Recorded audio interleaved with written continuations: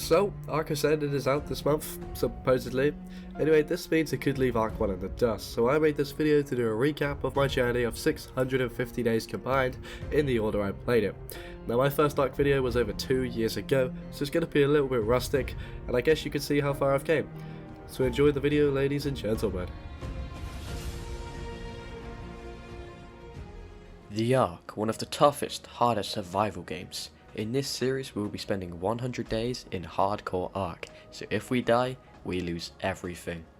The goal is to kill all 4 bosses and complete the game, and ascend to greatness. Shout out to Zanny for the idea for actually doing this. Our settings are pretty similar from the game, but if you want to see more in depth, just check my description for mine.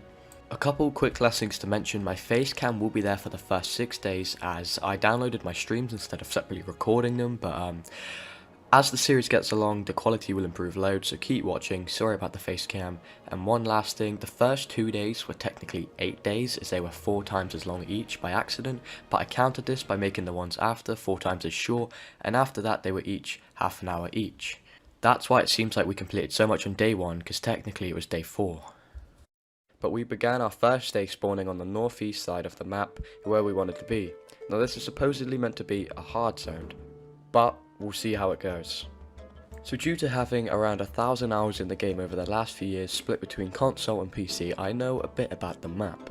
So I found the closest explorer note. Now explorer notes are notes left by previous survivors which give you a lure of the story, but when you pick them up they give you double XP, or in this case quadruple XP. Now on the way I picked up some berries as we'll need a food source for now, and I also started punching dodos as I wanted to expand my dinosaur empire, as I will need some protection even if it's as little as a dodo. Then I started to craft some basic tools so I can get essential resources to start my journey, like wood. Then I said hello to a Dilophosaur, but he didn't seem to like me, so I ran away. But what's that in the distance? I saw a Sarco. I didn't want to face that, so I had to turn around, face the Dilophosaur and kill him. After killing him with the trusty help from my dodos, I harvested some juicy hide from him, which is a really essential resource early on. I also tamed the Dilophosaur, as these will be a bit better protection than a dodo. After knocking out a level 2 Dilophosaur, I was feeling confident, so we went for a trike, and somehow this happened. Oh, he's running. He's running. He's running. He may die beforehand, by the way. Yes! Oh, he must be so low, 13 health. Let's get this bad boy tamed up, this will be useful. Nearing the end of the day, we used our Triceratops to carry our resources, which had our newly built raft in it, which will be our temporary base from now on. We have raft, let's go. While upgrading our raft, we got attacked by another Dilophosaur, but I decided I was going to tame it. I made a saddle for Rob so I can ride around on him and use him as a berry gatherer, where you can collect hundreds of berries at a time. Then I forgot to mention I also upgraded the raft by adding some foundations and a mortar and pestle where I can actually make these narcotics to end up taming better dinos. While farming, I heard a familiar noise. Yes, it was a pterodon. When I saw its level, I wasn't too happy, but I decided to tame it anyway because flying is flying, it will get us some places. I started off with bowling it obviously, using my trank arrows, but trank arrows are a waste on a level 2. I switched to my slingshot, that did the job just fine.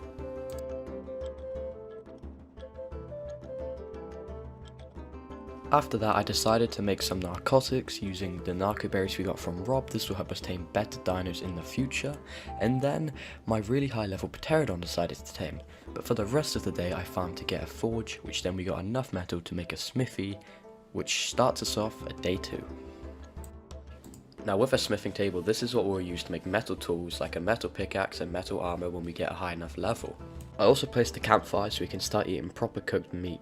With that I made a new metal pickaxe and I was hoping I'd get more metal from these rocks, but I didn't, so I decided to travel up the mountain with my pterodon and I managed to get a lot more metal from these nodes.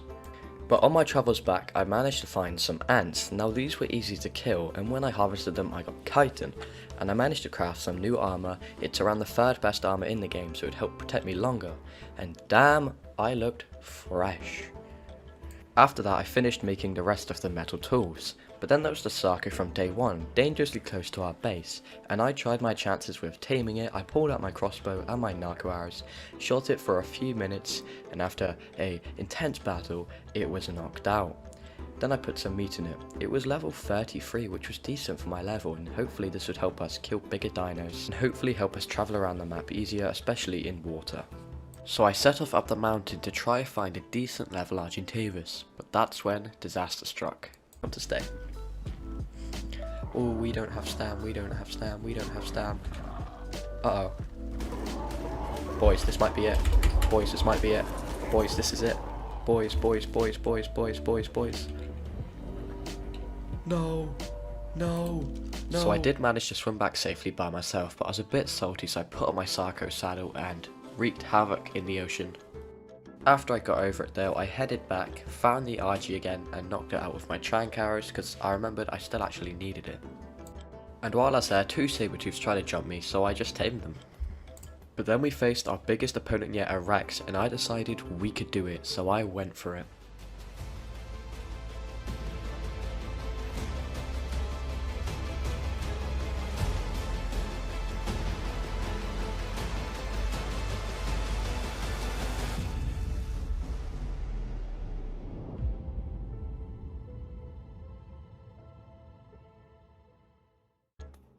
And as a victory reward, I decided to use the metal we got earlier and turned it into some flak armor.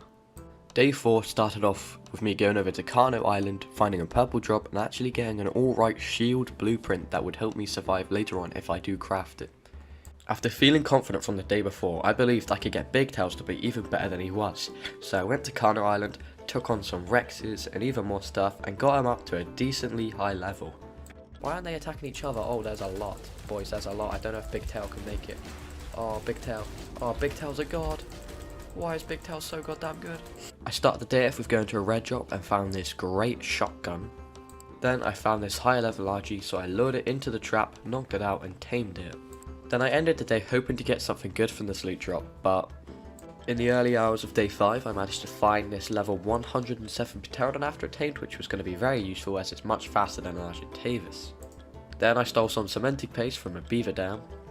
On the way back I saw this decent level Kano and it was stuck, so I thought it'd be a nice and easy tame. And I did not expect it to turn around and climb up the rock and eat me.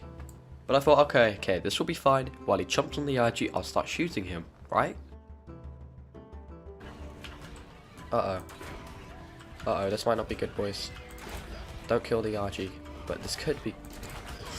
No, oh no. Then some pesky compies started biting on my ankles and I jumped forward and the Kano bit me and I was injured. I can't move. But then it started to run away and cower in defeat, and it knew the end was near, so I chased after it, put in my last few narco arrows and bang, we knocked it out. Now for most of day 6 and 7 I just farmed a lot of resources as I wanted to build an actual base. While doing that I also found this really cool looking pterodon, so I tamed it. And I also added a temporary farm where I was going to make rock carrots and citronal seeds so I can make bug repellent, so when I go in the caves the bugs don't actually attack me, which is going to be so useful. Now while farming I also found a breeding partner for my RG, so I thought I might as well get it, but now for the next few days I kind of did some farming.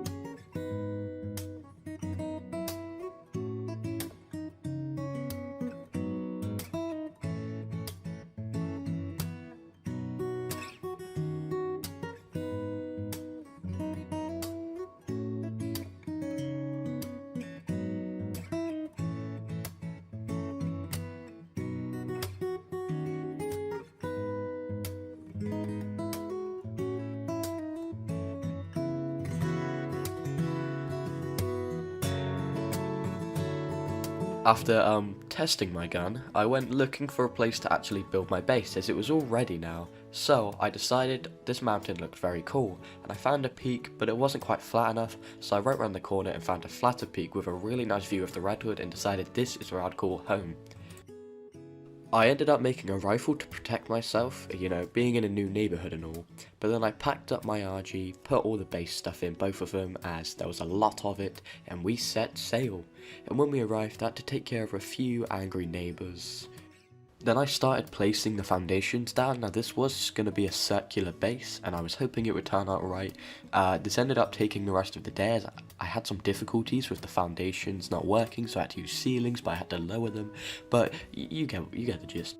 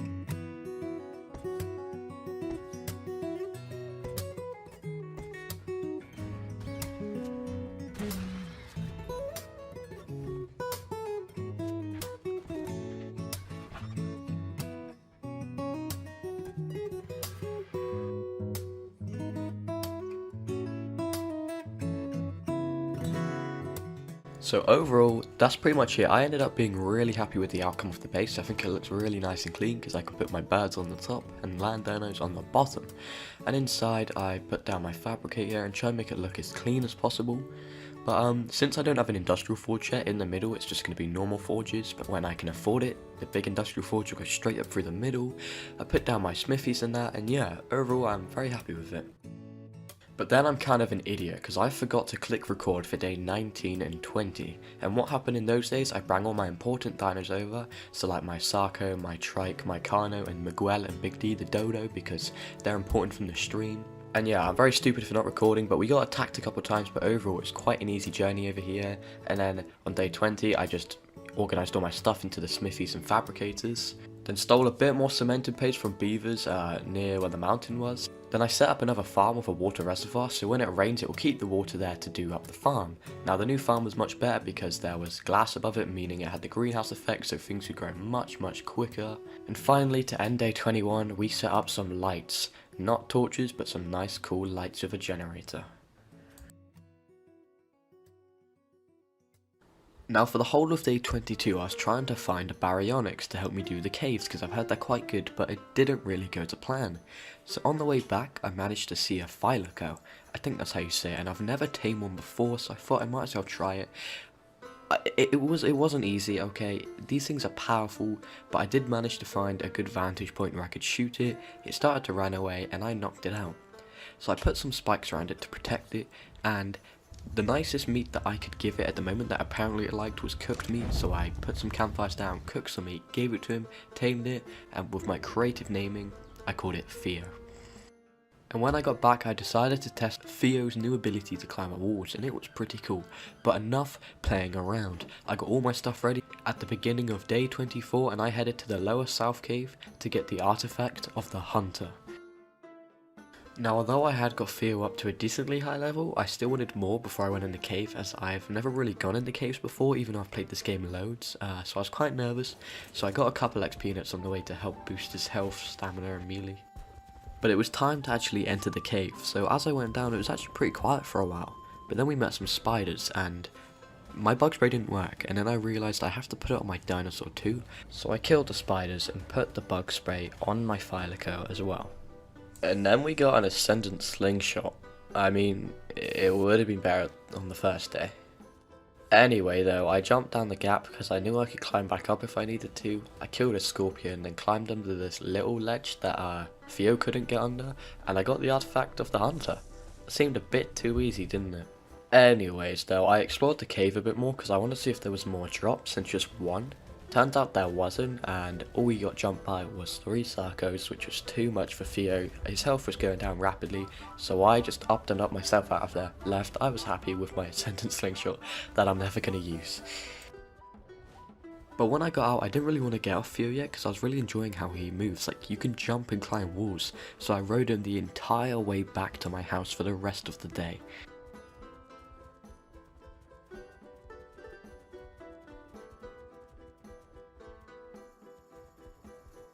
But once I got back, it was the beginning of day 25, and I decided I'd just go straight over my mountain into the central cave where the artifact of the clever is. I already have my stuff, you know, I was feeling pretty confident. So once we got there, I headed in. And there was a bit of a problem. Theo couldn't fit in, which wasn't good. I didn't have any cryopods yet, but I thought I could probably go in by myself if I brought some bug repellent, so I crawled in. There were a lot of creepy crawlies, not gonna lie. Now, the scorpions would come after me because the bug repellent doesn't work on them, but I thought maybe I could sneak around the other ones. So, you know, I killed the scorpions, shot them. I sometimes brought some of them back to Theo if there was too many. But I tried to sneak past the bats, and let's just say that did not go too well. So with a mix of bats and titan boas and scorpions and that all coming after me, I decided I'm going to leave the cave for today until I get maybe a cryopod or something so I can bring in Theo. For the rest of day 25 and early 26, I looked for penguins to get organic polymer, but for some reason they don't exist on my map, so I decided to just farm some obsidian and make some hard polymer, which I didn't really want to do because it's kind of expensive, but I needed cryopods for the cave. So I found this really cool sunset when I went to go find a drop, and it looked familiar to my sunset when I was editing. Am I in the arc? But anyway, we found a golden drop, and I got a bit excited over the blueprints in there that I forgot to actually build the cryopods. Yeah, I'm that guy. But I won't bore you with the rest of day 26 and 27. I basically did just some normal farming, and I went to a drop and actually made cryopods this time instead of getting rid of it. But yeah, that was basically it for those days, just farming metal by hand and that. Yeah, it's not ideal doing it by hand. Beginning of day 28, it didn't record, but I dropped an ankylosaurus on the top of my base, and I just shot it out with arrows, and it was a really decent taming pen because it just ran around in circles, and I knocked it out because I was sick of getting metal with my hands.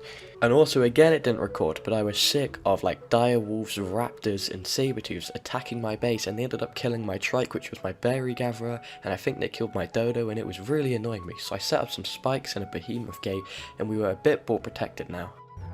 So I still needed a berry gatherer as I wanted to make more narcotics and get tinto berries to make med brews. So I tamed up a really low level parasaur, brought them back to base.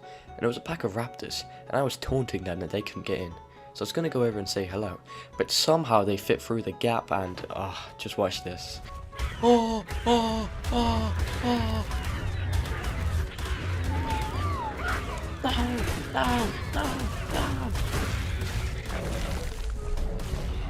God damn it. So, I had to go back out looking for berry gatherers, and somehow I found my old Dimorphodon called Mr. Brilliant, and he had some decent blueprints in him, and he also had a flashlight which would be pretty useful. But I was in luck. Just across the river was another parasaur. But nothing's ever easy, is it? We got jumped by some Troodons, and I thought, okay, this won't be too bad, I'll hold up my shield and let my Argentavis do it. But they got a couple hits on me, and although my fortitude has been upgraded a fair amount, these were high level and there was a lot of them. And I was gone, I was knocked out. I thought this was it. All this work, like 40-50 hours of work so far, is just going to be gone down the drain. Luckily, my Argentavis was able to hold them off a bit. My monkey did die, sadly. No! But eventually we got back up, but I was not happy with this. I was very annoyed. Nothing was going my way today. And I was out cold for a good few minutes, but on the way back it turned to day 29, and we got a bit of a reward from this drop. We got a pre-built pike and a crossbow. Both were pretty good.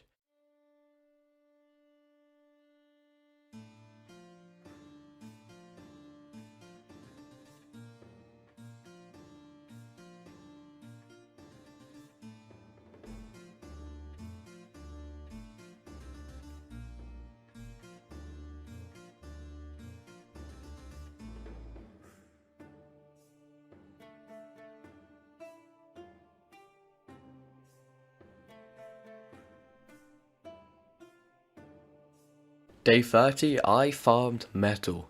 A lot of metal. Then, in the early hours of day 31, I built a refrigerator and some air conditioners and some lights and some wiring to reach those lights. Because outside I built a little platform where I can put my air conditioners for babies to grow. And then I put down this light to light up the air at night, and it was looking quite cozy for any new babies coming into the world. So I put an Argentavis egg there. Inside I also placed my refrigerator, obviously. But after a long day of farming, I came back and the Argentavis had hatched and had already grown up quite a bit. I think my maturation rate, I know I said that completely wrong, but I think it's too high because I could literally see him growing. But anyway, I called him Crispy Bacon. Yeah. For the rest of day 31, I just searched the entire map for Rexes, but the only good thing I came across was a level 88 Megatherium, and I thought, I actually really want to get this. These guys are insane in the caves because when they kill bugs, they get a 2 times damage buff. So by day 32, I set up a trap by using 2 billboards, a large dinosaur trap, and then putting a billboard behind it when it walks in. But it started to attack the billboards, so I had to fly out of render distance and come back and it had chilled down. Then I shot it with my new crossbow for like 5 minutes. I knocked it out like twice as quick because it does 217% damage. It came very close to dying, which I was pretty scared about, but I went away again to get some prime meat, got this really nice flak chest blueprint, and headed my way back, gave it the prime meat, and I named it Sid. Yeah, after that guy. Then for the rest of day 32, I got together all my good armor blueprints and started crafting them because I needed to start wearing better armor, especially when going in the caves and stuff. The beginning of day 33 started off with me patching some holes in the fence, so the incident didn't happen again. But I carried on searching for Rexes high in the snowy mountains, in the lava mountains, in every mountain, in the ravines, on Kano Island where there's supposed to be loads of high level Rexes, basically everywhere along the map I searched. But on day 34, to make it slightly more productive, I got all the XP notes when going around with my pterodon, so I was nearly at level 100. But the fog wasn't helping either. But on day 35 I switched to my Thylaco because it made it a little bit more exciting riding around, like it's a bit better, but I gave up in the end because I was wasting a lot of time and decided to go back to the central cave with my Megatherium. And as you could see, I was way more prepared this time. I had all my new good armor on, I brought my shotgun with ammo, I brought med brews, I brought bug repellent. I was prepared for this cave, I was not gonna die.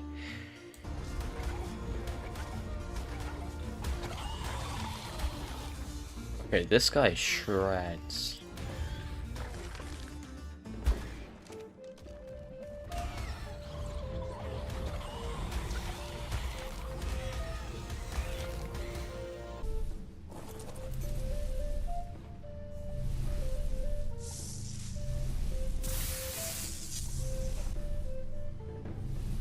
Oh no.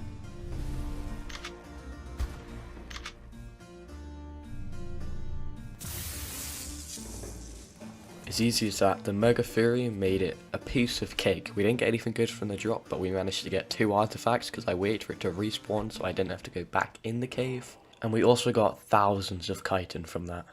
Day 36 started off with me making 2 more forges and filling them with metal as I still really wanted to get an industrial forge. And then I moved my water reservoir inside so there was less pipes going through my base and it looked much more cleaner and I had a nice little farm coming along, you know. But then for the rest of the day I looked for Rexes again. I know, I shouldn't really be doing this, but I found an okay level and it was level 88 and you know, all this time I searched I thought I might as well get it. It was near an Alpha Rex though, which I didn't really want to mingle with, so I shot the T-Rex a few times to lure it over to me, let it bite my Argentavis' backside a little bit, lured it into the trap. I made it out of stone gates this time because I knew the Megatherium last time was destroying the wooden boards, and then yeah, I just started shooting it out. But then there was a sudden blue light to the right. Turns out it was just a drop, but I still have a bit of PTSD from playing PvP and I thought it was one of these guys. But then eventually after a while it got knocked out pretty easily, obviously put in the prime meat. And I decided I might try actually take on the Alpha Rex. Since I can fly, it wouldn't be able to hit me too much. And it kept getting stuck eating this carbon enemies. I don't even know if that's how you see it. But yeah, I kept biting it and then eventually I just sat down and shot it a couple times with my shotgun. And I killed it and I was pretty surprised I was able to do that actually. That's the only alpha thing I've really ever killed. But by the time we had done, our Rex had tamed and I named him Sir. I don't know why. He's our most powerful creature, so I thought it was quite fitting. And I cried him up, headed back, threw him out and showed him his new friends. I got this cool helmet skin from killing that Rex, so I put it on and it actually looks really cool. And also to flex on all the other dinosaurs, I put up a trophy on the front of my house with the Alpha Rex's skull, and I thought it looked really cool, to be honest. And then I just carried on farming as usual. Okay, so day 38, 9 and 40 disappeared from my hard drive. Now, don't blame me, it definitely wasn't me forgetting to click record maybe for like the third time. But basically on day 38 I went to the snow to get some polymer by beating penguins with a bat and to get some oil. But we also found a megatherium while we were there that was a decent level, and we may be able to breed with our one and use these for the brood mother instead of the goddamn T-Rexes. But we did that, collect oil. It took like 2 days because I used an axe and I forgot to bring my pickaxe, and oil was much quicker with a pickaxe. And then I had to craft cementing paste, which is really annoying. The chitin's fine, but you need so much stone. For some reason the beaver dams aren't respawning, even though I got them like 30 days ago. I also crafted the indie forge, which was expensive as hell, but it's so much more worth it because it burns metal so much quicker. And I decided to breed up the megatheriums as I wanted to make a megatherium army, because they do get a bug buff, so they would be good for the breed mother if I can level them up enough. And on day 41 I also tamed a beetle boofer, because when these fellas kill bugs in caves and stuff, they get lots of cementing paste. And also when making my med brews, as you saw a second ago, I got a bunch of red dye, so I coloured in my whole gear and I think it was looking pretty cool. But for the rest of the day I just farmed a little bit more, made a little bit more scuba gear and bred up the megatheriums, obviously more, which I'll be doing over the next few days anyway. I cried up Kermit the Frog and a megatherium, as the goal today was to go to the swamp cave. Now I don't need the artifact, it's for the dragon and I want to do the brood mother first, but there's tons of leeches in there and I need lots of leech blood to make lesser antidotes, so if I get mega rabies from bats in the next cave I need to go to, I can cure it and not die. You know, like last time I got close to death because I got mega rabies. So I travelled there. It took longer than I'm willing to admit to find the hole. Yeah, I had to watch like 3 different videos. I'm good at knowing locations, but not exact like holes in the ground. I put all my unnecessary things in my RG and put on my scuba gear / ghillie, as that's what you need for this cave because it's kind of poisonous. And let's say my character looked a little bit goofy, alright? I don't know how people figured out you wear the stuff rather than a hazmat suit, but like, I don't know, I don't think this guy's getting any dates like this. But as I strolled in, pulled out my megatherium, I actually felt like a god. Like, with my Thylaco, I feel like, you know, it's kind of a nice match with the stuff, but the megatherium is a god in this cave. He barely took any damage and my screen was just filled with death notes. Like, it's actually insane. And after all that work, killing all those things, even losing my Kermit, what was I gonna get out of this good red cave drop? Oh, wow. Oh, okay. Wow, this game's cool.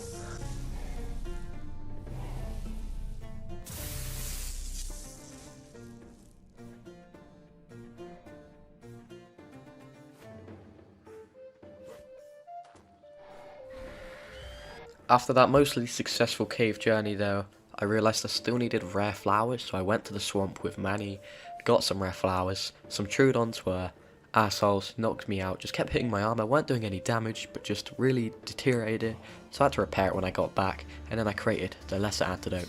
Finally.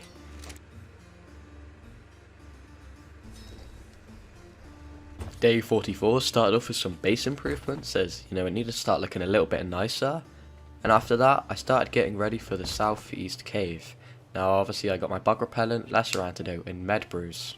And as a good luck gesture, there was a golden ring drop, which is the best one in the game. And, well, it's not like I was expecting to get anything decent from the best drop you can get. So that wasn't giving me much hope if my day would turn anything out like this. But I cried up Theo. Thought I'd actually give my Argentavis a name since I've used it so much. Called it Bus. I mean, that's pretty much what it is at this point. And I headed off on my long search to find the cave, as it was quite far down on the southeast side of the map. I wasn't too excited about this one. This is going to be quite a hard cave. There's going to be lava pits and stuff, so I did bring lots of grapples just in case. But this is the final artifact we need for the brood mother, so if we do this, we can get some element and some tech, which will be awesome. But eventually I arrived, and I was feeling kind of confident, but still in the back of my head worried about those lava pits, because I've played them in boosted servers before, and they just kill you. They're a bad mistake. But anyway, I threw Theo out. Theo didn't fit. I cried Theo up, then I threw him out, and I started my cave dwelling. Damn, this game looks so beautiful sometimes, oh my god. It's so dangerous but looks so nice.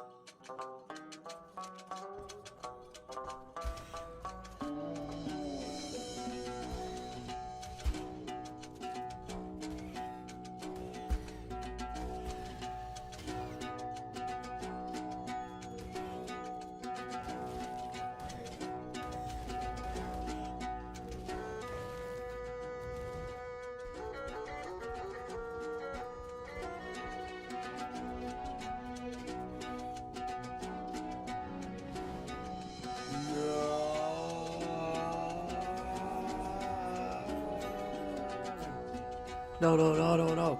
No, I need to cry you, no.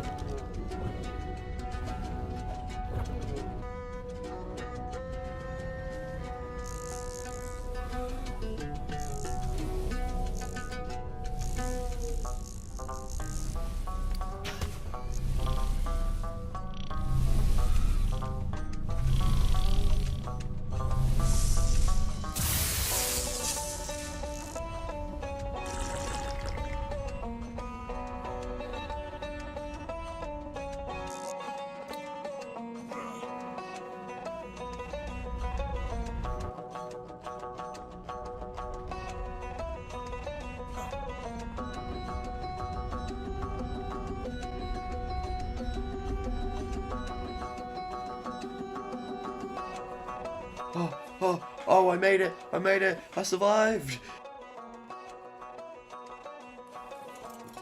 As you can tell with that cave journey, it didn't go as expected. I'm happy I survived, but we lost Theo to the most tragic jump ever. I don't know why, I didn't even check the jump, I just rushed and jumped over it, it was so stupid. Then I tried to cryo him, but luckily, with the God's grace, I made it out alive.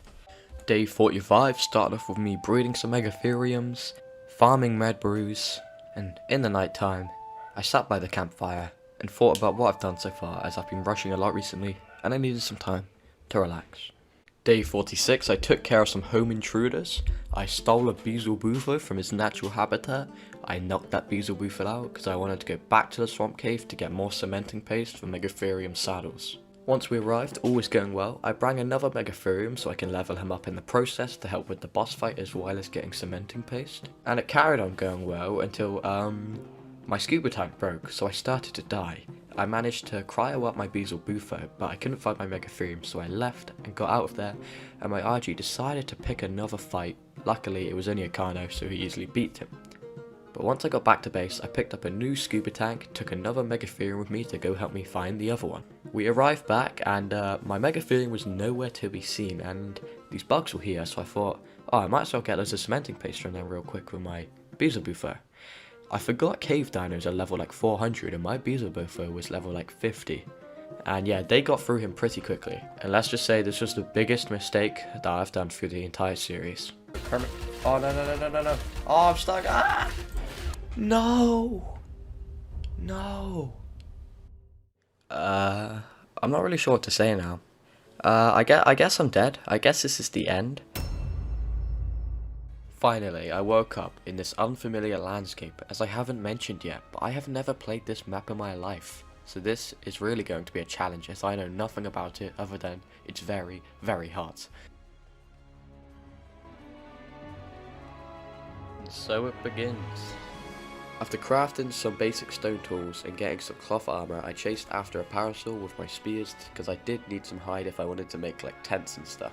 So I crafted a tent because in really hot weathers you can go in these and they insulate you so you don't get too hot and you don't die, and also it can be a nice little temporary home until I find somewhere where actually you need to build a base. But we were still missing something, the most important thing a man needs to survive in anywhere in real life: water. So I set out on my journey to find water, travelling far and wide, doing death-defying jumps until, in the distance I believe I saw a river down low. But I was on a high cliff, so I placed down my tent to heal up real quick so I wasn't dying of heat stroke. And after carefully sliding down these first few jumps, I thought I had it in the bag and this would be quite easy, but then there was just a death jump. So I tried to turn around, but there was no way getting back up.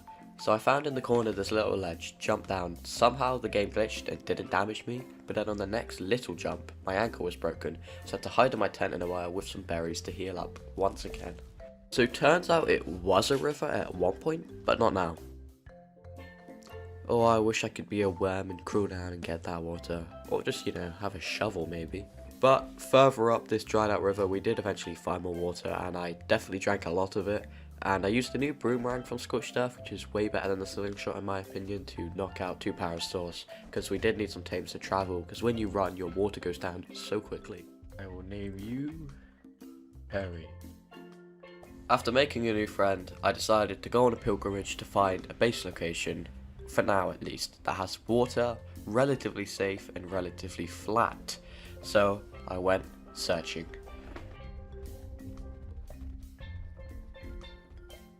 Then after finding this spot near Green Obelisk, I thought it was quite nice, relatively flat, relatively safe, so I put down my tent, a mortar and pestle, and got rid of some dangerous creatures in the area like raptors. Also, the other parados didn't quite make it. In the early hours of day 2, a microraptor tried pecking my ankles. It didn't work. I smacked him in the face with a boomerang, unconscious, and once he tamed, called him Minnie, and he's now my new sidekick. But right next to that was a morelatops that was stuck, and these guys are basically camels. They can carry water, so if I wanted to travel far, I get free water. So I repeatedly hit him while he tried to run away and couldn't. Knocked him out. Turns out I can't access his inventory because he was kind of stuck in the wall. Even after breaking the rocks around him, it didn't work, so I ate him, and, well, just watch this. What the... Anyway, I got back to farming by crafting lots of narcotics in clay. The clay was for adobe structures, they're actually pretty expensive. And then when I was doing a bit more farming, there were some raptors. I kind of wanted to tame one, so I bowled it, found a little tactic where if you hit the boomerang on the floor, it comes back a lot quicker, and then you can knock it out easier. For some reason, the other one was scared and ran away, but nevertheless, it came back later on, came back for revenge. I will have my revenge! It did not get that revenge, it got death. So, hopefully he learned a lesson there. I'm not sure what it is, but I went back to farming metal, and then by the end of the day, I had a thatch foundation with a smithy on it, a forge inside, so all was going relatively well for our temporary base.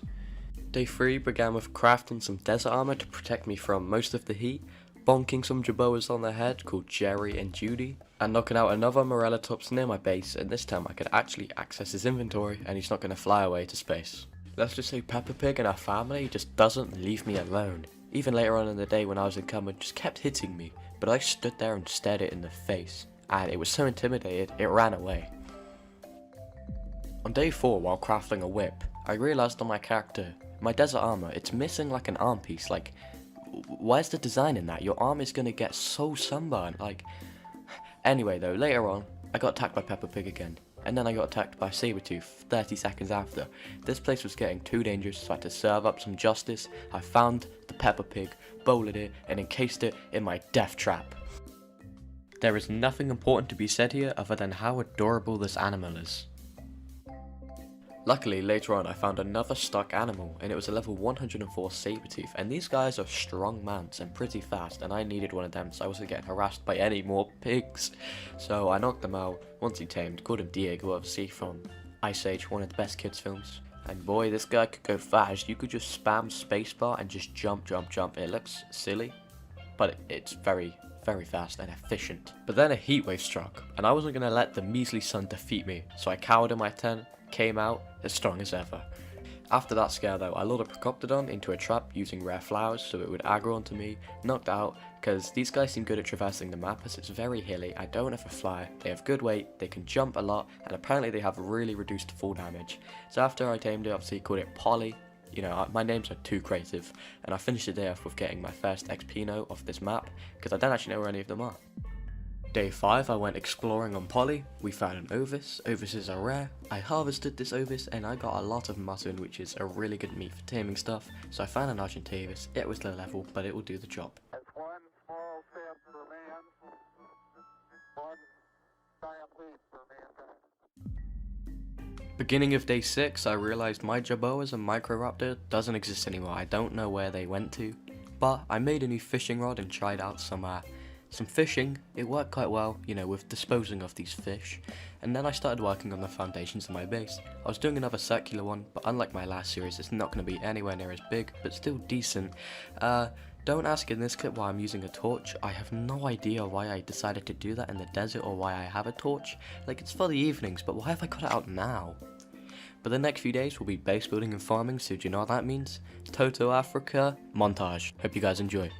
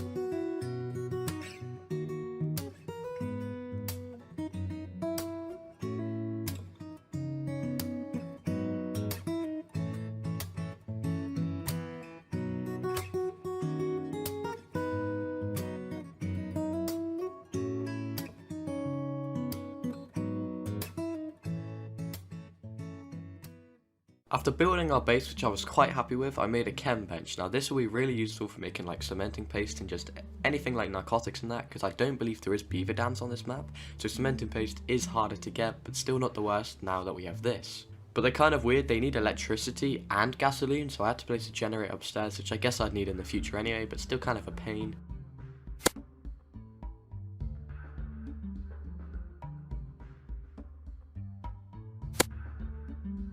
Day 12 decided to record like this, so I'm gonna have to zoom in for the rest of the day, so if it looks bad quality, that's why. But I spent the entire day making water pipes go from my base all the way down to green obelisks by the water, because I wanted crop plots so I could end up making bug repellent to tame mantises and go in caves, and I needed water for that, and I didn't want to go up and down all the time with bottles. After finally completing it though, as they weren't too expensive, it was just a couple stone for each pipe, I made a windmill. And turns out there isn't enough wind in my area, so it's kind of useless and a waste of resources, which is very sad. Day 13 and 14 are supposed to be Rex hunting, but I ended up finding a level 70 Uti, or Uranus, however you want to say it. This guy was much harder to tame than I thought. I put down the normal trap, tried to lure him in, but he always made my Archie fly away with his roar, and it was really annoying me. But luckily, on day 14, he managed to get himself stuck.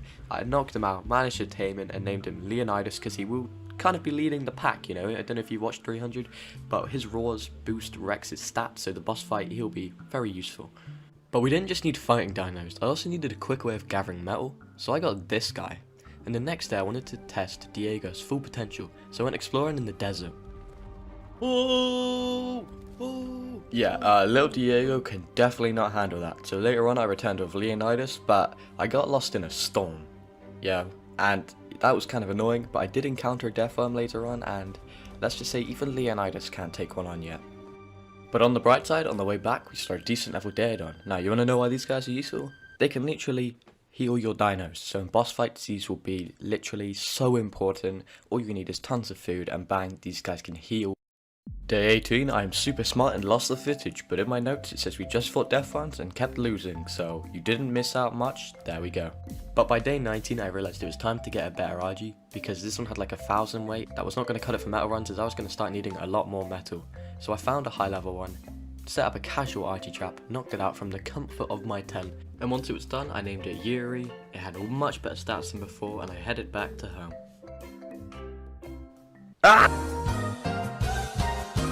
Oh, that was unexpected. Get out of here, you vermin. But once I got home, I logged off for the day, and that was that. And then the next day I logged on for day 20, and it was looking like a good day. What? I was dead for some reason when I logged on, which doesn't make sense, because I logged off in my house yesterday. So I did some investigating, retracing my steps, and I found my tames like halfway from my house to where I tamed them. So what I think must have happened is the game kind of backlogged itself, and as the game was loading up, my character died. Now I'm not accepting this as a death because I wasn't even on the game. This is extremely annoying. So what I did using my creative powers is I picked up my dead body's loot, force tamed my dinos back, and also gave my structures back to me. Minor setback, we did lose the day. By the end of it we were done, but I thought I'd just let you guys know the process which went on, so you know what happened. Day 21, I wanted to hit back at the game hard, so I took Leonidas and Yuri to kill the death worm, and I thought this was a flawless plan because I could hit it from the ground and you could hit from the sky. And it was a tough long battle, and about halfway through I was feeling very confident and I didn't notice this, and all of a sudden, Yuri was dead. God damn it! But this time I would not give up. I used all of Leonidas' strength to defeat the beast.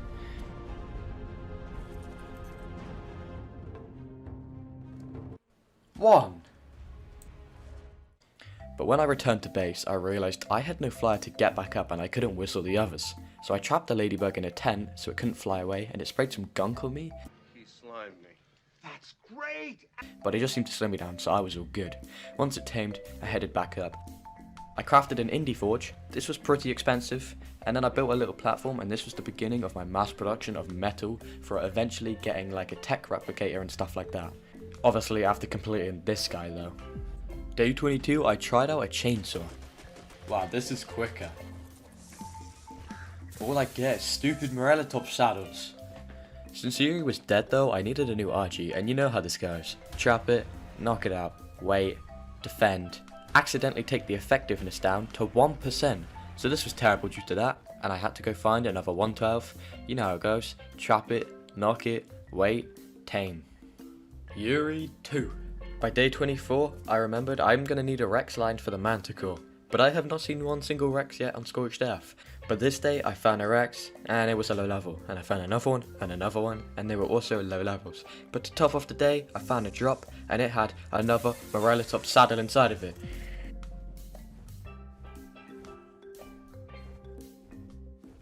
Oh, that was not the button I meant to press, no! Oh, that was close. Thank God for parachutes.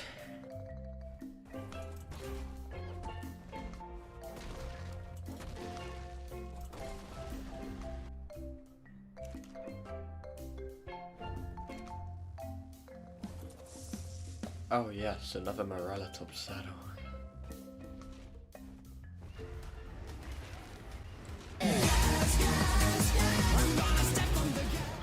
No, oh no, oh this is it. Oh no, this way, no. Oh, this video's gonna be over. No. Oh god, oh. Wait, run. Oh my god. How did we do that? Oh, we nearly lost everything.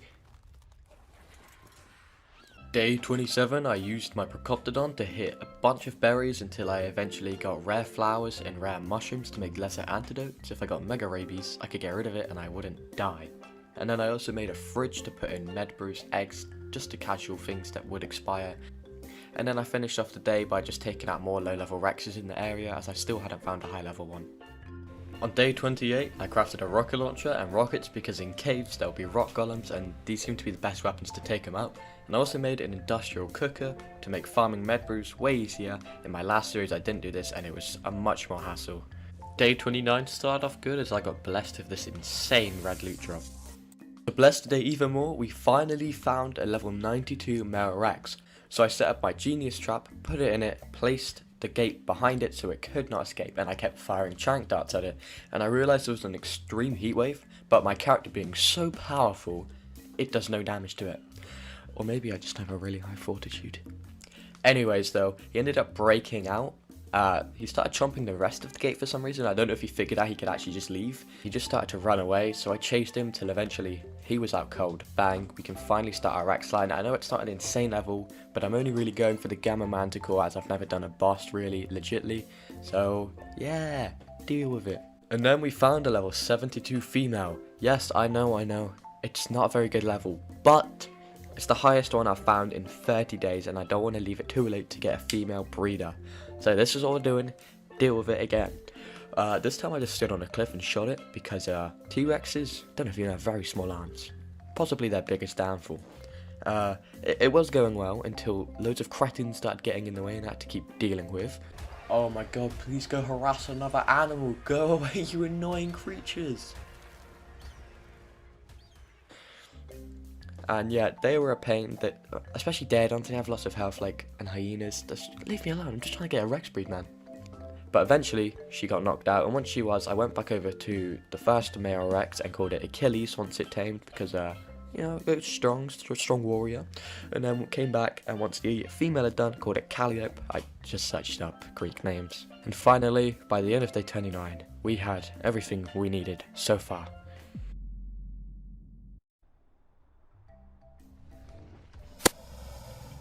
I wasn't quite sure what to say in that part because my notes just said baby making time. But anyway, eventually it popped out and we got our first mutation of the series. Oh my god, that looks so cool. Oh, it's so cute, it's purple. I'm gonna name it Purple. As you can see, I am very creative with my names. But all jokes aside, the purple looked awesome and I believe the mutation was away. Pretty useless, but still cool to get a mutation straight away and it looked this awesome.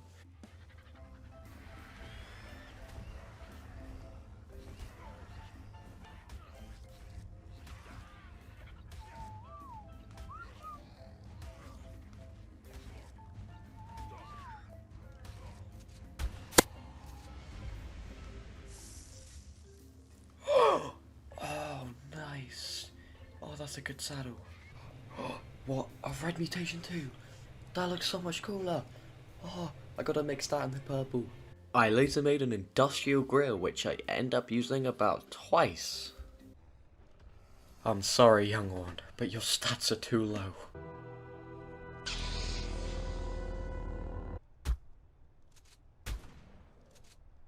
Day 32. This was the day I start caving to get the artifact of the crag. And I came super prepared with turrets, rocket launchers, lesser antidote, good armor, and all that stuff. And I forgot Diego. So after setting up the turrets, I went back for Diego, got him, and came back the next day. Haha! This is exactly why I brought turrets, to protect me from the outside and inside.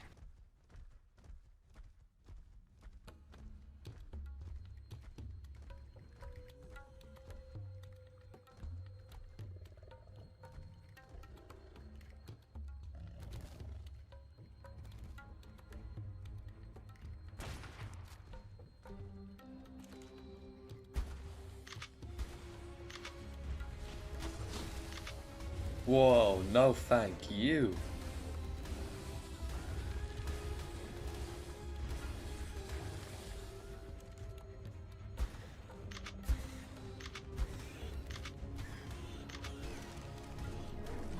Finally a cave drop. Oh, Oh my god, that's terrifying. Oh, I do not want to fall down there. That's not quite what I wanted. Whoa! Yes! I finally get to use my rocket launcher! I am God!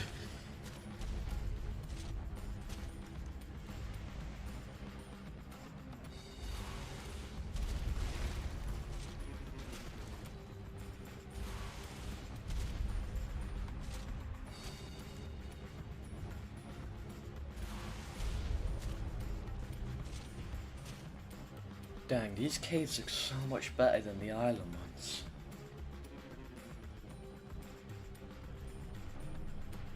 Yes, the artifact, our first step to completing the manticore. By the time we got out, it was the early hours of day 34 and an unexpected visitor came in and somehow bit through the turret's wire, which stopped them working.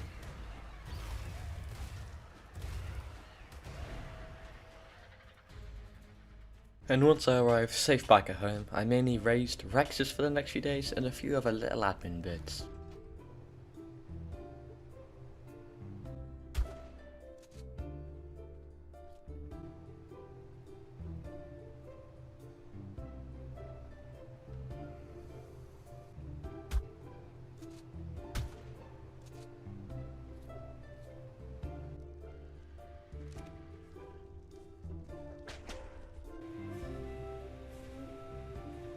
Ooh, level 92, this guy might be useful actually. Oh, no, that's not what I meant to do.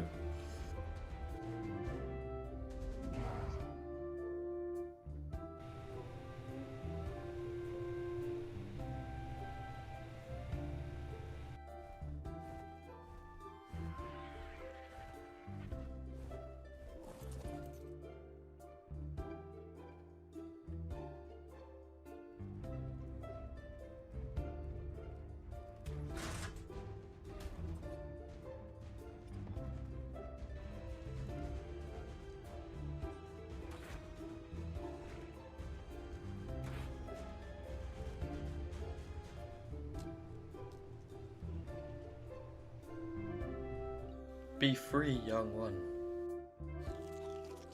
Oh, I did not realize that was sticking out the window.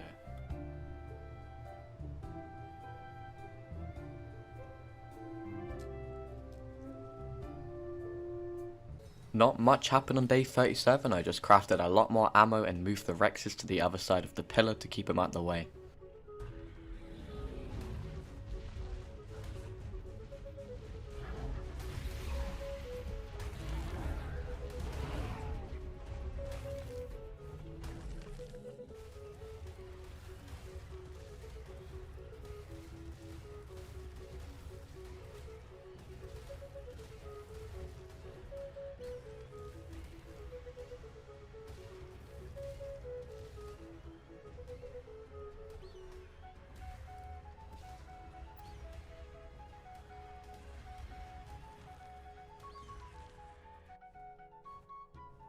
Yes!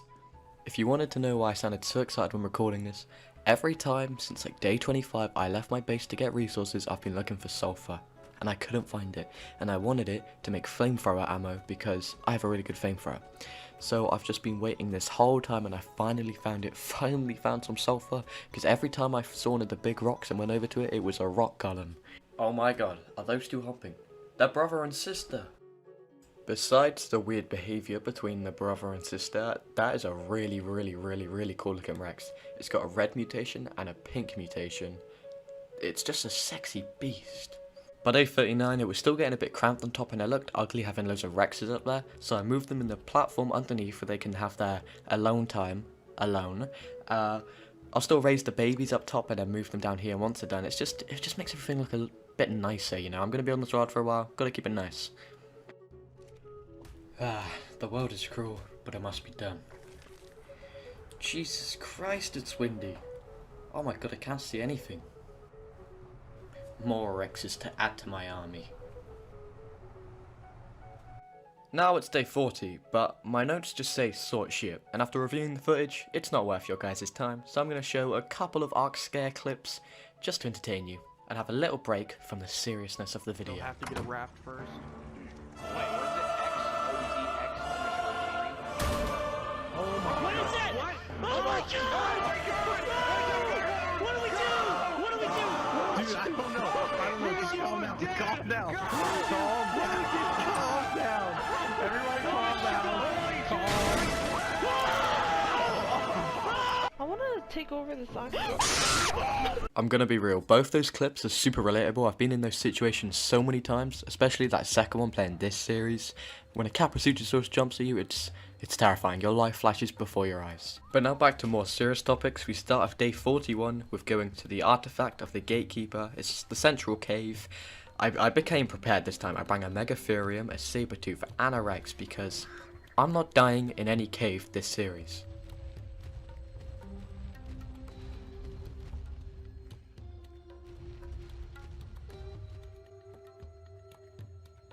These caves are straight up masterpieces. I'm so glad I got Scorched here. I've never played this map, but these caves are great. It looks amazing. Now that is cool. Let's go the bosses on it. Oh! Oh my god. Oh, I did not see the second drop.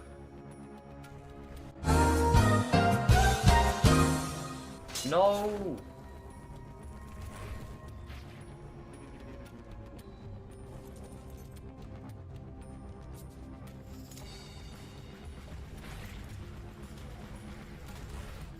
The artifact was nowhere to be seen. I assumed it was meant to be in the middle area, that looked like where it should be, but it wasn't, so I went to the bottom, went to the top, and when I came back down it was right where I thought it was supposed to be. It's annoying it didn't spawn first try though. On the way I had to use my grapples to get back across that big chasm because I wasn't taking any risks. And then one of the drops spawned in that wasn't on the way there. Now, the game was bugging out because this was like floating in half in the hole and I couldn't access it and I wasted grapples and it was annoying me because I wanted loot and I've never really had any good cave loot because there's never any drops in the caves. But then some more enemies spawned, but my bodyguard Rex shredded through them super easily.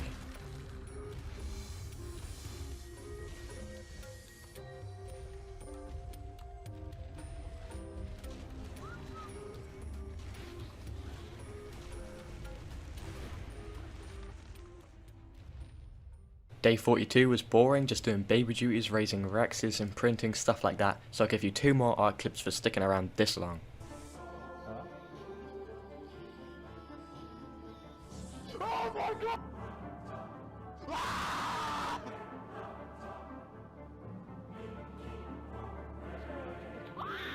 Day 43, I headed to the Wyvern Scar as I wanted a faster, bigger and more aggressive dino than an Argentavis. But when we got there was a huge sandstorm, so I had to wait in my tent for ages, which was pretty scary because we were right next to the Wyvern Scar and we would not have been able to escape if they came up. And once it let loose, I realised there was no gasoline, and I needed gasoline for my generator because I brought turrets, because you can't outrun a Wyvern on an Argentavis, so I was going to put turrets just to slaughter all of them, but me, being me, forgot the gasoline. So by day 44 I made it to my base and back with hopefully all the stuff this time, and I headed my way to the Wyvern Scar. But once I got towards the end I decided to check my inventory, and guess what I forgot this time? You could tell I was annoyed on my notes because it says forgot effing goddamn BS Jenny. Yes, I forgot the generator. I don't even know how I placed it down. It was in my inventory. So I had to head back and waste another day. On day 45, when I was sure I was ready, I made a couple more turrets and got a couple hundred more rounds. I went back to the Wyvern Scar, finally. I looked for a suitable location, nice and flat, and set up the Wyvernator 2000. I put down the Jenny, made sure it was protected in an adobe structure so it wouldn't get broken, put down all the turrets I was not going to lose to these Wyverns. Okay, let me just pause for a second, but look how beautiful it looks down there, like the orange on the black. Oh my god, it looks so cool. So I shot a Wyvern and lured it over, and the turret shredded through it pretty quickly, and I tried to harvest it for its talon, but instead I got slop capped with raw prime meat. Like, that's insane to have that much. So I went back in searching for more eggs, but I couldn't find any, and if I carried on searching, there was an alpha wyvern. I don't think my turrets could do that, so I decided to carry on a little bit more the other direction, just because it was so nice in there. But sadly, because of the alpha, I had to leave. I was going to have to wait for it to despawn or fly away, because I have other things to sort out at the moment. But I will leave the Wyvernator 2000 down there for when I come back next time. So I had a quick pit stop back off at base, picking up eggs, just making sure the Rexes are okay and well fed, and then I headed to the southeast cave to get the artifact of the Destroyer. And this was the last artifact I needed, as there's only 3 on this map, which is strange because the island has a lot more artifacts and a lot more caves, but I quite like it about this because it's less dangerous for the hardcore. The entrance to this cave was really cool. I had to actually search up YouTube because I knew it was this area, but I didn't realise it was inside of the building, which I just think is awesome because we haven't really seen one like that before. You guys get the gist of the caves now, so buckle in for some running, death-defying jumps, and some killing and some artifact grabbing. The Manticore. And which way do we go? Let's go right, because we're always right.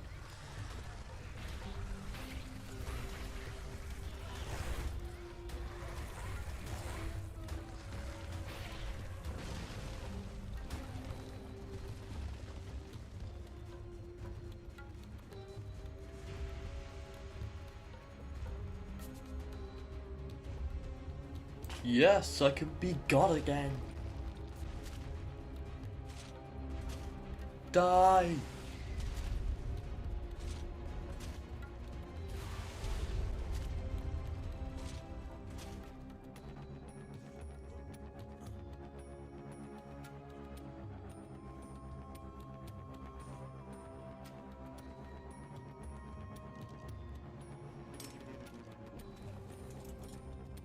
I swear this is like a whole underground city. It's so cool.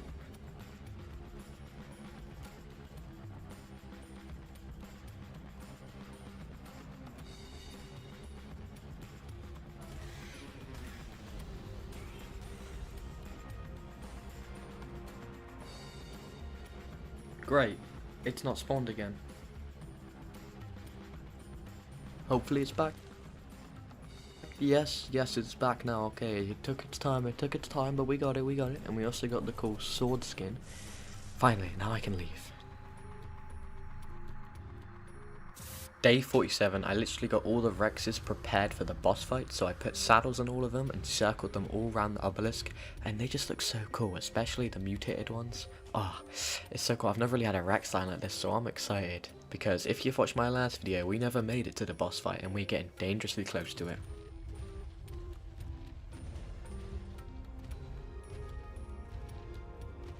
On day 48, I realised I hadn't fed them since they became adults, and they were all nearly starved to death, so the last 20 days would have been wasted and all these cool mutations. So I had to take one of them out and go get a bunch of food in the desert by killing animals and feed their greedy asses. But it didn't last long, so I had to do this multiple times over the next few days, sadly.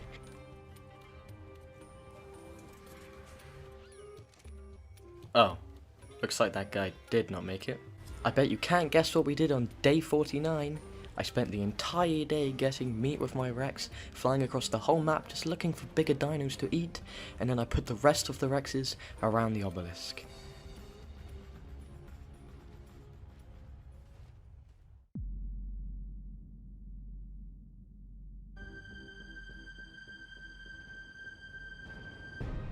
The time has come to fight the Manticore. My troops are ready. We have 18 Rexes, 1 Peppa Pig to heal the troops, and of course Leonidas, who I'll be riding on, and his roar will help motivate the Rexes. Now, although we're doing this fight on day 50, this is not the end of the Scorched Earth series. Part 2, where I get to day 100, will be out in a few weeks, where we will explore getting tech, wyverns, and all the other stuff left in the game that we haven't done yet, so be ready for that. Now I have all 3 artifacts that we ventured for, losing some dinos along the way, but overall, we made it. And with our new sword and troops with us, we fight. So we go over to the stand, place the artifacts in, and After the sadness of day 50, realizing we couldn't complete the Manticore yet, a Pago had to come along and just make it worse. But after that I realised my Rexes probably weren't actually good enough yet to fight the Manticore, so I took them deathworm hunting. The first one Didn't work, just didn't hit it. Second one, I had to fight alone for a while until my Rexes got it in their thick skulls that I was being attacked by a dinosaur eating death worm. Why aren't you helping? Why? Finally, one of you, thank you.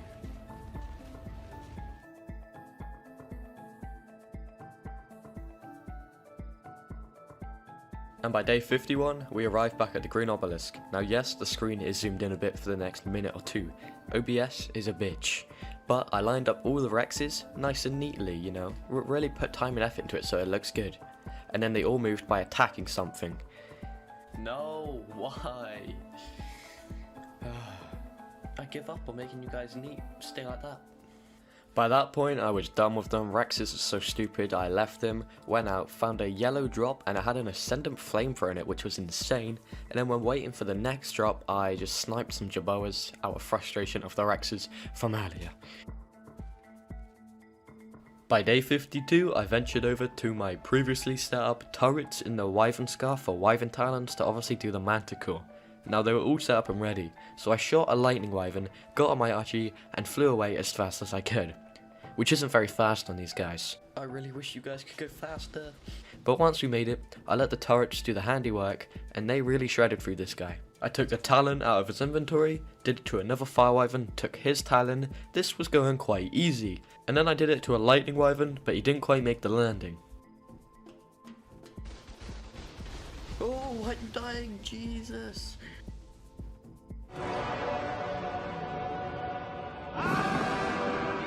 So I dove down into the depths of his home, got his Talon, and headed back for the day. Before my drop, I found this cluster grenade, and never used one of these before, so I threw it at this Morellatops. Yeah, that's pretty cool to be fair.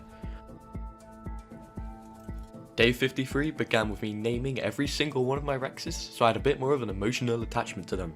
I fought more Death Worms for levels and Black Pearls. This carried on until day 54, where I decided I was going to put the Rexes around the obelisk again in a nice circle. I just hope nothing attacks them. After that, I used Parry the Parasol to get lots of Narco Berries and Tinto Berries to make med brews. These are just essential for anything, especially boss fights.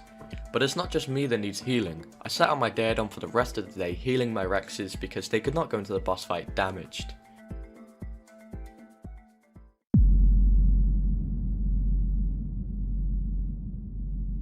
Long story short, ladies and gentlemen, I left my game on for about 5 days. Thought it was a waste, tried to roll back the save by deleting the new one, didn't work, deleted everything, so I'm rebuilding my world. But don't worry, I'm not giving myself any advantage, I'll have less stuff than before.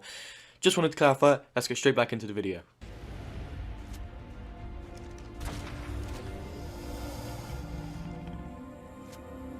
Day 56, the day of the boss fight. It's happening now. We have everything we need. Here's all the Rex's names so you can have an emotional attachment to them in case they die. Let's get straight into this.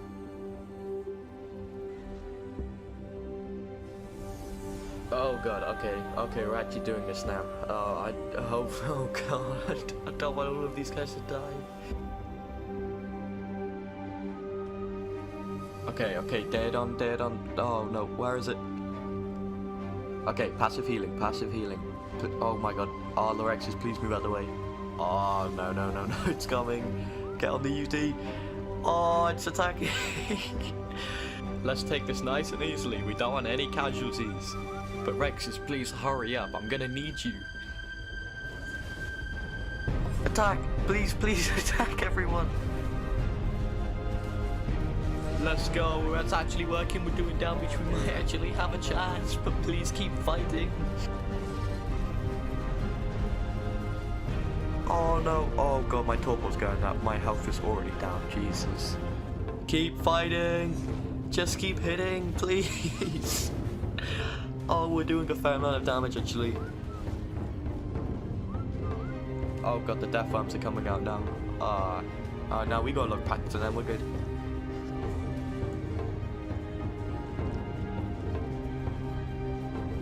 Yes, we got them cornered. Attack! Attack!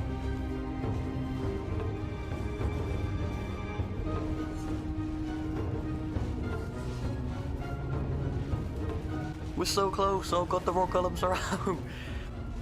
Yes. Oh yes. Oh yes. Oh, that's awesome. Oh my god, we didn't actually lose anyone. Yeah, baby. Oh my god, I am not resorting these Rexes into another goddamn circle. Whoa! Jeez! Why are Capros so aggressive? Oh my god. Another reward for that fight was unlocking this really cool Manticore shield skin, and I can't wait to unlock the rest of this armor set. But if you want to unlock the way to my hut, you should click that subscribe button and see if it turns grey. Day 57, I somehow forgot to click record, but what happened is I got a level 16 poison wyvern egg. Yeah, it's not good, but it will do. Why Argentavis is so slow. Once I arrived back at base on day 58, I placed down the poison wyvern egg. Now, I didn't have enough air conditioners, so I gathered some silica bulbs, and then crafted some electronics, and then crafted 2 more air conditioners. Bish, bosh, oh let's go. Isn't it terrifying how the first thing this baby wyvern will see when it comes into the world is this monstrosity? Yo, it hatched. Follow me, my minions. Parkour. On day 59, I got an Ascendant Morella top saddle, the first to many over the next 50 days as my old collection got destroyed, but we are starting again back strong. After that, I headed for the South Cave and did the normal caving things.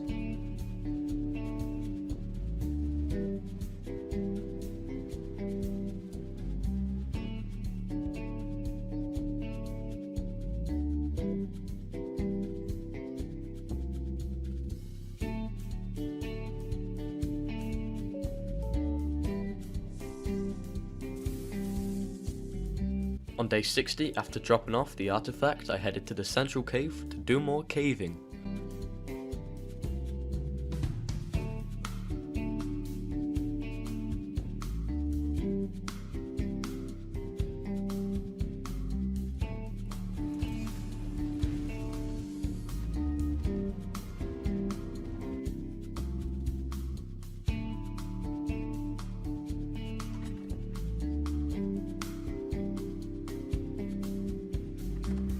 After dropping off the artifact, I headed back to the wyvern scar. Now, I needed the talons and better eggs because this poison wyvern was not cutting it. If you want to know his name, by the way, it's PP. Ooh, that's a bit better than my one now. Ooh, yes, fire. And my wyvern army grows bigger. Please be high level. Come on. 152, let's go! Alright, lightning, come on, be high. 28. I mean, it's always good to have a lightning wyvern, but This creation's just too powerful. Takes out anything, even the alphas. After being really happy with that level 152 fire wyvern, I headed to the North Cave.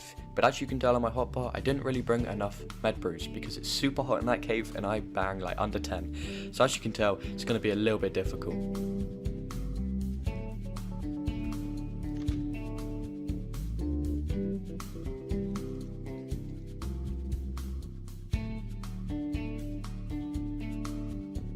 Whoa, I did not see him there. How did I not notice that? I'm rather gonna use the Rex for this. Nom nom nom nom. I can be God again. Holy sh! The Rex's head got in the way. No, that was so close to death. Oh no, my desert armor's broken too. Ah. One eternity later. Finally, I'm in a tent because I forgot to bring med brews. Sitting in a tent in a cave's really boring for the third time, but at least I can make it rhyme. As you can tell by this point, I was slowly going crazy at the fact I didn't bring med brews and I had to keep sitting in tents to heal my health as it was so hot in there, especially with no desert armor.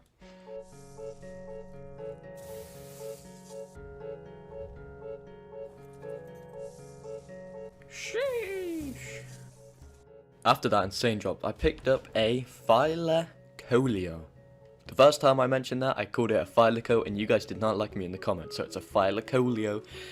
I forgot I actually had it in my Poison Wyvern, but I landed and thought I might as well knock it out. It's level like 92. I missed every single shot for ages. Like, I wasted like 15 tranks. I don't know how I was that bad at aiming. But once I knocked it out, I put some cooked meat in, and we have another decent land dino now.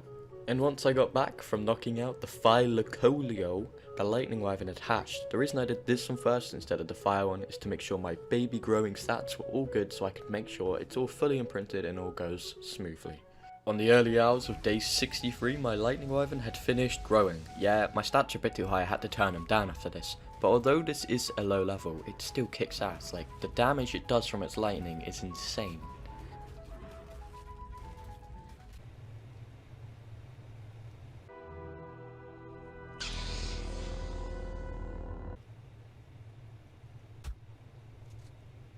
That last clip, it had to be done. But my level 152 Fire Wyvern is stuck in one of the air conditioners, so I had to waste resources by destroying it, and the only reason I did do it is because it is super high level, but it's still very annoying, so he better prove himself worthy. But while he raised, I went out drop hunting on my Lightning Wyvern and found another Lightning Wyvern in the middle of the map, nowhere near the Wyvern Scar, which is kinda strange, but it was a nice and easy kill, and it was another Lightning Talon to add to the collection. Jaffa Cake and Tesla and Dean? Later on in the day, I forgot I actually had the Thylacolio taming. Luckily, it had enough food and enough torpor that it didn't wake up, and it was all tamed by the time I got it. Excuse me, people. What the hell is going on here? Goddamn Listro orgy. Don't you look at me like that, you filthy animals. On day 64, I 100% imprinted Jaffa Cake, collected quite a lot of crystal, collected quite a lot of metal, and finished the day off by getting a lovely Morella top saddle. Due to me collecting so many of these outside my base, I have its own storage container just for Morella top saddle, and we'll see how many we get by the end of the 100 days. Ooh, nice. Now for all of day 65, I was slaughtering wyverns in their home to get their talons. Possibly scanning for eggs if there was any really high level ones, but I didn't need them anymore. It was mainly for the talons so I could do the beta manticore.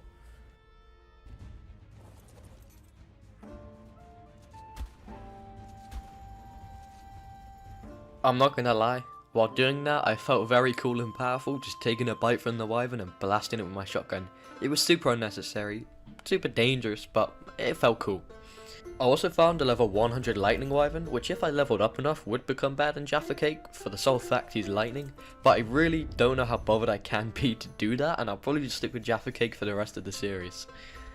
The next day I returned home with all the wyvern talents that I need for the beta manticore, and then while raising my lightning wyvern a sandstorm hit and I was trying to sort out the Rexes, and something hit them. They weren't on passive, they all moved, and I was actually done this time with circling Rexes. They could stay in a big heap, as long as I end the obelisk it's fine. At the beginning of day 68 I started the beta manticore boss fight.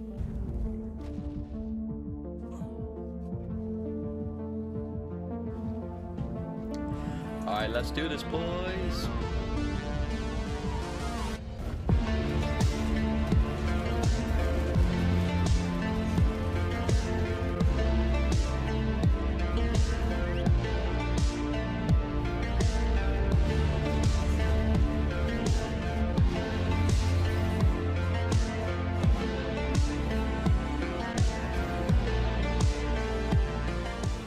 After quite easily defeating the beta manticore, I got these really cool armor skins, and I can't wait to unlock the full set after beating the alpha.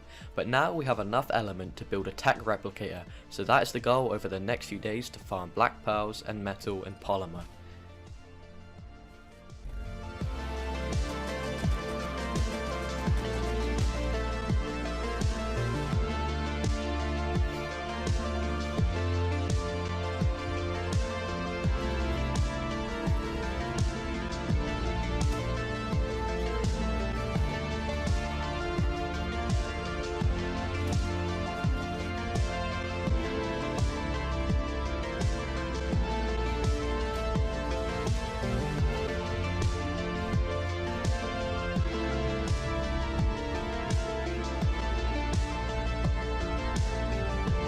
Ooh yeah, baby!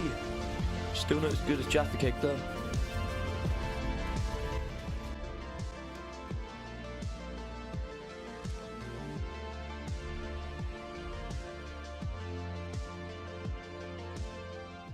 On the beginning of day 70, my meta run was interrupted by a very annoying Daedon.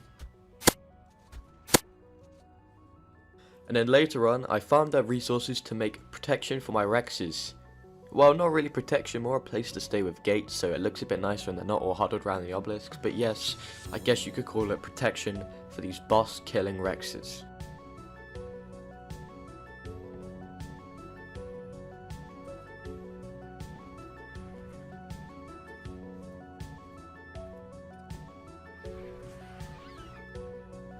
Voila, home sweet home for you Rexes. And then I was just sick to death of Microraptors, so I tried to beat one to death. Didn't work, so I put it out nice and easy, blew its brains right out of its head. Jesus, just go away, I hate you so much.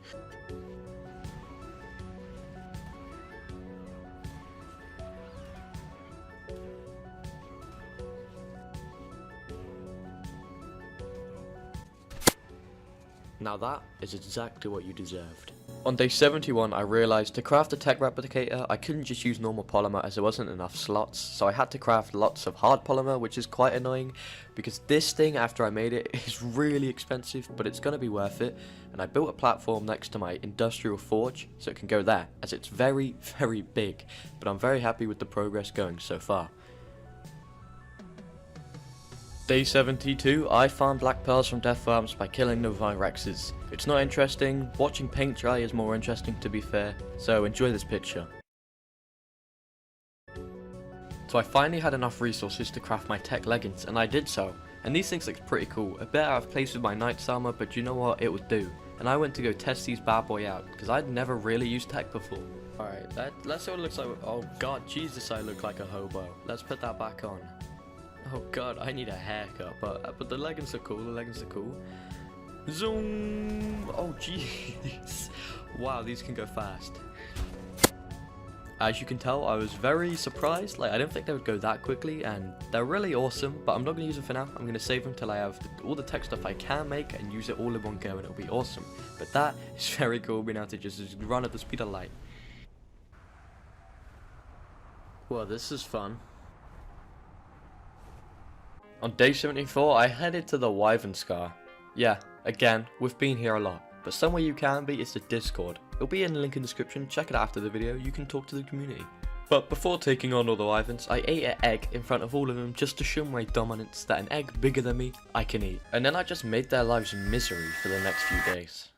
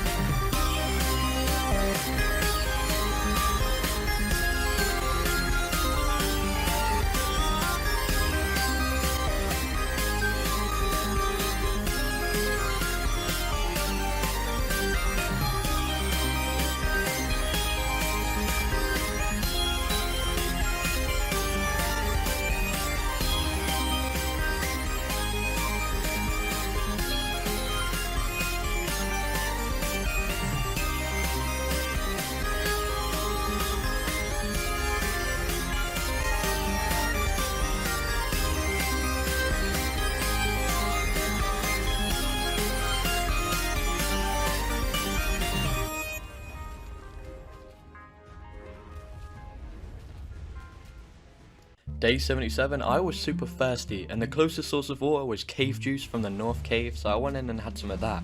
But when I came back out, there was a rock golem, so I was like, oh, I got a rocket launcher, might as well be god again. Yeah, I didn't realise how much more health they had to rubble golems, and I just wasted all my rockets, and he was a very strong boy, so I just left, grabbed the artifact, and then headed home.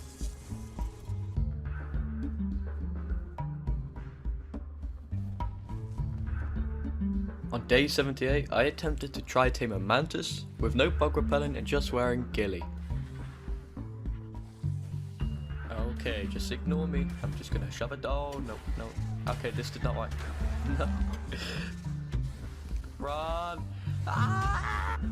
After that, I went to the south cave to get that artifact, and then I did the same for the central cave. Is anyone else finding these a little bit boring now? And just to top it all off, there was the sandstorm on the way back, so it took a very long time just to arrive home, even though I wasn't that far away. Day 79, I crafted some stimulants before starting the alpha boss fight. Yes, we're doing the alpha on day 79. You've already seen the other two, I'll make this boss fight short and sweet.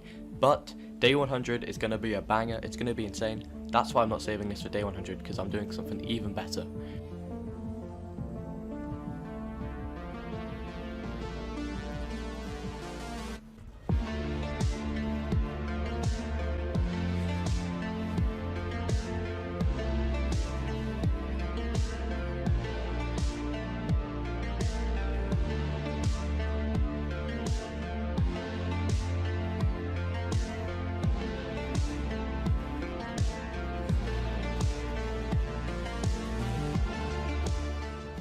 Easy dubs.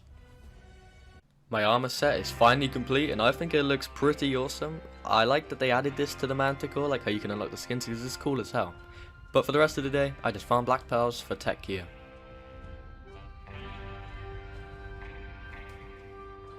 Day 81, I carried on looking for black pearls by killing death worms, but I was really thirsty and didn't have any water on me, so I went to look for some, and on my way back I kinda lost my Rexes for a while because the desert is quite big, but eventually I found them and carried on the search. There you guys are, finally, I've been looking everywhere. I bet you can't guess what we're doing on day 82. Yeah, we carried on farming black pearls, but not for the whole day. Towards the end, we did set off on our venture to get a tapajira. Don't know if I said that right, don't kill me in the comments. Because I want a tech saddle so I can fly around in the sky and go pew pew pew. On day 83, I found this really nice flak helmet blueprint, which is always nice. And then I knocked out the first tappy I saw. It was quite low level, but it knocked out really quickly, tamed really quickly, so it will do for now. But shortly after that, I found a much higher level tappy, so I was like, I gotta get this. I cleared out the surrounding area, did an MLG bowler, like it was actually pretty insane, knocked it out, and named it Trapezium, because that's an easier name than Tapijar. Day 84, I crafted that flak BP I got yesterday, and then I went to go tame a Morellatops. I didn't care about the level, I just wanted one since mine died in the last video. And then I realised, halfway through taming it, my character's got some serious cake. But once the Morellatops was knocked out, we waited for it to tame. Once it did so, we brought it back to base, and I want to show off my Morellatops saddle collection so far. Keep in mind, we had to reset on day 54, so this is only the last 30 odd days. It's insane how many Morellatops saddles you get, it's painful, but we put it on the Morellatops, at least we put one to good use. And for the rest of the day, I raised my lightning wyvern that I got a while ago, and I crafted med brews, because you always really need them on this map, especially with the heat, but mainly for what I have planned on day 100. Day 25, what were we doing? We were getting black pearls again, but there was a purpose this time. But first we needed to get polymer, and we got a lot of that. And this was the day we finally made all of our tech gear. We made tech gauntlets, tech shield, tech rifle, tech tapijira saddle, and a tech Rex saddle. We were fully teched out with everything we could get on Scorched Earth. This was looking good.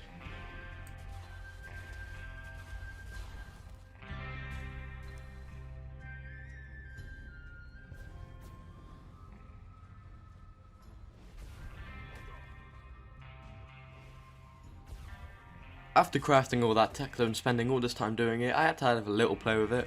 It was awesome, riding around flying tech guns, using my tech gun on the floor, the tech punch, it's all so awesome. But enough of that, I went back to farming to make a cannon because I wanted a rock golem for day 100, because, you know, something special's happening. On day 87, I started painting my armor and my, equipment. Over the next few days this may change because I couldn't really decide. I started to get involved in paint and just doing everything, and it turned out a bit random. And then I gave myself a little haircut with braids and a beard trim because this whole time I've been looking like a hobo. And then I pulled out a painting canvas. Now if you've watched Zanny's video, don't expect any of his stuff. I just put my name down and the amount of subscribers I had at the time of recording this. And then I just added a little bit of detail to my dinos, like making Jaffa Cake's head white. Don't know why, I had a lot of paint spare and I wanted to use it all. On day 88, I was super excited to get another Morellatops saddle from this drop, but it disappeared. Sadly, I didn't get another Morellatops. But later on, I did find a rock golem, and I took some shortcuts trying to tame it. Let's just say, don't take shortcuts, it wastes a lot of resources. No. Oh, no. Don't take shortcuts. Ah, that was so expensive to make. One of the best use for these tech trousers is when you're encumbered, you can still run with them quite slowly, but it's much better than doing the popcorn method. I'm gonna forget everything I said about shortcuts. I made a new cannon, placed it up on a hill, and I did the most genius design ever for a golem. I put out my tech racks, I put reinforcement behind it so it can't be pushed down, and I'm just a genius, okay? So maybe do take shortcuts sometimes.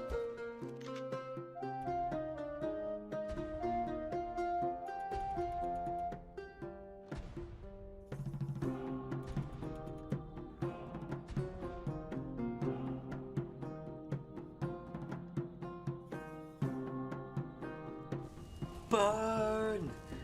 Oh, that's the first time I actually got to use my flamethrower.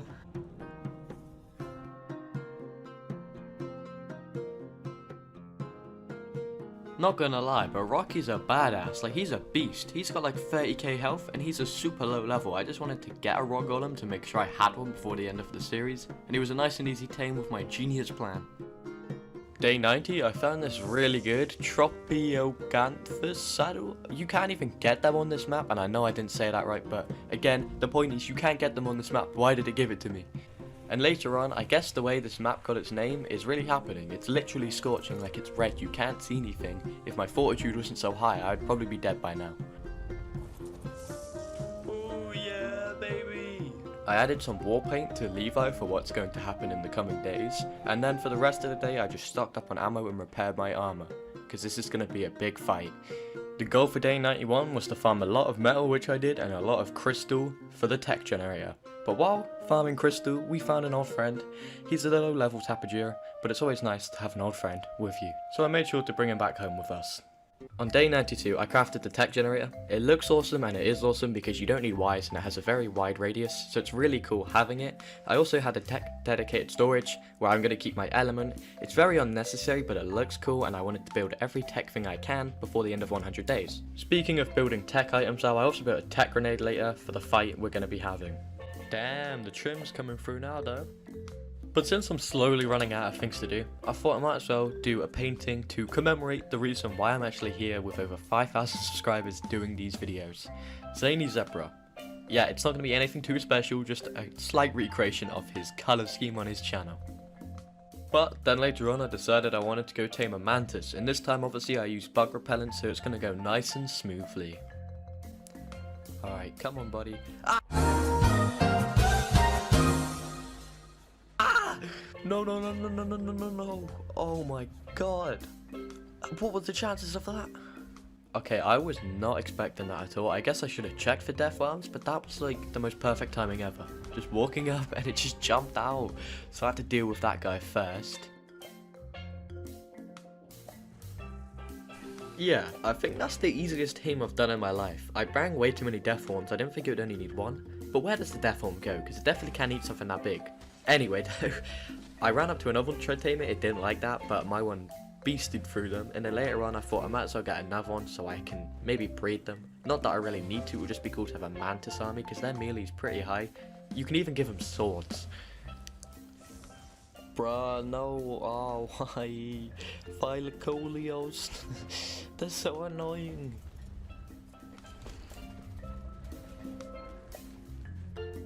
Something about this doesn't sit right with me. It just feels weird. I mean, they're really powerful, they're quite good mounts, they're very small and do high attack, but it just doesn't feel right. Although I was disturbed by these creatures, I turned one into the god of destruction with 2 manticore swords.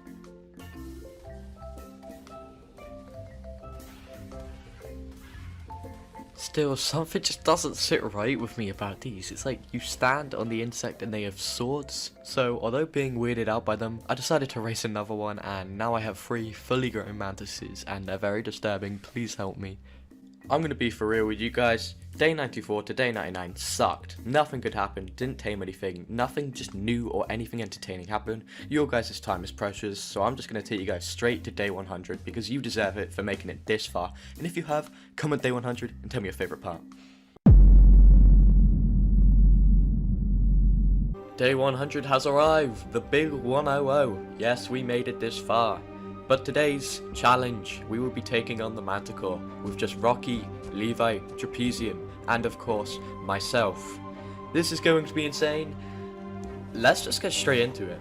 I suit up in my armor. As you can see, I did change colors again. Let the carnage begin.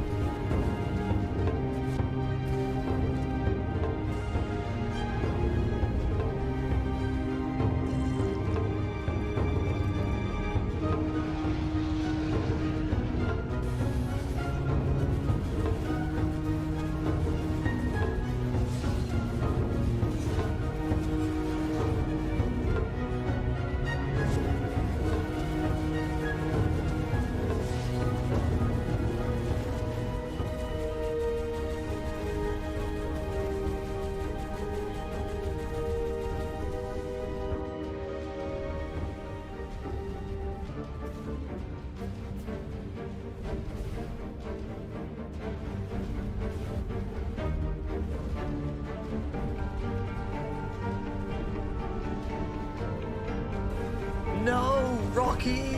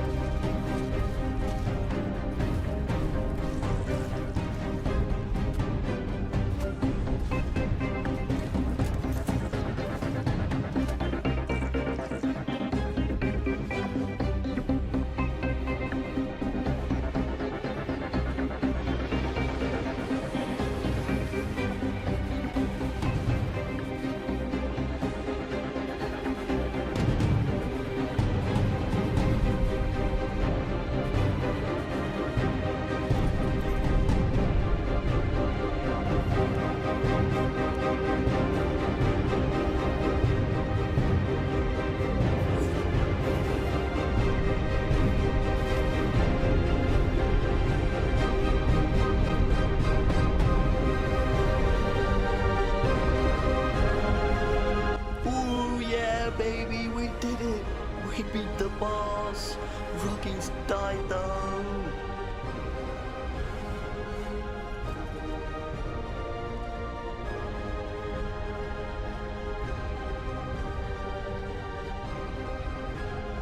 This flag here is to remember those who fought and died in this battle, aka Rocky. But Rocky will always be in our hearts, RIP Rocky.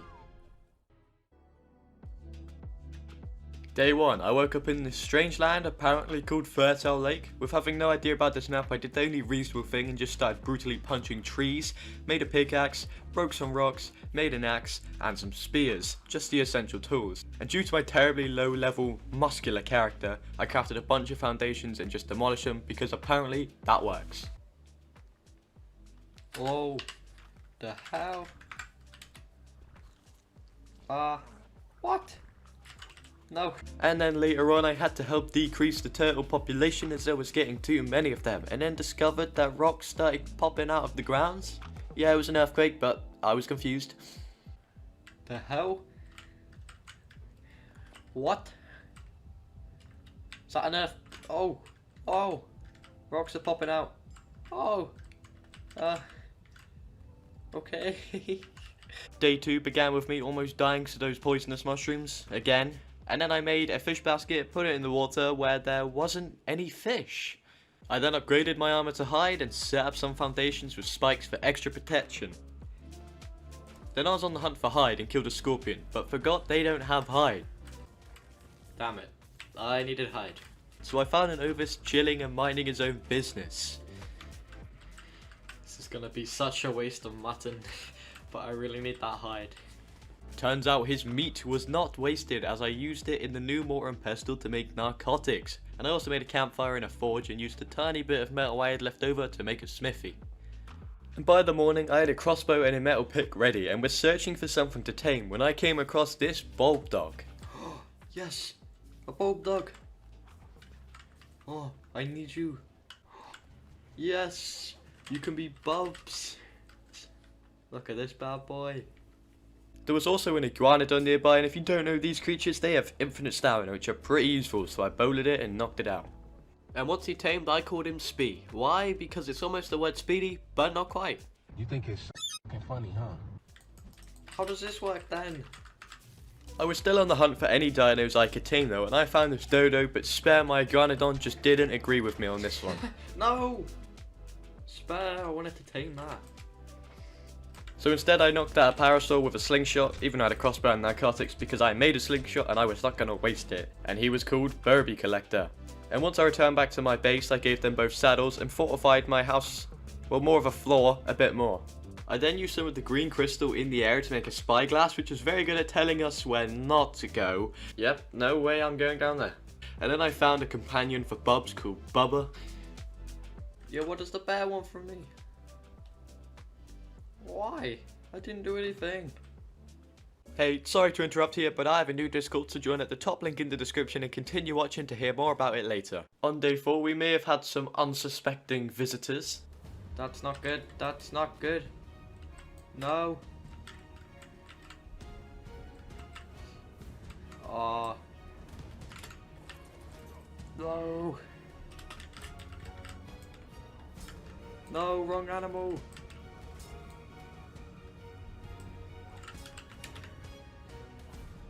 Oh, Burby, you legend.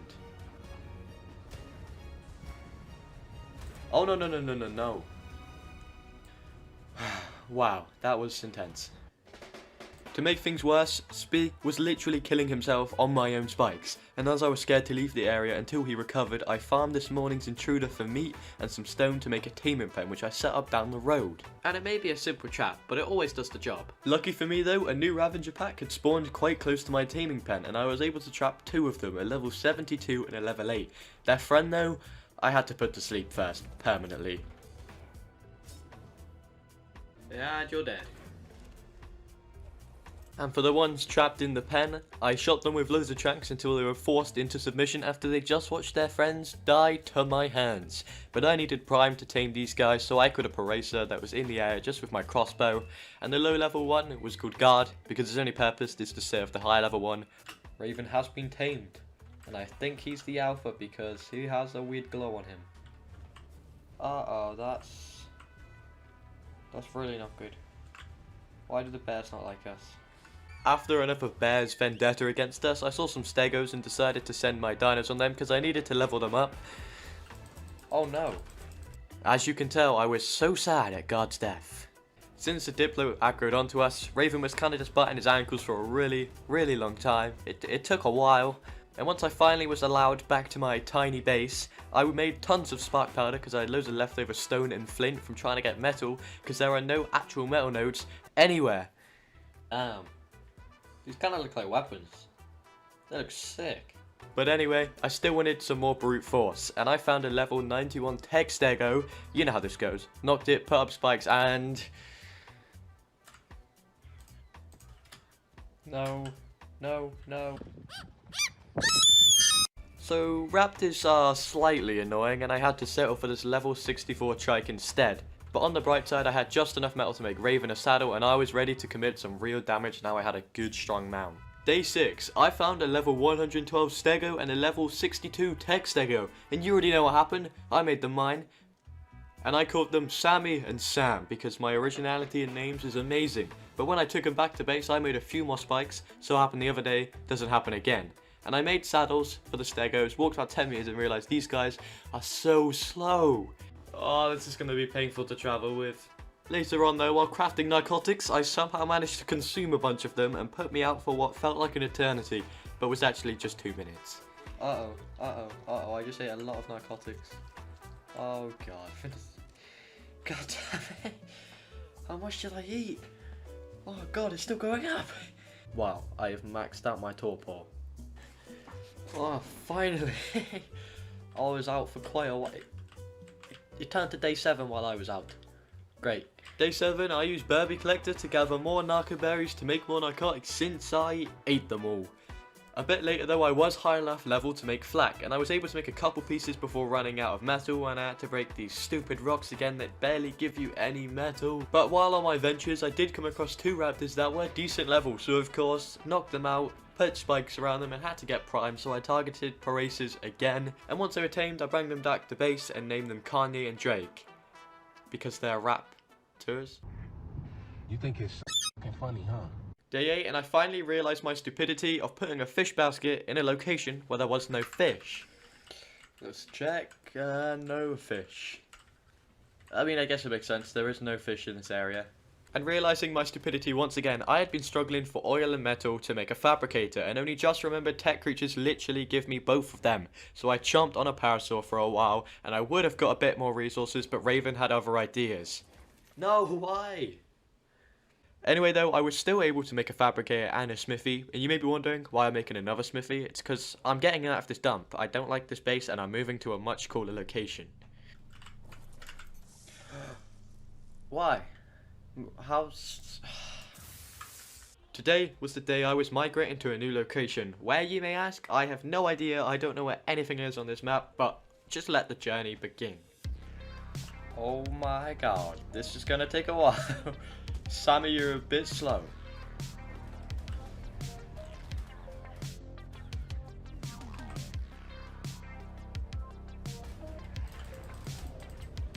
No! Boba! No!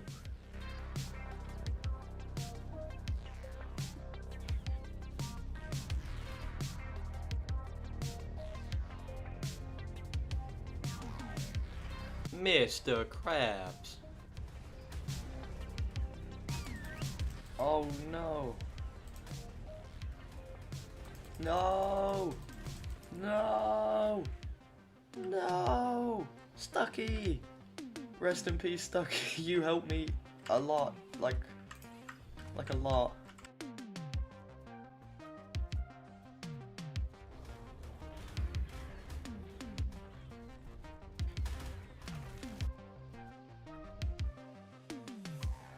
Alright, let's rest here. You guys stay, I'm going.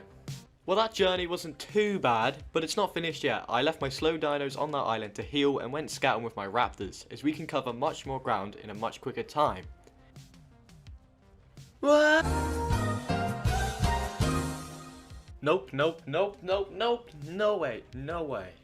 I also discovered Ravagers can climb vines, and it was just so cool. I didn't know about this. The hell? This is sick. God, we didn't want to fall. But this is so cool. What?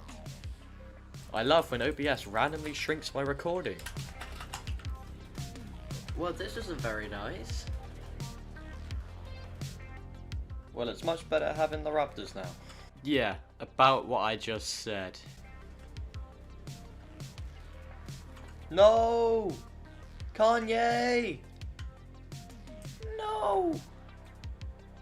By day 11, I had found a nice but dangerous area I would want to build my base, and when looking over at this weird blue zone, I fell off and got a bit scared, but keep in mind, I've never played this map before, and I don't know what creatures lie in this area. Oh no! No, no, no, no, no.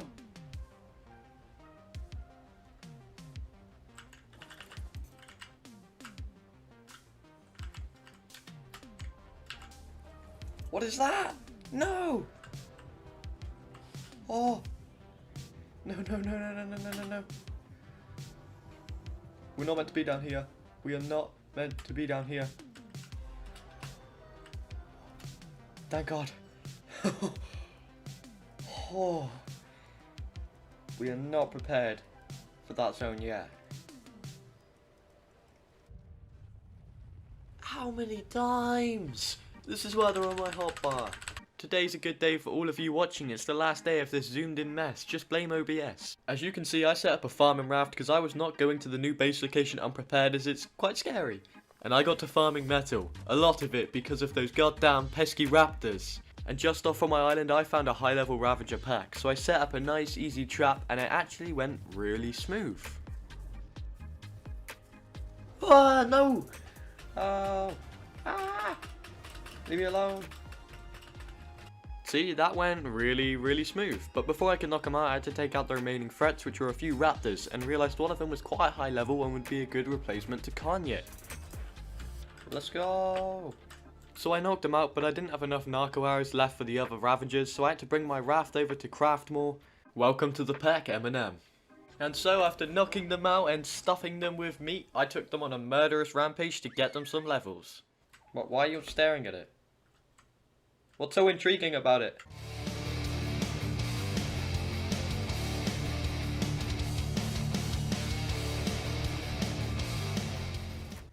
What? Why is my raft going backwards? What? Okay then. What? I'm not even going to question it anymore. Day 14 had a lovely start. I met underwater with Sarko and his underwater Ravager minions. Yeah, I was just as confused as you are. Uh-oh. Why is there swimming Ravagers? What?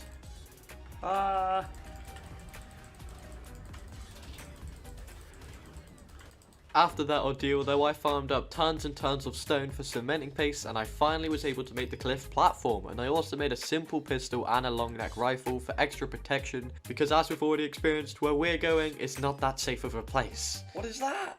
No! Finally actually get to use these things. Oh. Hop. There we go. This better be good. Oh. That's alright, to be fair. Day 15 was the day I finally take all my dinos across the river into the new base location, and it was terribly boring. So instead I'm going to cut straight to when I arrived there and folded a Spino because I invaded his land and it was mine now. But first, fish. Yo. It's like a whole family of fish. Oh, manta rays. Oh, I'm drowning. I kind of forgot I am not a fish. And here we have arrived. It's gonna get destroyed. Oh, he's smacking. Okay. I never had a doubt. By day 16, I had placed down the cliff foundation on the edge of this waterfall, and it actually looked really cool. But if I were to fall, the outcome would be death. Anyway though, I got working on trying to make a circle with foundations, but let's just say I'm not too good at making up my mind. And I was already becoming tired of farming stone by hand because it's extremely tedious. So I went searching for a Dodic and found a monk. Monkey! I didn't know they were in this game. 17%. That's alright. Uh-oh. He got mad. Harambe, this isn't you. Please, we can talk about this. What's your problem? I give you food. Screw you, Harambe. Let's go. Look at this Chad. The next day I actually remembered what I was supposed to be doing and got back on task because I found a Dodic by my base, so I knocked him out.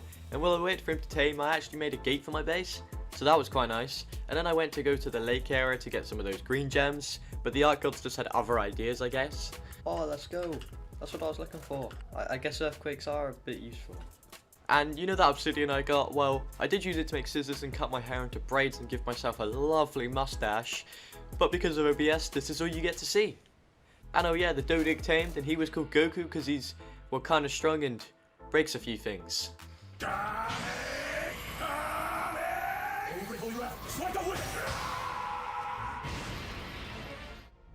On day 19, a Karkanos wanted in on some of that Dodic action and tried to kidnap him. Goku! No! Don't take Goku! That's what I thought!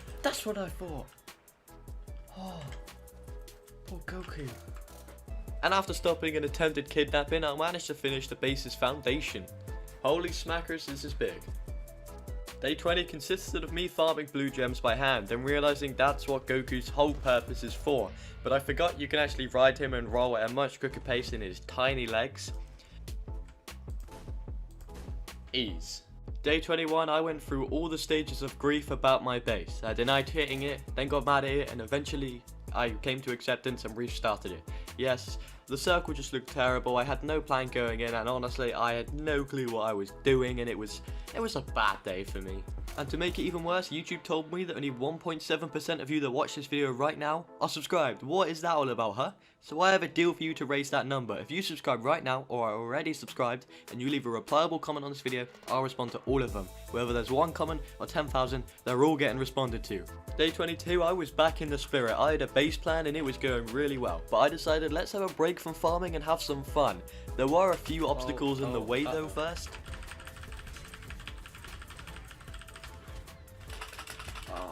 Lovely.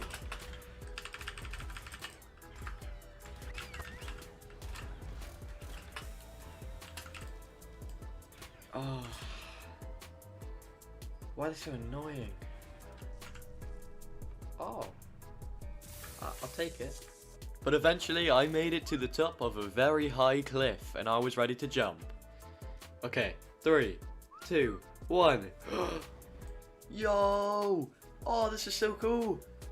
Oh, this is amazing! Why have I never played this map before? This is so cool! Day 23, I actually remembered an Anki being back near my base, so I sprinted over there like a Chad to tame it. It's about drive, it's about power. We stay hungry, we devour. Put in the work, put in the hours, and take what's ours. Whoa, whoa, whoa, whoa, whoa, what's it doing? What? They can grab you? Oh, please, let go. No, no, no. Let go, let go. My armor. No, no. What? No. Oh, oh no. Yeah. Jesus Christ, that was close. Yeah, that was way too close for comfort, but after all the commotion, I farmed thousands of wood for the base and may have forgotten about the Yankee. I think the Yankee died. I'm a great person. Day 24, I was just chilling working on my base, but Espino just didn't agree with that. Oh, what? How did you get in here? No, no, no, no, don't push any off the edge. No, everyone, no. Why? Why? No, no, no, don't push any off the edge. Oh, they killed it. Oh, did anyone fall off the edge? Maybe I do need some gates all around my base so that doesn't happen again. And it did take me a while to realise Eminem had fallen off, not only his career, but the edge. Oh no. Shortly after that event though, while gathering crystal for windows at my base, I came across a Shinehorn and it was the cutest thing ever, so I tamed it and called it Billy. And since he had a better light capacity than Bubs, I was gonna have to replace him for the time being. The next day I worked on the interior of my base, like placing my smithies and fabricators, but when making a table realised they use raw metal. How? So since I had to go get metal, I decided I'd get lots and fill the forges up. Later on I changed my kite and helmet to make me look like an explorer, and I also found a parados with really impressive hiding skills. How did he get up there? Are you hiding from the spy now? I don't know how long that will work for, but I'm impressed. What? Oh yes, I needed a dinosaur gateway. When exploring after that terrible drop, I found some honey, and luckily right next to it a level 44 roll rat. These guys are insane wood harvesters, so I was going to try tame it, but I wasn't exactly sure on how you drop the honey, as my keybinds aren't default, and let's just say it was a bit of a struggle. Eat. Ah! It doesn't stay buried for very long. Alright, last one. You don't get any more. Oh, yes, go! You guys are lucky you didn't have to watch all of that, because I did. But the hard part has just began. I needed to bring Remy back to my base. Yes, Remy.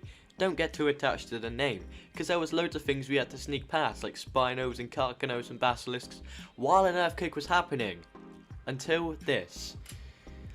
Remy? Remy! No! Remy!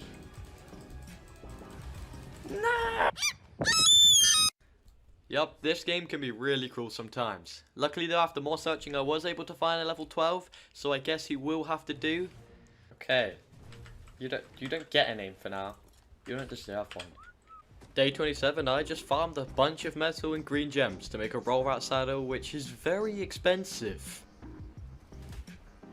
Oh, you can roll? That would make sense.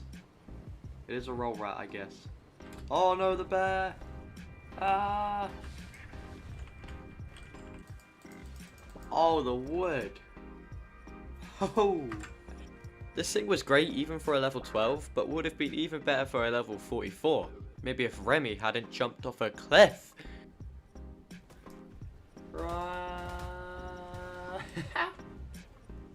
Day 28, I was finishing up the glass walls on my base, and I started on a little viewing platform that hangs over the edge of the blue zone, and nothing could go wrong, right? Wrong. Everything can always go wrong in Ark. No. That did not just happen. No. No. No, I can see it getting in. No. So I had to go out for ages and search for another one and managed to find a level 16, but I'm sick of these goddamn rats now. On the way back, guess what I saw? A level 44 roll rat. Great. Oh no. Stop. While I was rummaging through some of my items, I turned Bovie Collector into an anime and got an insane green drop. Wow. And since I happened to come across honey again, I guess I'll go tame one last rat. Oh, finally. You guys thought I forgot about this song, didn't you? Well, you're wrong. I can't have 100 days without this song in it.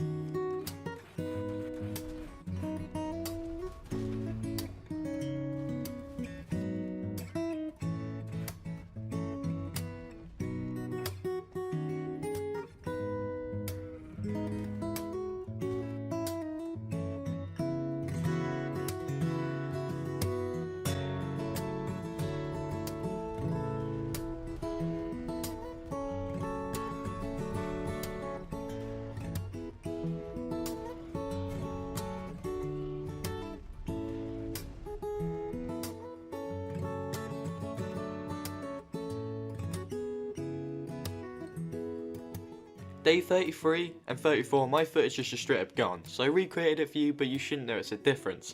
And on day 33 I managed to completely finish my base, roof and all, and I found an Anki. It was low level, but I had to tame it, and while gathering berries for it I found a cute Shinehorn that I tamed and named Jaffa Cake. And by the end of the day, my character had reached level 100. And then on day 34, the Anki had tamed, which I used to farm thousands of metal, and then I used Roadrunner to farm thousands of wood for behemoth gates around my base. Day 35, I got to place in the gates around my base, but you know how much one of these behemoth weighs? 4. My crossbow weighs 8. How does that make sense? But now that the base was fortified, I felt quite safe leaving it unattended, and I went outside and saw an Alpha Carcanos which Sonara smashed through. Yes! Oh my god. 10 levels. And deep into the night, I was searching for a mate for Sonara so I can get some of those Spino babies and raise an army. And soon after, I found a level 104 male Spino, so I set up the basic Spino trap with gates and a bear trap, tried to lure them in, but apparently they run a bit faster than I remember.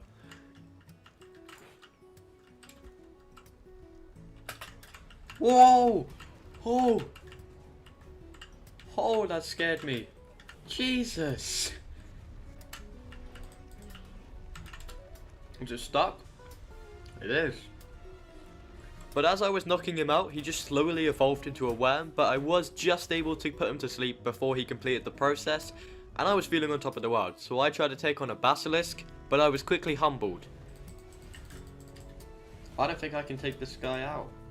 Finally though, it tamed and I trekked home with it, and I didn't think I'd have such a hard time with 2 Spinos, but the new one was 1 hit away from dying when I saved him here, so I personally rode him home to keep him safe. No. Oh. That was so close.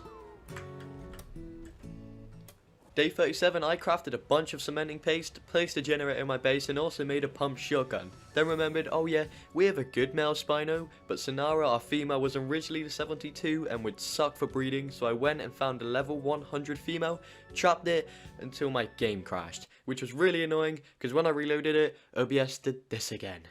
And it was day 38, but I didn't have enough tranks, so I went back to the base, made some more, and knocked the Spino, and then found an Ovis, killed it, fed it to it, and waited until day 39 till Annie had tamed. And we had some serious breeding to be doing, so I set up a fridge back at our base for the eggs, and then outside, I set up the hatching station with some air conditioners and a generator underneath, and then I put down the egg which hatched by day 40, and I named him Hiruzen. Oh, it's kind of an ugly colour, but it's a baby, it's cute. And guess who didn't turn off follow command once he was born and walked into their base, making him walk off the edge? Wait, oh me. So I had to venture down there. I did fall a bit quicker than anticipated, and I made it just in time. Didn't mean to fall this far. Is that a dare? No! Just in time to see his death. Due to that accident though, I set up more railings at the Safety of Workplace Act and worked on the new dino platform more and added new feeding troughs. The next day, while I was just drinking my morning water, a Karkanos disagreed with me, and apparently guns are useless against these guys, so I had to get Goku on him. Go on, let's do this. Yes. Whoa. Can one of you guys kill? There we go. That was unnecessarily hard. And here you're going to see a common occurrence over the next few days. All my dinos, all of them find a way to just fall off my base. But I was easily able to find him, and we got attacked by the first wave of dinos. They were quite easy to handle, other than this weird thing slowly killing me. What is this? What's happening? Why is my screen blue? Why am I dying? Generally, what is this? But if that wasn't bad enough, an entire army of Ravagers and every creature on the map just surprise attacked me. And it was too much for poor old Sammy. Oh my god. What? How is there so many? No. Keep going. No! No! Sammy! And that really did suck. I had to repair all of my armor, and then guess what? I fell off again! No! No! Roadrunner! Wait. Oh my god. No! Ah! This did go much smoother than all the others because, well, I can just roll up. And once we got back to base, a new Spino had hatched and he was called Max because one of you in the comments requested it. And then I walked away for literally 10 seconds and this happened.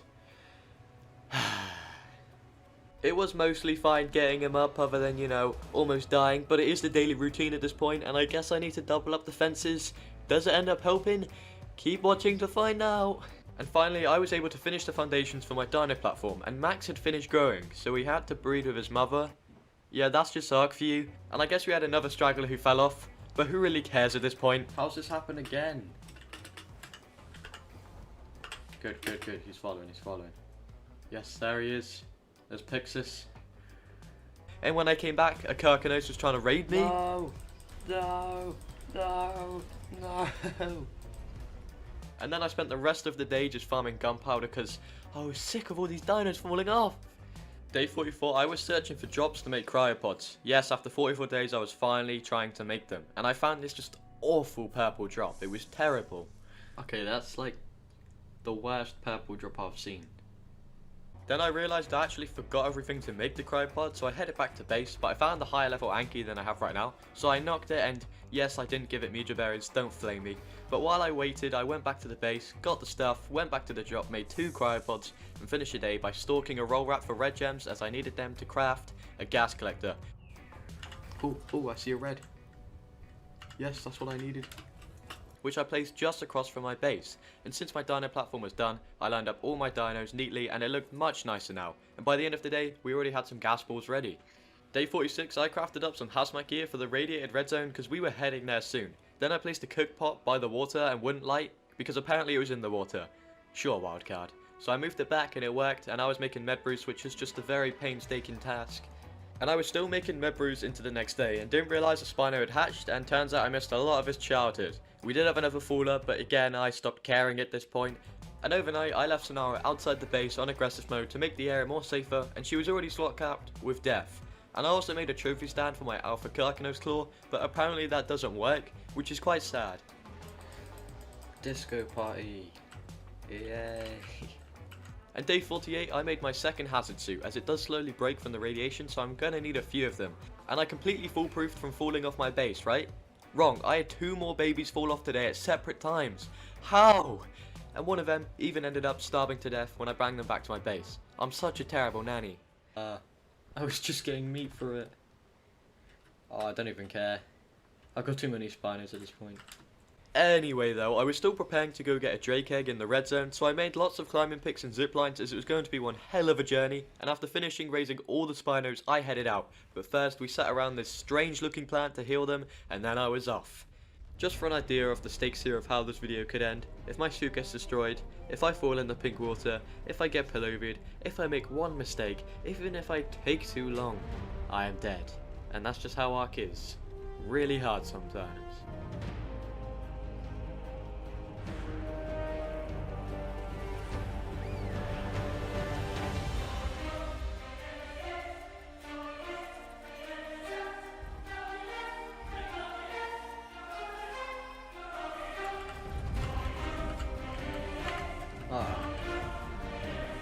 Well, that's lucky out here. That could have been fatal.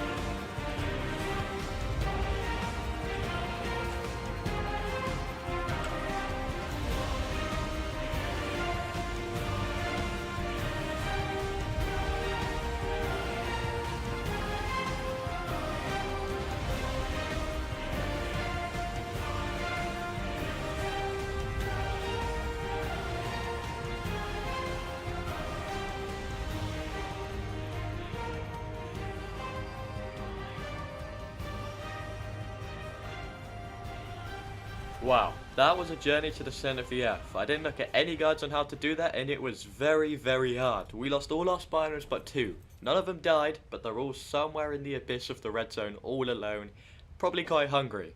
But one of our bodyguards did come with us, and he had his name changed to Legend for good reason. If it wasn't for him, we wouldn't have been able to get the level 128 Rock Drake Egg and the backup level 12, and also we would just be straight up dead. So he is a legend, and that was a success.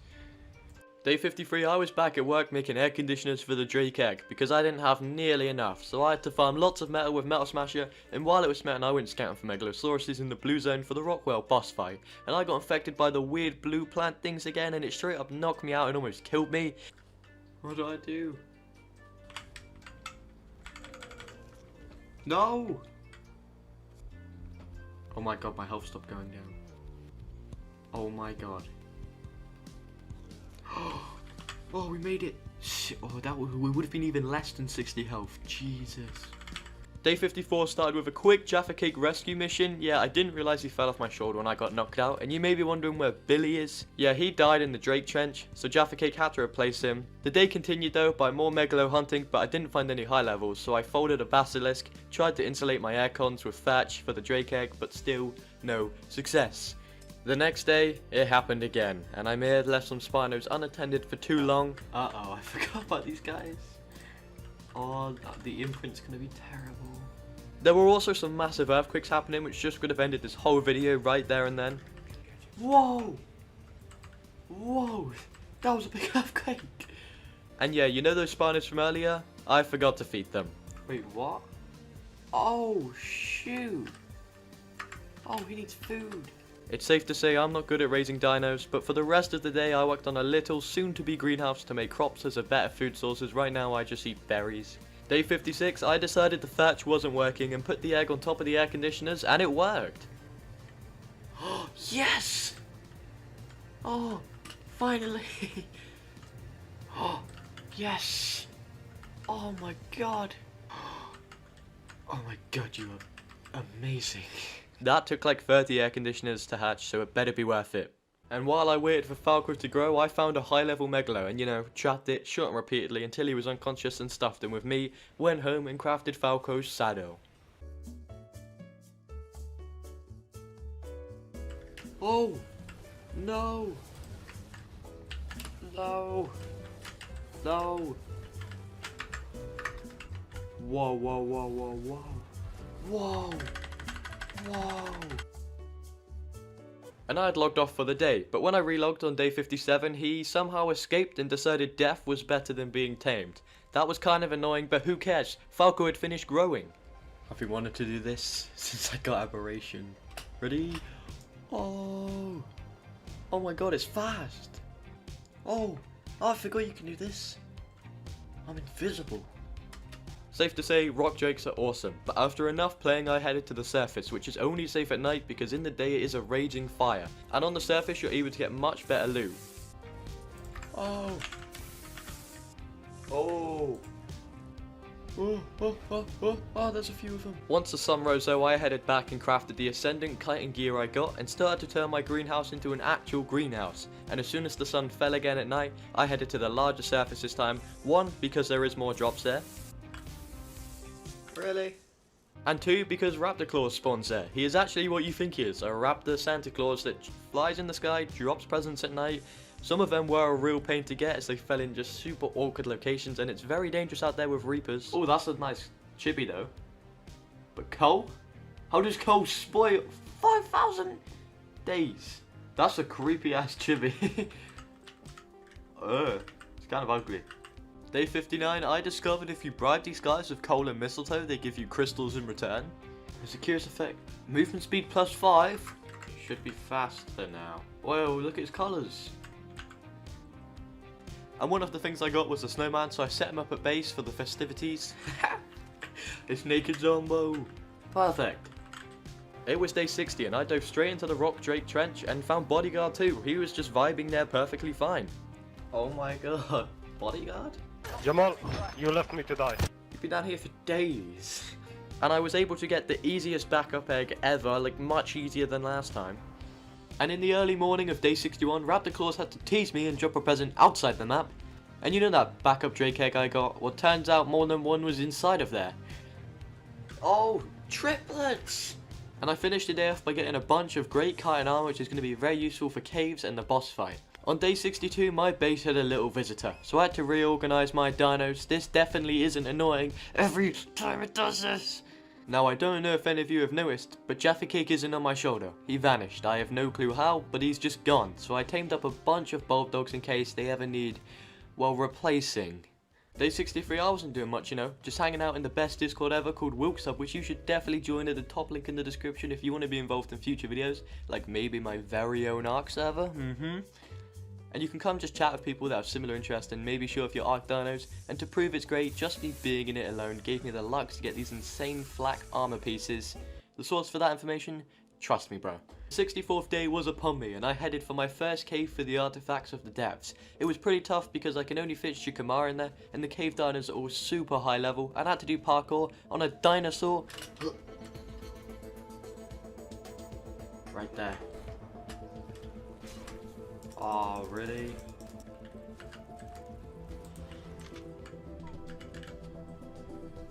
The artifact of the depths. How? But in the end, I got the artifact with no casualties, so I headed home. Wrong idea. Bad idea, bad idea, bad idea, bad idea, bad idea, bad idea, bad idea, bad idea. Oh, oh, oh, oh. No. Yes. Oh. No. Oh. But the cave-in was not done yet. I repaired my hazard suits, cryoed up my dinos, and headed for the artifact of the Stalker. And I could tell I was getting close, but I guess a Palovi just didn't agree with me. No.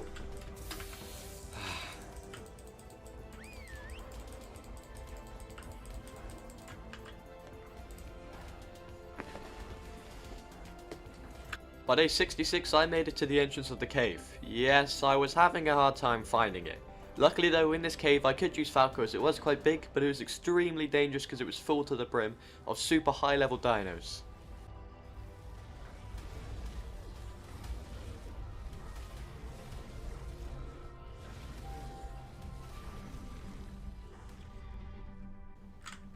You fought well. Yes, the artifact of the Stalker. Let's go. I did find the artifact and leave, and to make things even better on the way out, I found a level 112 Megalo, which of course after killing all his friends, I knocked it out. And it tamed by day 67. I did almost lose him to this Reaper, but I was able to lure him straight off a cliff.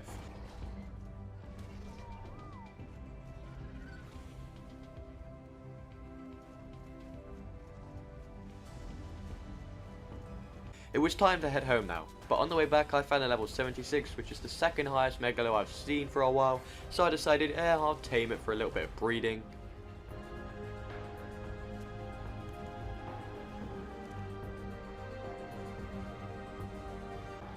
Jeez, you guys are really ugly. And when I arrived back to base on day 68, I crafted everything I needed for a Karkanos trap, as apparently they're really good for the next cave. And I went out to find a high level, lured it back to base, and I did not tame it. Instead I went up to the surface and got some insane loot.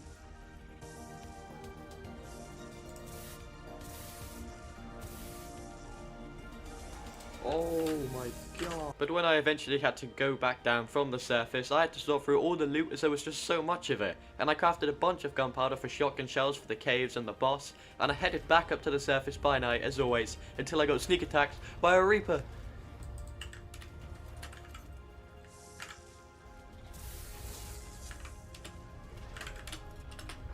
That gave me a bit of a fright. Yeah, I wasn't actually expecting that. The night turned over to day 70 and I was still on the surface and I got a bit greedy. I thought I could just wait for this one last drop to come down even though daylight was breaking through. And as I thought I was going to be fine, this happened. What? Come on. Come on.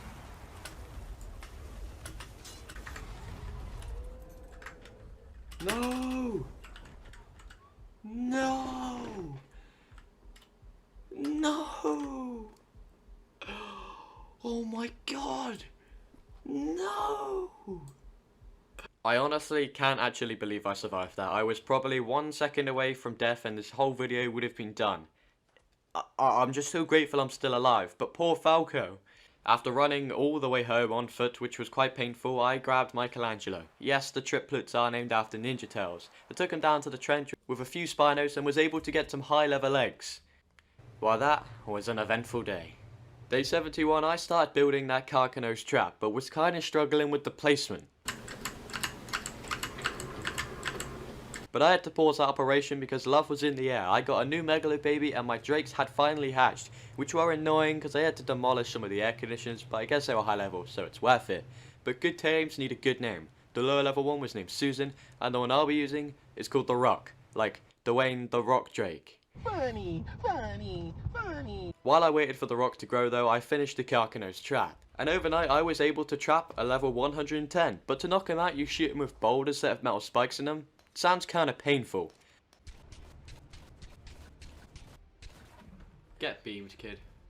Once he was knocked out though, I fed him his spilled meat because apparently he likes that, and then he was tamed. Ooh, that thing's ugly as hell.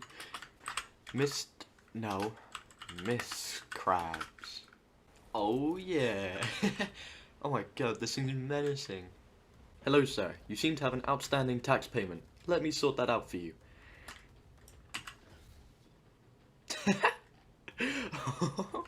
Karkanoses are amazing. Why have I only just tamed one? On day 73 I made some scuba gear. You may be wondering, why Wilkes? There's no oceans or aberration. Well, this next cave with the artifact of the shadows has a lot of water, so it's gonna be handy to have a scuba tank.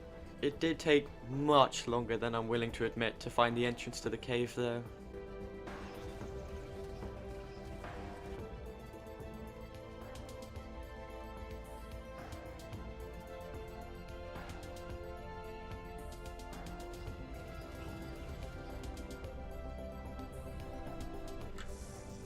That is a cool looking artifact, and this is a sexy looking cave.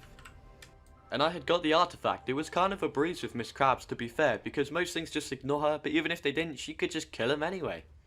Day 74, I don't really want to talk about it. This is Future Wilkes here. Here it took me the entire day to find my way out of the cave. Yes, the entire day. Once I got back to base, it turned to day 75. But on this day I raised some megalosauruses and crafted more air conditioners to replace the ones I had to break, thanks to the Rock and Susan. And later on I tried to take on a Reaper with a Spino, but it didn't quite go to plan as always.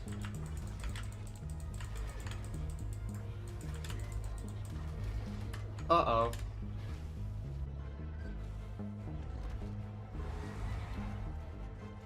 And to top the day off I made 5 saddles for my megalosauruses. But they weren't. Oh no, I made Megalosaurus. They all have the same name!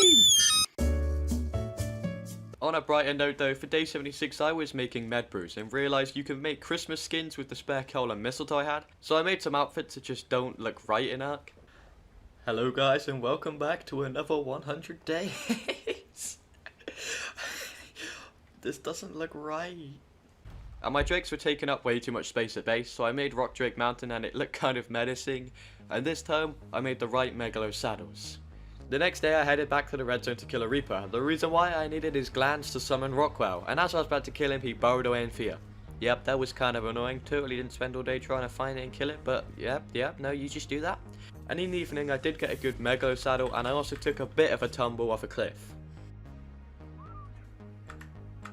Day 78, I tested my luck with gatches again, but didn't really get anything good, and a raptor just had to interrupt, didn't it? So I headed home and kind of raised my megalos. I didn't really give them much attention, imprinting, or even really food because I'm a great person. Day 79, when I looked back on, some raptors spawn camped me. Very nice of you guys. And I headed home for some food from my incomplete greenhouse that is now yielding harvest. And to really top off the day, I got the item which was the only reason I've been going up to the surface every day and is the one item I need to complete Rockwell. I was very happy about this. Yes! Yes! Day 80 has no footage, but my notes just say I farmed gunpowder all day as I needed hundreds of bullets, like hundreds. Day 81 I farmed a bunch of metal with Metal Smasher and a bunch of wood with Roadrunner, and decided I would actually finally feed my starving dinos because I did need them a little bit. I then headed to kill a Reaper again, but with more Spinos this time so we could kill it before it could run away, and believe it or not, it worked. Day 82 I put all my important boss items in a tribute chest and then crafted bullets. Lots of bullets. And then went on a crystal run to finally finish my greenhouse, and I think it looks pretty neat. And then I eventually used my brain to farm stone with Goku and just carry him with Miss Crabs. You know, this would have made it so much easier early on because I could jump everywhere and it's so much quicker. Day 83 I built a Reaper trap as I wanted one to impregnate me. Wow, I never thought that sentence would come out my mouth, but the reason I wanted to do such ungodly acts is because the only way to get a Reaper for yourself is to give birth to it. I lured a Reaper up, but the trap ended up failing because I did a couple things wrong, so I headed home and got that stupid poison effect again. Day 84, I headed back to the trap, lured a Reaper up and well, trapped it. It worked this time, and I left my 2 Spinos there to munch on it, getting his health down, while I went back to my base to make a magnifying glass. What? How is it so expensive? It's a stick with glass. And I didn't have any of the obsidian needed, so I headed back to the red zone, got the obsidian and made the magnifying glass, which I used to see when it was below a certain health, and turns out it was pretty close to being ready to impregnate me. It wasn't working at first, which was scaring me because my armor was quickly breaking, and if that breaks I am dead to radiation poisoning. I'm pretty sure it's because I had a shoulder pet, so I ditched him and then she impregnated me.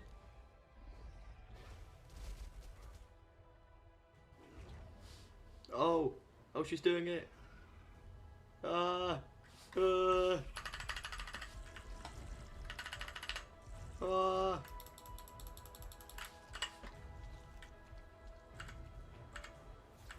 And after her giving me such a wonderful gift, I murdered her to get 75 levels for the baby.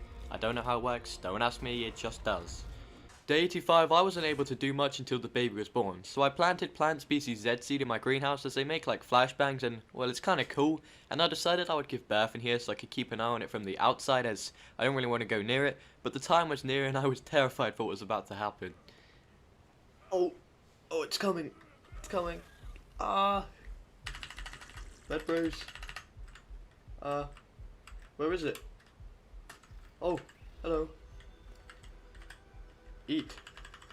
That was a bit disturbing and, you know, not a pleasant sight, but I guess it didn't go too bad. And so for the rest of the day, I just farmed med brews while imprinting the Reaper. On day 86, some of those flashbangs or plant species Z's had finished and I tried them out. Right, does this actually flash? Oh, my eyes. Jesus. But more importantly, Sir Charles VI had fully grown and he looked awesome and I took him out for a spin. This thing's a menace.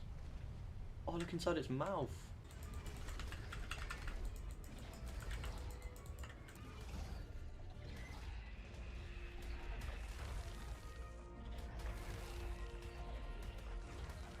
Day 87, I fixed the hazmat suits and went back to kill more Reapers for more glands again. Yes, I know I keep doing this, but I had to use them for the birth.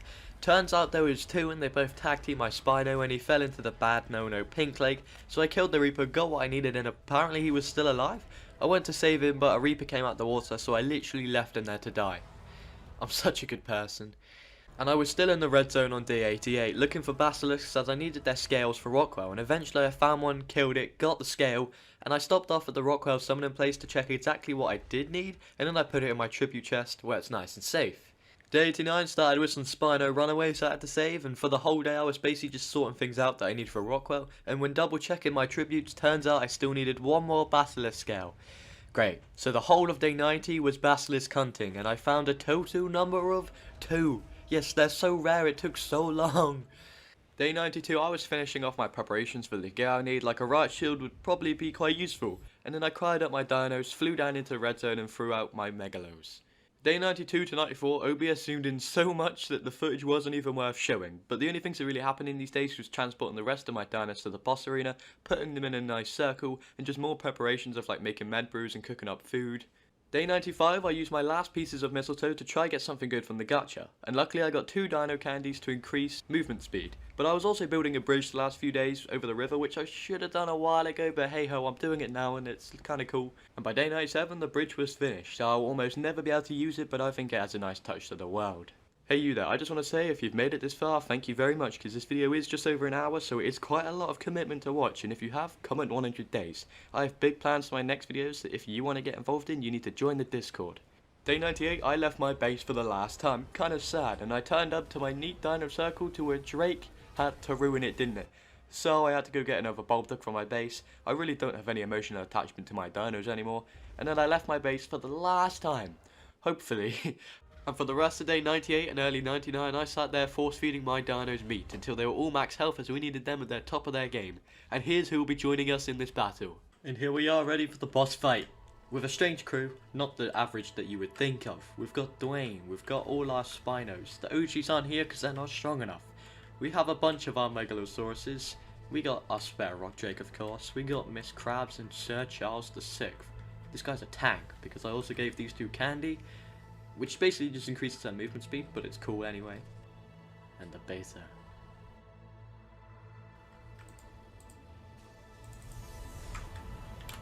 Make sure everyone's in the circle.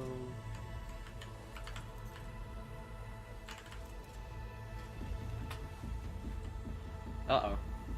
Uh-oh. No, no, no, no, no, no. Whoa, ho, that was close. Come on. No, you're in my way. No. There we go. 1.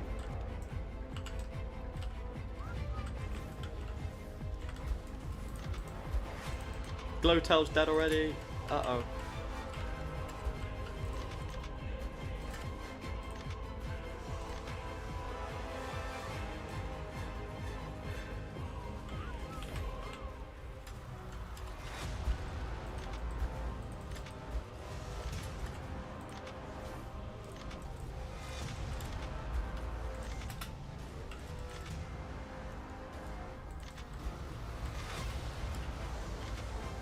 Rock Drake, no! Whoa, whoa, whoa, whoa, whoa. No, no, no, no, no, no, no, stop! Dwayne, stop! Jesus Christ! Miss Krabs, no! Legend!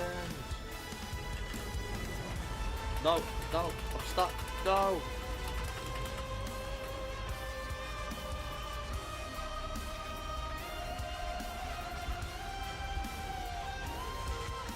Come on, so close.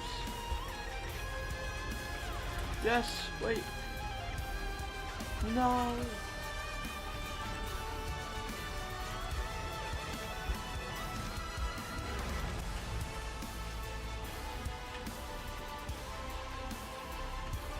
So close. So close. Come on. Come on. Pop. Pop. 1. Yes. Yes. Woo. Oh. Yes. Oh, that's so. Yes. Oh. Oh, look at that. What a success.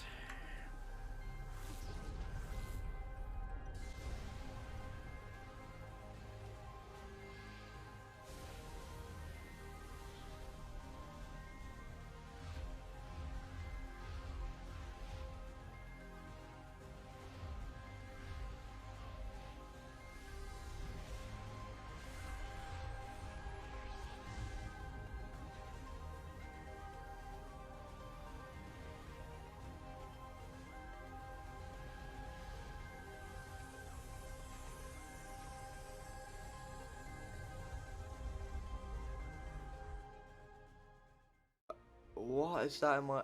Where am I? Is this Oh no, we're not doing one of these again.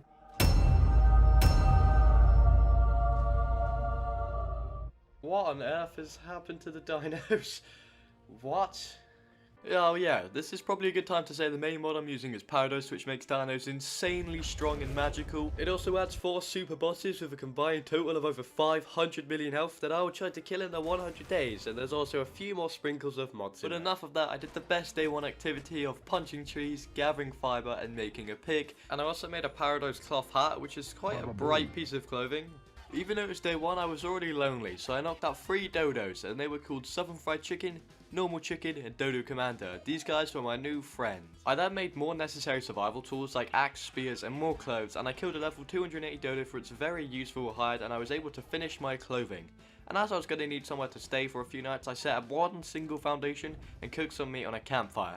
I then travelled down the shoreline exploring, making boulders just in case, and I found a huge bulb dog which was very menacing in the dark corner. Later on though, as I was getting more dino power by knocking out a Dillo, an Itchy surprise attacked me and stole my dodos. No! Dodo Commander! What? No! Stop! Eventually it left me alone after it killed all my new friends, until a Dillo attacked me. Yes, it was very annoying, but SSSS saved me. But as it turned to day 2, the Itchy was back, and I had one bowler left to trap him. Gotcha, bitch! And oh yes, I enjoyed harvesting his body. And while I was writing down in my notes, my Dillo killed a trilobite, which gave me some useful resources. And when I finally got back to my base, I expanded the flooring. And then I realised I needed better weapons, so I made a bow, then got flint from a rock to make arrows and a parados trank spear, which I used on that bolt dog I found earlier until I passed out from dehydration.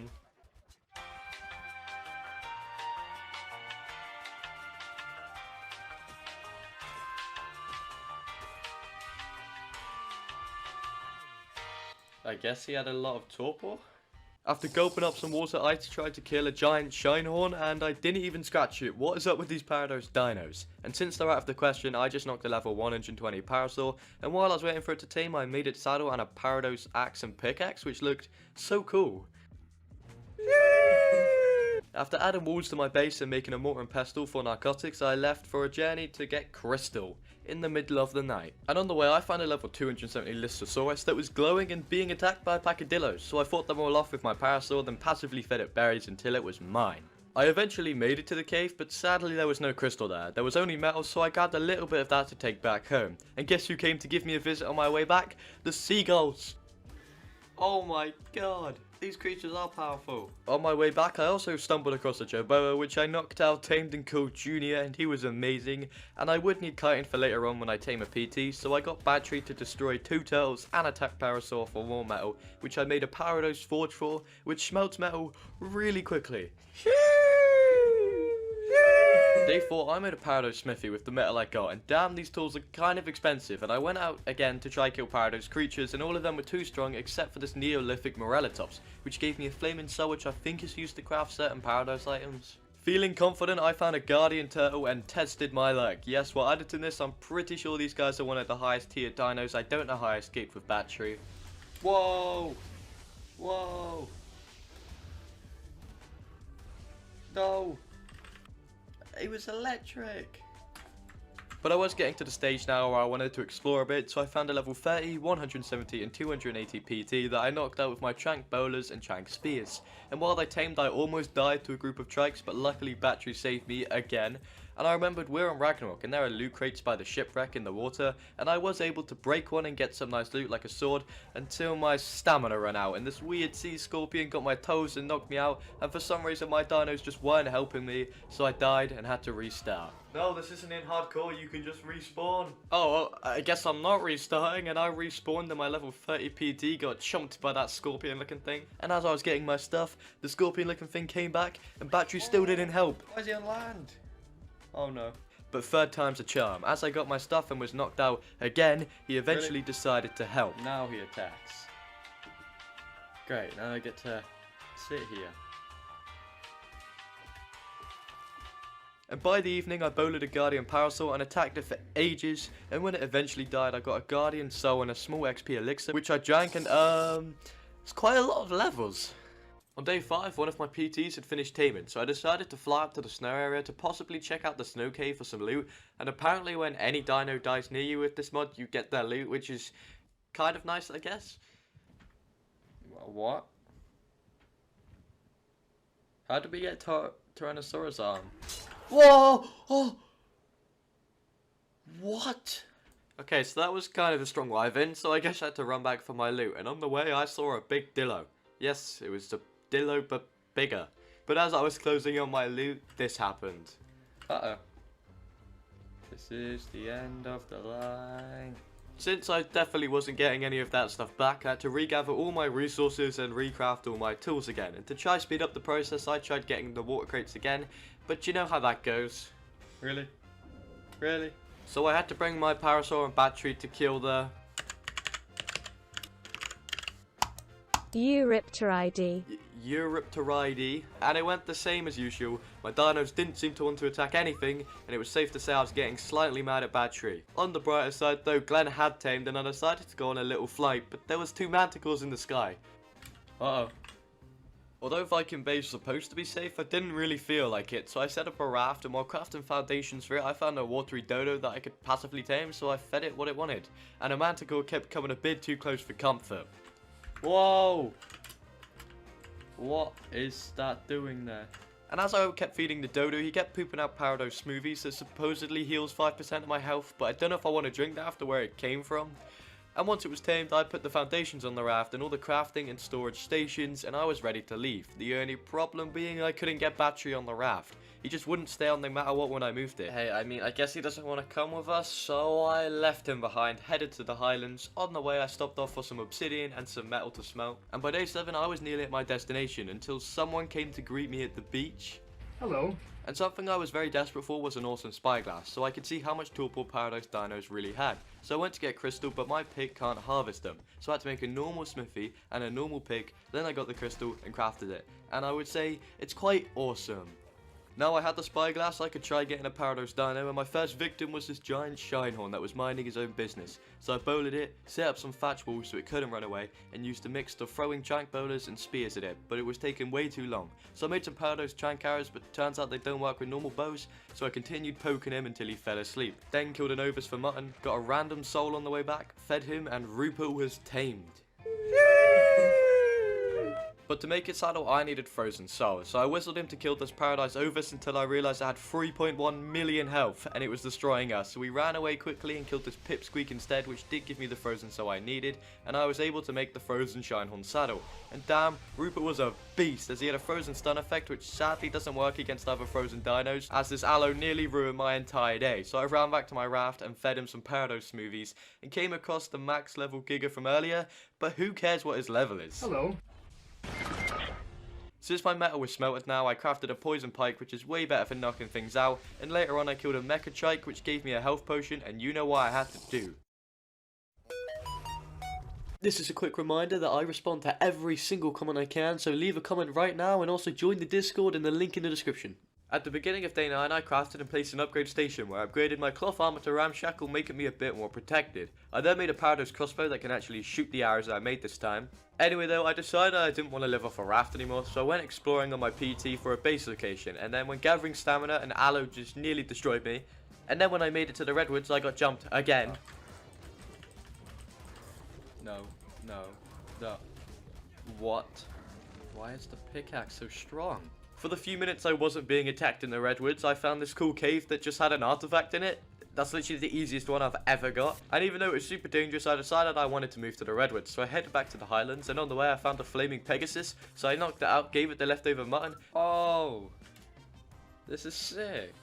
Then gathered all my dinos and loot for my raft and headed inland, and the aloe returned.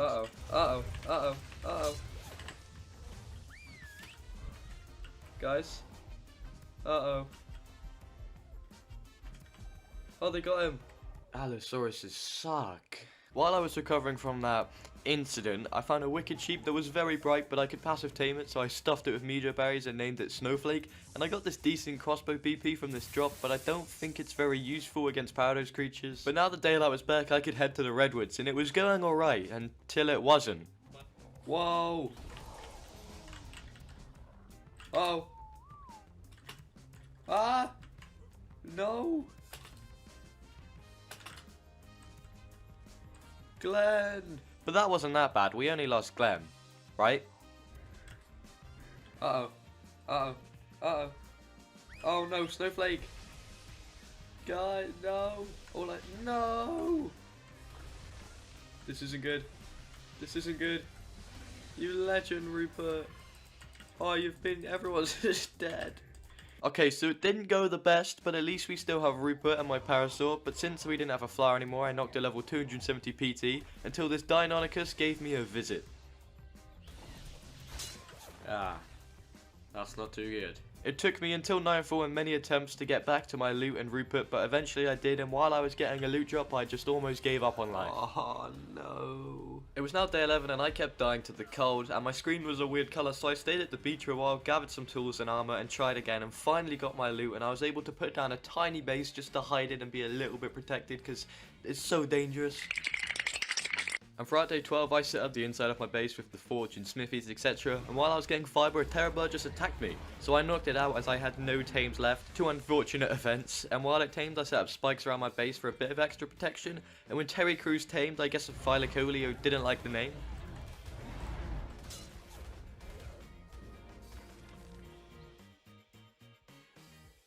What really went wrong? I'm running for my life, butt naked in a snowy woods.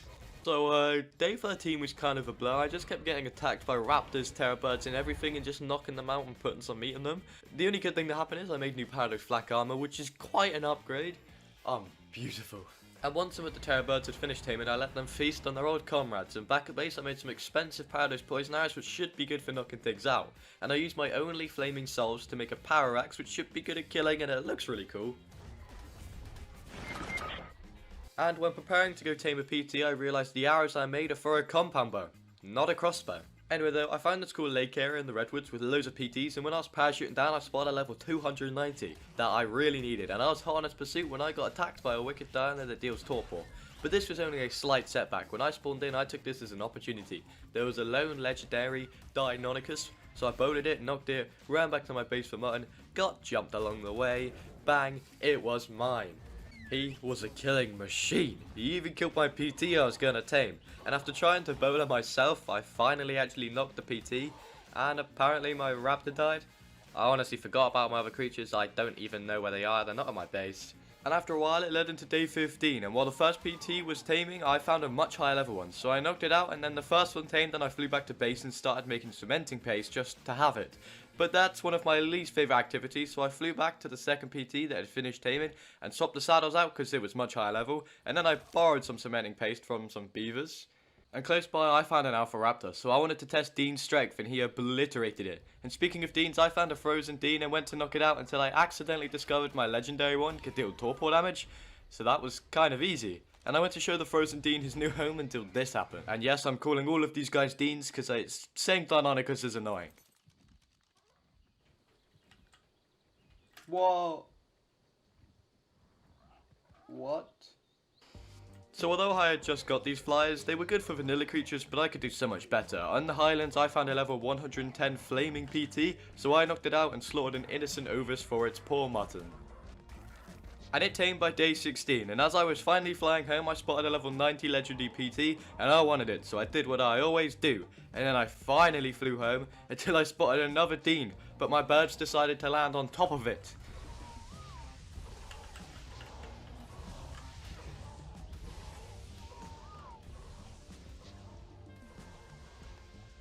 But that wasn't really how I wanted it to go.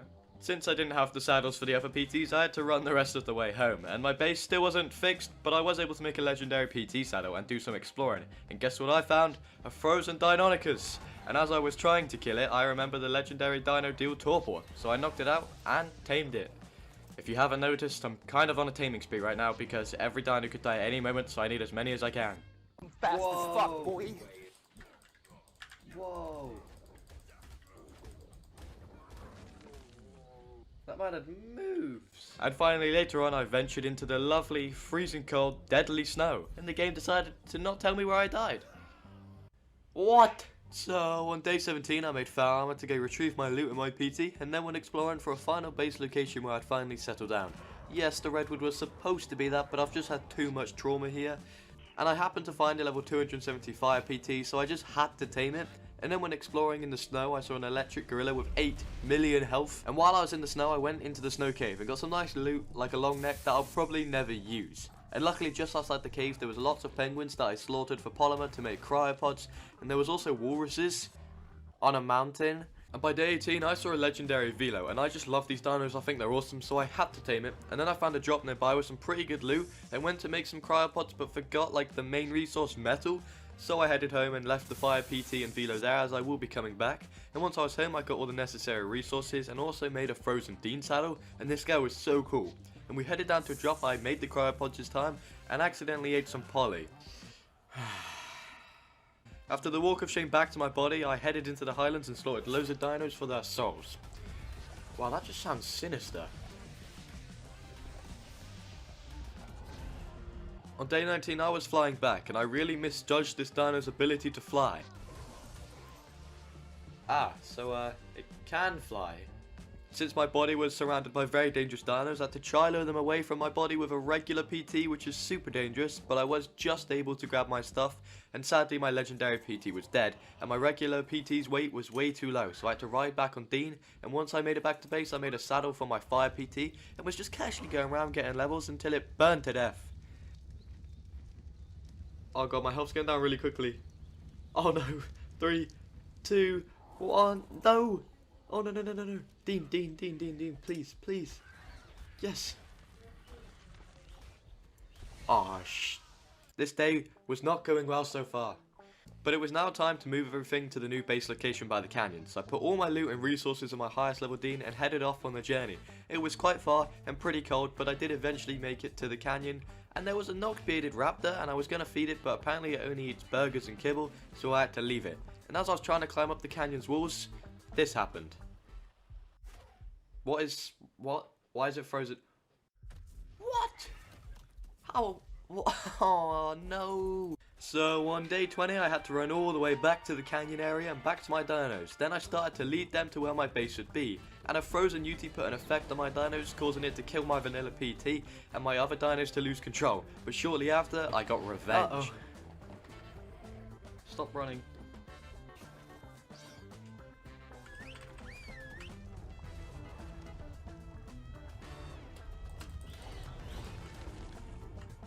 After some well-deserved payback, I brought all my dinos across this massive bridge, until in my way was a phantom griffin with 56 million health. So we had to sneakily get past, and now there was just one ledge between me and my new home. Oh no, it's happening again. No, damn it! After travelling from the snow, again, I finally made it to where my new home would be. And I had ambitious plans for my base, so I went looking for an Anki and a Dodic to tame to help gather stone for it. And on the way I saw some huge dragons flying around in the sky, and when swimming through some water, a Microraptor knocked me off my mount.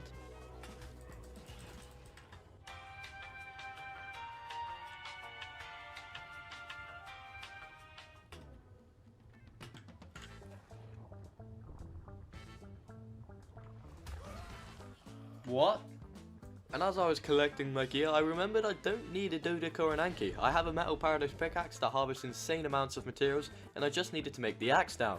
Then I got to farming lots and lots of foundations to work on the out wall of the base, as I was going for like a castle fort themed building. And then a Noctis Dodic spawned in halfway through, so I thought it might actually be quite good to tame since it's here.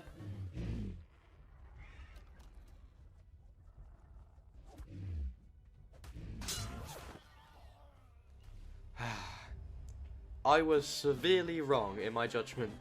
So I stuck to using my parados tools, and I did a lot of farming and building over the next few days. So do you know what that calls for?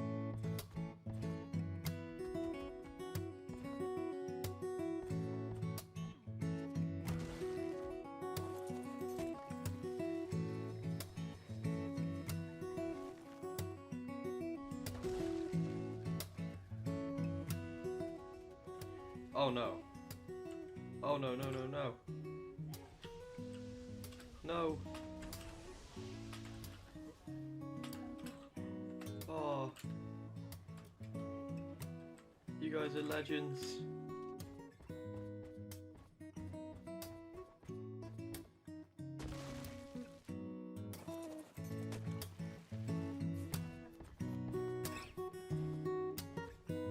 A quick interruption here. You may notice I'm getting so many resources just from one hit by breaking a rock. My harvesting settings are set to 3 times. The parados weapons are just so powerful, that's why it gives me so much.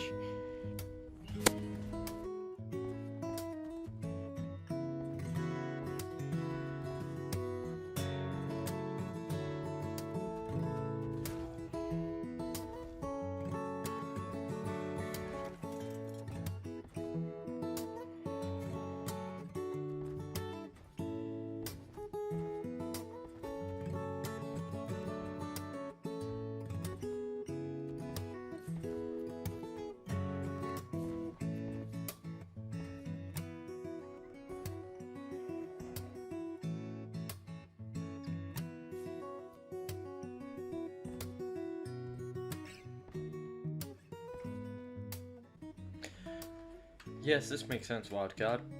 I am attached to the ceiling by my head. Oh, like, what is this game?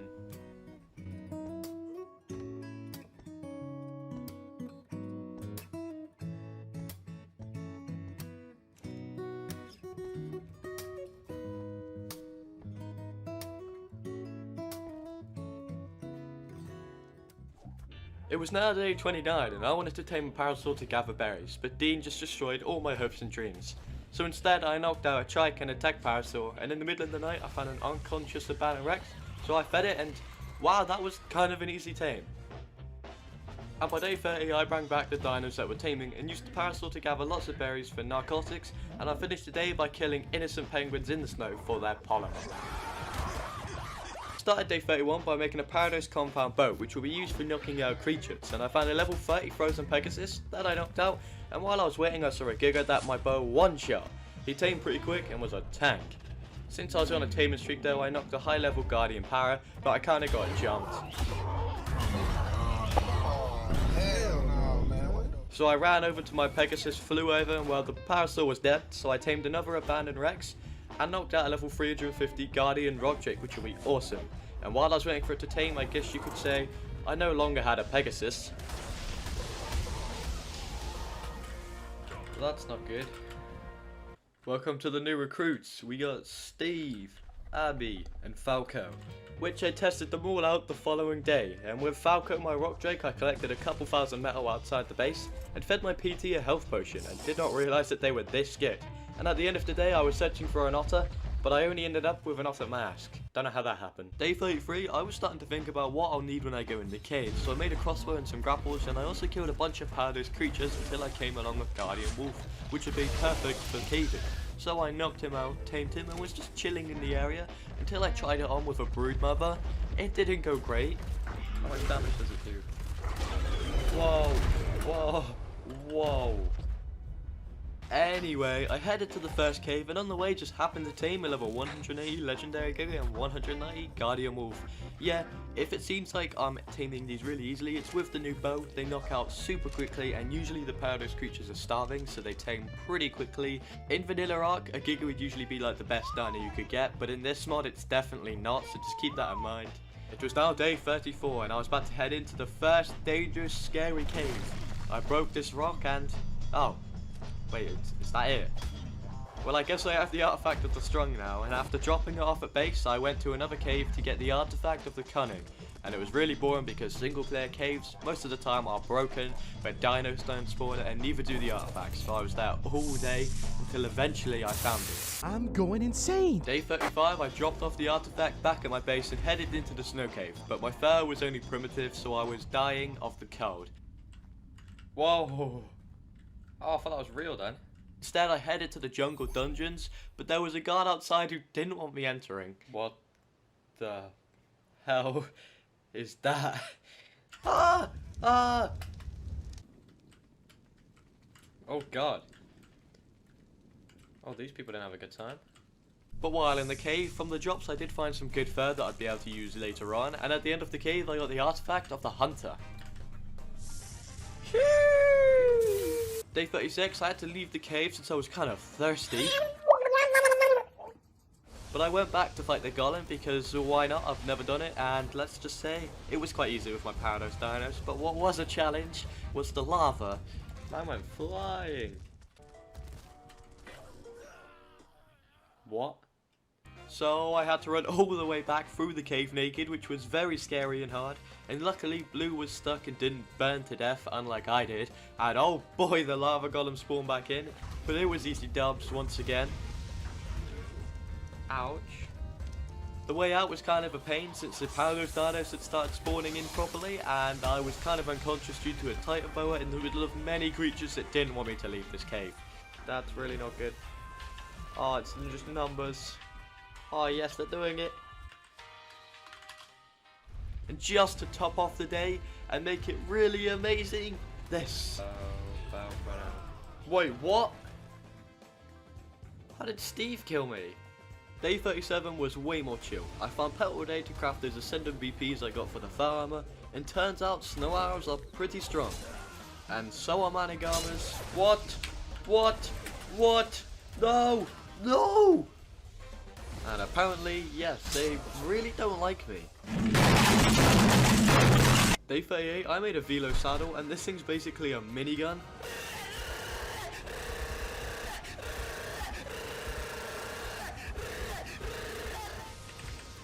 No! No! After that tragedy, revenge was needed, and revenge is what I got. And later on I went to the ice cave and didn't realise death worms spawned there, so I had to take them all on with just an axe. And I did have some serious close calls, but I did make it to the big boy, and he was a piece of cake. Remember, the challenge in this mod isn't vanilla caves, so I'm just doing these caves for the fun of it. The real challenges are the parados bosses. Day 39, I finally made out the cave, and somehow Steve friendly fired me again, and after I was very struggling to find my loot, I made a death helper. Turns out it helps you with death, not finding your body. And after much searching layout, I was able to find my loot bag, and in the evening leading on to day 40, I finally finished the roof of my base, and used the home deco mod that had some nice touches to make it really homely. And the best part about it? Bread. Day 41, I had the slight feeling in the back of my head that I was missing something. Oh no, Falco! He's in the cave! Oh no, I forgot him. I'm a great owner. And later on, I wanted a waterman, so I was attempting to tame a shark by shooting it from outside the water, but it was proving to be difficult without scuba gear. And I did the next best thing and got a galley. I had a plan to make this the fastest creature in the universe, and while I was taming, I found a max level Shoniosaur and was able to knock it out and tame it, and I was also tamed a bulb dog, because why wouldn't you? This led on to day 42 when I fed Sunny a large XP potion and made him a beast, although any parados dino would probably destroy him. And Speedy had finally tamed, to which I gave him 500% movement speed. Oh my god, he's so fast! Ah! And at the end of the day, I also made a fabricator, made a potion maker, which I used to make 5 Chronos Kibble, which you used to tame, well, Chronos dinosaurs.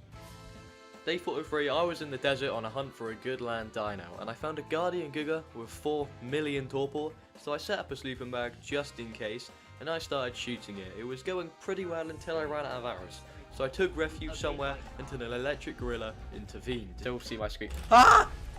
Oh, no! No! No! No! And as I was so close to making my way back to Falco, nothing ever goes great. Day 44, I was dwelling in my sorrows, collecting berries until a Carno tried to attack me, but he failed, and I split up some meat in my inventory to spoil so I could make narcotics to make more parados arrows, which I used later in the day to knock a level 270 Chronos Wyvern with kibble, and once he tamed he was pretty cool and I made him quite fast, kinda too fast, he was kinda hard to control. Day 45, I gathered the materials to make a keep forge, and while on my ventures I found a level 360 wicked rock drake, which I kind of successfully knocked out, although me and my wyvern were also unconscious. Oh no, I seriously misjudged it. What have you done? I'm actually a god.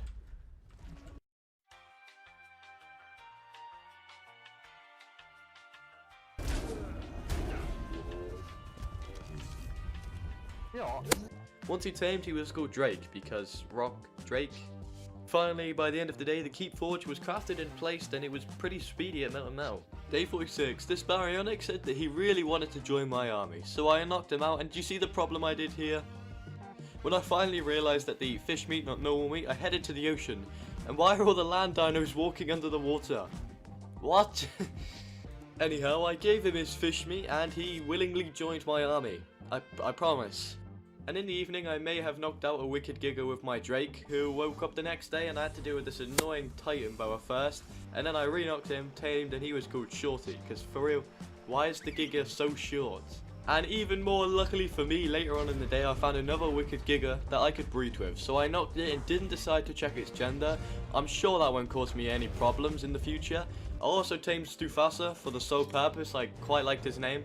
Day 48, I headed to get the artifact of the immune. Sadly, it wasn't very exciting since solo caves were so broken in Ark.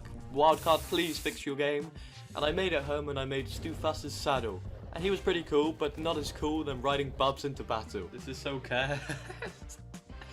Bubs is a legend.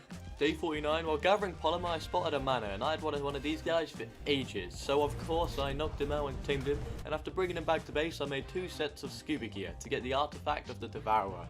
I started off using Sunny, but he wasn't doing too well, so I ended up using more firepower and used Barrel. He did the job. Day 50, halfway to the big 100s. Today I made a pump shotgun and a riot shield, and I started working on a little project of mine that you guys will see in due time, and I also replaced my front gate with a new way cooler one. Oh no, no, hold me, skip past that. Oh phew, I'm good. I have no fuck. Day 51, I may have not actually mentioned this yet, but I'm planning on fighting the Alpha Boss. Not because I think it's going to be a challenge, but I would like to get the element so I can craft parados tech armor, as it's got pretty good armor. So I was preparing for the labyrinth, and as I was about to enter, someone told me that I needed dino to sacrifice at some point, so I went out and tamed a Dimorphodon and arrived back in day 52. This place is kinda hard. It starts off with like a coded puzzle that has parkour, which took me way too many attempts, but you will never know. And afterwards a room where if you touch anything you get scorched with fire, and then there's a big parkour room which was very frustrating, and it was now day 53, and I was still in this place. And after traversing through a maze, I found the artifact of the Clever. Oh, I'm sorry, but I have to sacrifice you. No! I was now at the final stage, and I had to fight off like spirit animals to release the last 2 artifacts, and then left through the sewers. I was now free and safe. Or not. Really? Day 54, I couldn't accept what happened to me back there, so I went back for revenge and succeeded, and shortly after I had an encounter with an electric manticore in the mountains, which is a recipe for disaster. I went multiple times with multiple different dinos, was trying to stop it, but it was always insta-demount and kill me. I was very mad, so I logged off for the day and was hoping when I come on tomorrow it wouldn't be there. Day 55. Today an electric manticore even decided to spawn on my base, causing many things to die. Luckily, while I was dead, my Gigas just about knocked it, and I used my last resort Stufasa to run over to the other electric manticore that was giving me grief and lure it into a cave and finally get my loot back. I hate these guys so much. Day 56, while gathering RG talents, I found a level 320 Wicked Drake, and since mine was dead and I needed a replacement, I tamed it and called it Kanye, because Drake and Kanye. Day 57 and 58, I was collecting tributes for the boss. That was it. Day 59, I found this level 280 Chronos Griffin, so I went back to base to craft the kibble for it, went back, knocked it out, and this greedy boy ate all of the kibble when he only needed 1. Day 60, I was farming tributes in the swamp, and then I got a leech on me, so I stood on a campfire until death, and that didn't remove it for some reason, so I had it on my screen for most of the day, until I realised my mana can take it off. Wait, since when?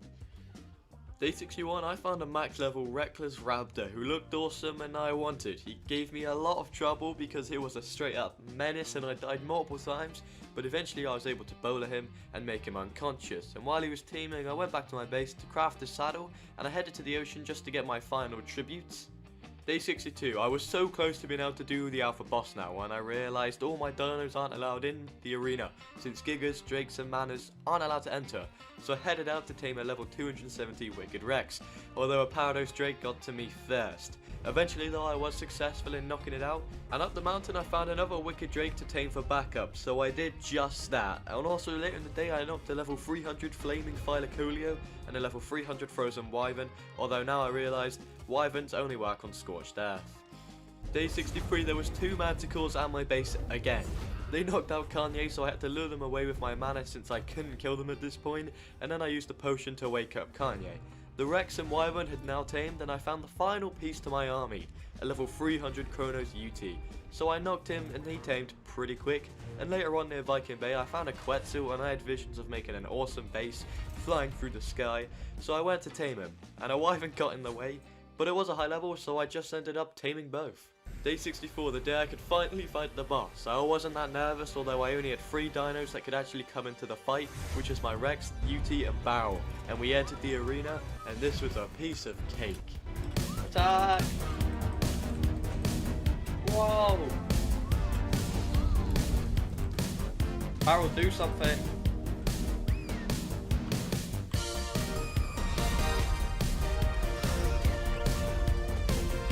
Yes!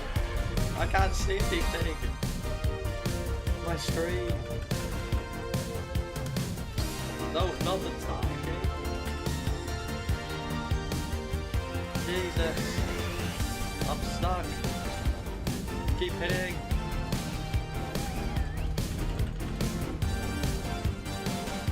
Yes! Oh, that was a very anticlimactic ending. 410! See, that was pretty easy, but soon I'm going to have to face off with these menaces. Back at base, I set up my victory flags and trophies, and then I crafted tech leggings and a chest piece. And they were awesome and they look super cool, but I wanted to finish the set. So day 65, I found black pearls, and when heading home I kind of left them at the beach by accident.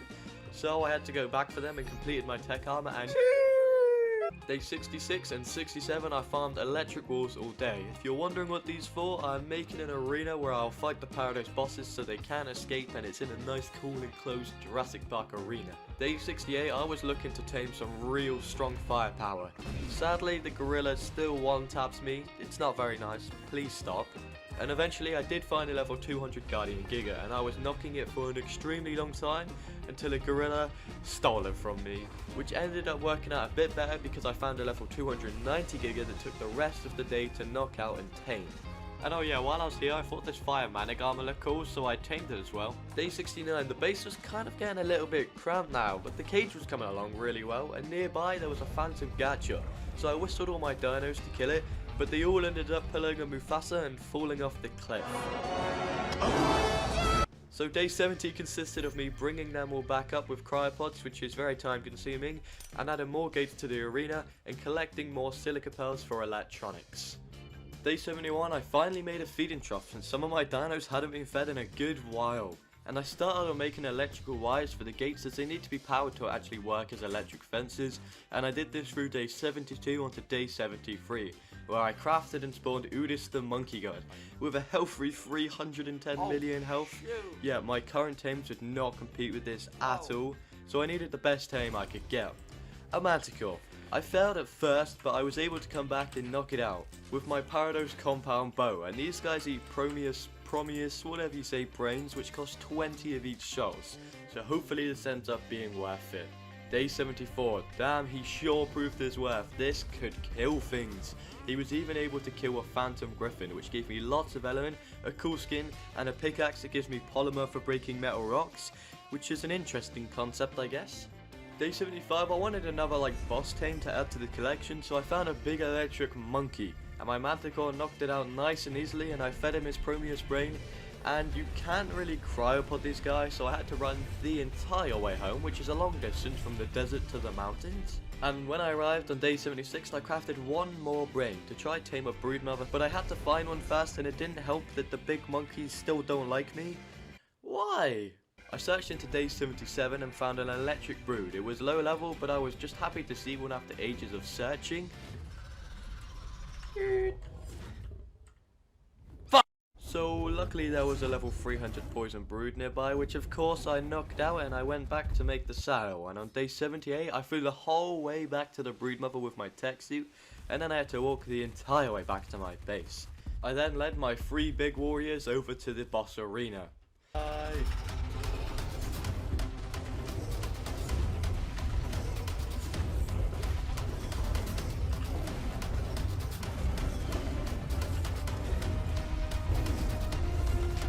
Scarlet's knocked out. Uh-oh. No, I didn't fly in time. Yes, she's awake.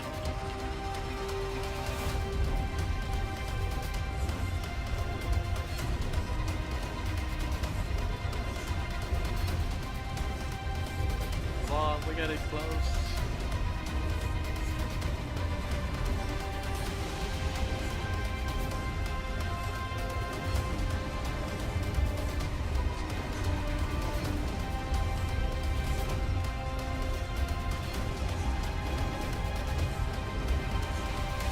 Oh, come on. Yes! Yo! Look at his dead body. And after a long hard battle, Udis had been defeated. I got a cool electric bone weapon and a super compound bow, which would probably be insane, and an item to summon a tameable version of Udis, which I used. Oh. I didn't get time. I think I was supposed to be on my dino for that. But after knocking Udis out, he needed a banana to tame, so on day 79 I made his banana and I tamed him. He was pretty cool, but I expected him to be a little bit better. Anyway, I was farming souls for the next boss and I wanted to test out my bow on a broodmother to see how it is, and damn, it's insane compared to the last one. Day 80 I was turning Duncan, my Quetzal, into a bus. It didn't turn out quite how I expected, but it does the job and can carry all my boss killers, and except from Udis, because he just floats off, so screw Udis, he can walk. Oh, this, it's so beautiful. It's an army. Day 81, I made Michelle the god of the jungle and tried to summon him, and...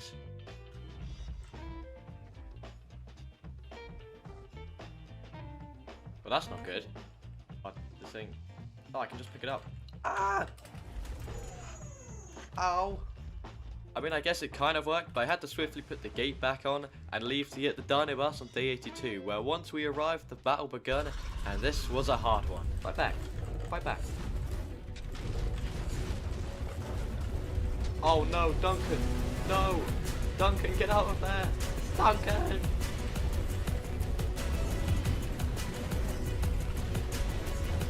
Duncan! No, why did he have to come?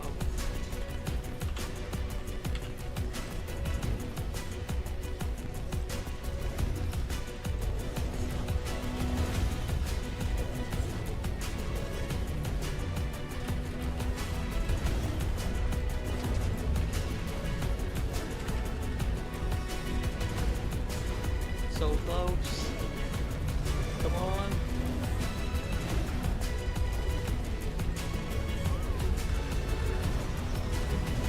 Yes. Oh.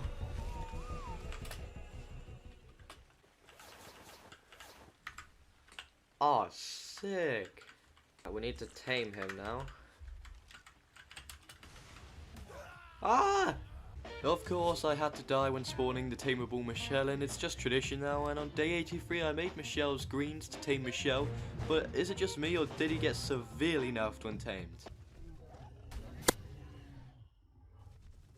Day 84, I tried making an enclosure for Sunny down in the canyon so he wasn't stuck in a cryopod his whole life, but the water was too deep and he could have just swam over. And later on I had a super frustrating encounter with a manticore, again.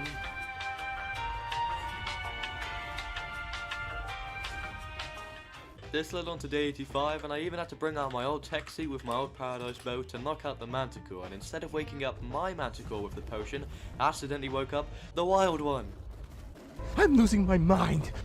Day 86 to day 92, nothing really interesting came up at all. I mostly just farmed souls as the bosses cost a lot to craft, like 50 of each soul to craft. Day 93, I'm going to let you in on my plan. I still have 2 bosses left to fight to complete the Parados mod, so I'm going to fight them together. And after all that farming, I crafted the 2 and summoned them, and they're in the arena right now. But to fight these, we will need more members in my army. So I found and knocked and tamed a level 290 Prometheus Poison Dragon, which is actually very big, and on day 94 I brought all my dinos to the boss arena. Yes, they were all going to help fight this, but when doing so I thought that my new dragon had just despawned. He was nowhere to be seen, so I went out and found an electric one instead, knocked it and tamed it, and nearby I somehow found Speedy. I didn't actually realise he was lost. Day 95, Speedy's return led to his unfortunate and quick death. I did manage to get every dino into the arena and line them up for battle. Just to show you how powerful these 2 bosses really are, here's just me flying near it. Yup, I just get obliterated. So before this massacre begins, day 96 I flew out to the middle of the ocean to say goodbye to an old friend, Sunny. Goodbye, Sunny. You were good, but the Parados creatures were too much. I hope you'll have a nice life down here in the ocean. Goodbye. Day 97 and 98 was just a few preparations for the battle, like getting all my potions and gear ready and in my inventory, and we now had a bit more of a disadvantage as a Parados Wyvern had flown in when I wasn't there and killed a few of the dinos, which is not cool. Day 99, the day we had all been waiting for, when my strongest creatures I had gathered since the beginning of this journey will go up against two of the hardest bosses in the game, each having hundreds of millions of health. And the only way to find out how this ends up is let it begin.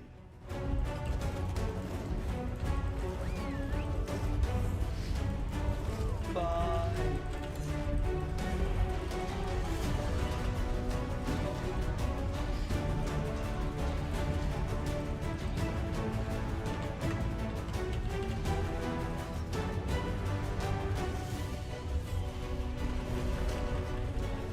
Biggie, no.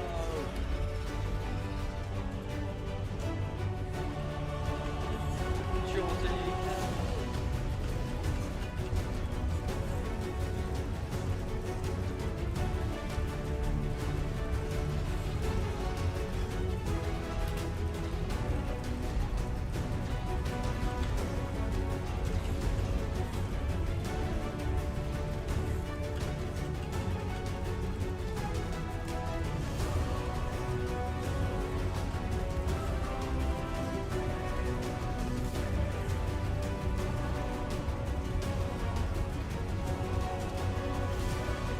Yes! It's one down.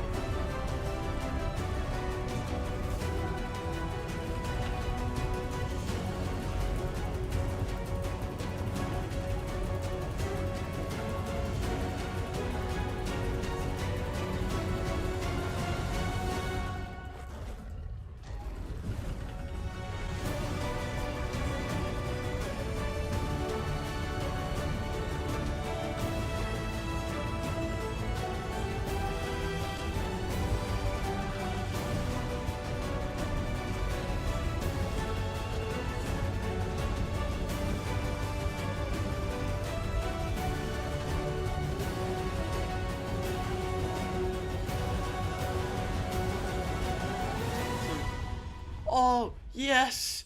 We did it! Let's go! Wow, we were actually able to do it. Nice. This is the Broodmother, and this is a demonic Reaper Empress eating that Broodmother. And this is me, hey, who'll be spending 100 days with the Primal Fear mod, living with these terrifying creatures on an awesome map called Hope. And as always, the adventure begins on day 1. Wait, what? Wait, why are we... I got the normal thing on my arm, as usual. Why are we so high up? What? Oh, why are we?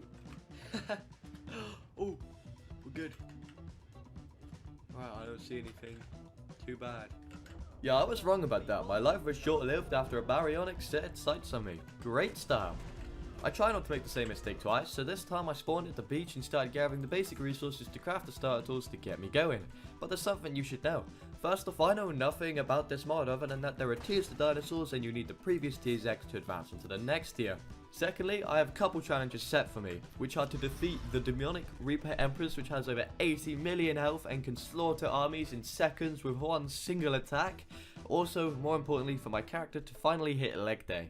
After farming more resources with my tools, I got some narco berries from a bush and had a new item I could craft called a Primal Spear that is able to deal torpor damage. So I crafted a few of those and normal spears for protection. I was now on the hunt for hide and stumbled across an Alpha Dilophosaur, which I did not want to annoy, so I ran away as fast as I could and had to take an innocent life instead. I'm so sorry. After leveling up, I had unlocked healing stews, which were super cheap, so I crafted 2 of them, and I still wanted more hide, so I turned a parasaur into a porcupine, and was harvesting my kill when a sneaky toxic raptor made me its kill. Yeah, Primal Fear made me its punching bag until it started to get dark and I was finally able to get my possessions back. Since no one in their neighbourhood was particularly friendly, I started making all the things I'll need for my first base, plus polars for all the raptors nearby, when I heard a huge explosion. What the hell? My first base was now complete with a mortar and pestle, and I was also now equipped with a bow and arrow for that extra defense. The next day I made one single narcotic. The progress is real. I was in need of a friend though, so I started passive teaming a Listosaurus, which was taking a while, so I also set up spikes around my house, as anything above Dodo tier could enter me at any moment. I still had spare time though, so I made storage boxes and a compost bin, as I need to get fertilizer to make crops very early on to make kibble to tame primal dinos. And then, Bobby tamed. I was no longer alone and feeling great about this journey so far. Bobby! Whoa! What? Once again, I was turned into a punching bag, but luckily it got bored of ruining my life and left, and I was able to bowler and knock a level 90 PT very easily with the primal spears I made. While it was taming, I was about to start repairing my house when, well, I don't want to talk about it. Not the best of my days. I was feeling good about day 3, because I was able to kill a level 260 raptor for its hide, and nearby my base I spotted his lower level friend. Turns out he had even more friends.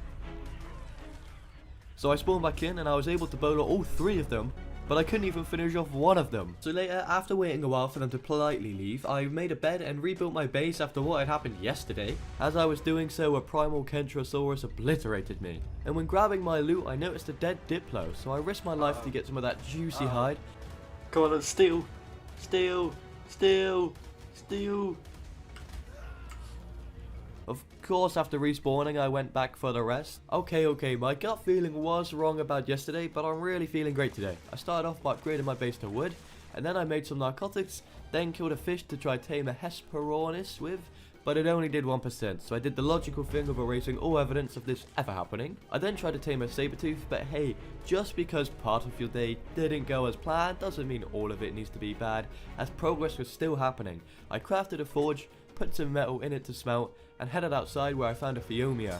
Look, I was getting desperate at this point, so guess who now had the strongest team ever? Ronnie Coleman. Day 5 started out with Ronnie asserting his dominance by murdering a raptor, and after that we went on a metal run as I'm going to need some metal tools soon. Shortly after though, I made a raft with some beds so I can go up the river and explore the map, but I am not quite ready to do that yet, so I force fed Ronnie a bunch of stimberries, making him become a poop machine for my compost bins. I then made an S+ smithy which I used to craft a metal pick, and since I'm going to be making kibble soon, I'm going to need eggs. So I knocked and fed a dodo, but apparently you can't knock out bunny dodos. And as I was patiently waiting for the dodo to tame, I got the death message that Ronnie had been killed. No! No! Ronnie! Stop! I attempted to lure the Ferrazino away, but damn, is this mod gonna give me a break or what? I guess not, because when I got back to my base there was a demonic parasaur getting eaten by a tech parasaur. It did give me super cool loot, but murdered the rest of my companions. So to make some light of the situation, I consumed an XP potion, and a Kentro wasn't too happy about that. At least I was able to scavenge some demonic hide and finish the day off with a Dimorphodon.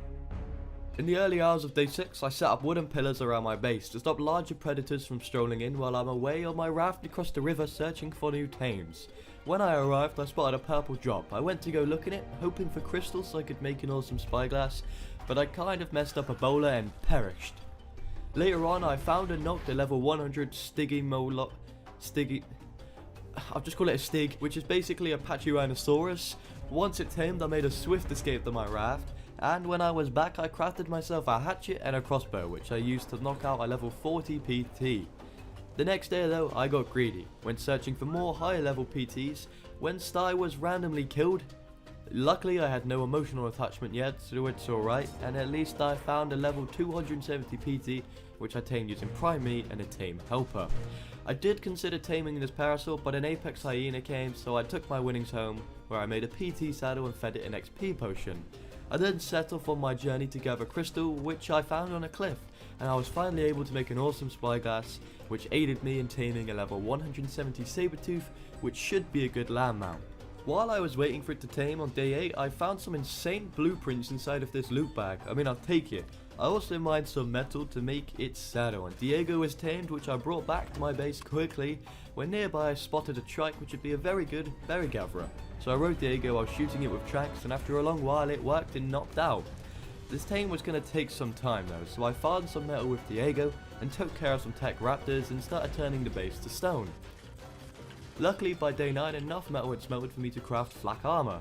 Shortly after, Burby had tamed, and I got tons of narcoberries and some seeds I needed for my crop plots, which since now they are seeded, they needed irrigation, so I set up some stone pipes to water them for me. And after that I made a primal smithy which is used to craft all the primal items basically in this mod, and for the rest of the day I turned all the pillars surrounding my base to stone, also adding a stone gate to fit in my more plus sized dinos. Day 10 started off in an extremely dangerous situation where I was trying to knock out a nearby RG which was right next to a demonic parasaur. I don't know how the parasaur didn't just completely nuke me and destroy my base.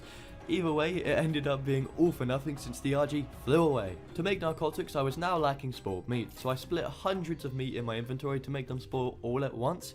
And I also made 2 more crop plots as well. For all the kibbles in the game, I need 4 different kinds of crops, which are rock carrots, savroots, long grass and citronals. Shortly after, huge progress was made though, as I was able to make one singular toxic kibble, which if you can't put the pieces together is used to tame toxic tiered dinos. Sadly, the hide didn't last very long, as when farming berries with Burby, the primal catcher that's been tormenting me this whole video, killed Burby. No! Burby! No! Burby! Now since my recent loss, I need a new berry gatherer, so I tried to tame a parasaur when Diego just decided to run away. I don't know why, but by the time I grabbed him, the parasaur was gone, so instead I tried to tame another trike, but a pack of raptors quickly stopped that. Then as I was making my escape, somehow a tech parasaur sniped Diego. Where did it come from? I was on the ocean. What? Diego! Well, that sucks. Anyway, later on I was fighting an alpha dimorphodon and was wondering why wasn't it doing any damage to my PT. This is when I realized the Morphodons hit the rider, not the mount. No! Oh no! I somehow managed to get back in the nick of time, barely saving my PT from being a tasty meal. And once the dinos lost aggro on me, I got my loot back, also getting the dead Dimorphodon's loot, which was pretty nice. But I did get a little bit too close to a demonic Hydeodon. That was close. By day 12, I had killed another Alpha Dimorphodon, but my PC nearly exploded as I was getting about 1 frame a second. It was a terrible experience. I had to turn all my settings down to the minimum just to be able to find out the culprit was an exploding monkey. At least on the bright side, when I got away, I spotted a level 260 RG, so I farmed up a quick little trap, placed it in a safe location, lured the RG in, shot it with tranks and knocked it out. Quick little mention here, if my graphics drop throughout this video, it's because my PC at times simply just couldn't handle this mod. While I was waiting for the RG to tame on day 13, I headed back to my base where I was jumped by an Alpha Dimorphodon who just left without elaborating like a Giga Chad. Anyway, getting back to what I was planning to do was craft large bear traps as I'm going searching for toxic dinos.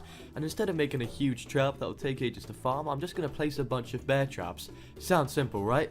It's working. This... NANI? No! Get away, get away, get away! No! No, my PT! Alright, so maybe there was a flaw in my logic, but after my failure I headed back to my RG, which was now tamed. But it didn't really matter since a Primal Raptor had a vendetta against me. Please, please, please, no. No! The rest of the day wasn't fun either. I spent it leading the Primal Raptors across the ocean. Why? It was now day 14 and I think I'm going insane. Perhaps wacky. One might even say crazy. I'm losing my mind. But I set out to complete this challenge and that is what I'll do. So I found another RG, trapped and tamed it. When flying home I found a significantly higher level RG. So guess what? I loaded it back, put it to sea with trankers and fed it. And once again, on the next day I left to explore for a toxic dino and severely underestimated a toxic scorpion. Why do I do that so much on this mod? No, you've got to be kidding me. No, no, oh no, no, please don't come, please don't. Aww. So after grabbing my loot, I had to trek all the way back to my RG that was taming, gave it an XP potion, and I finally found a toxic dino I could tame. The only bad thing is, a demonic parasaur blew everything up. At least I finished off the day by taming a PT. That when flying on day 16, an Elder Itchy was on demon time and stole 101 narcotics. What? Good job, I had already made all the trankers I needed to chase and knock out this toxic fake Pachyrhinosaurus before dying from the cold. Luckily I had made sleeper bags though. The tame was pretty cool, but well, in biology I was taught males don't lay eggs. This guy's a male, but would not be laying toxic eggs for me. Great. Since this area seemed pretty safe, I knocked out a few more dinos, and damn, the Primal Pike's actually pretty good at knocking things out. But while they did their thing, I tried to make my new fake Pachyrhinosaurus a saddle, but for toxic saddles you need toxic hides, so I started chomping on a toxic carbon enemies, when some raptors decided to steal my kill, and even had the audacity to kill everything else. It's all good though, all was going great. As the night passed over, I was getting harassed by a Dimorphodon while to loot Ferox was nuking the beach.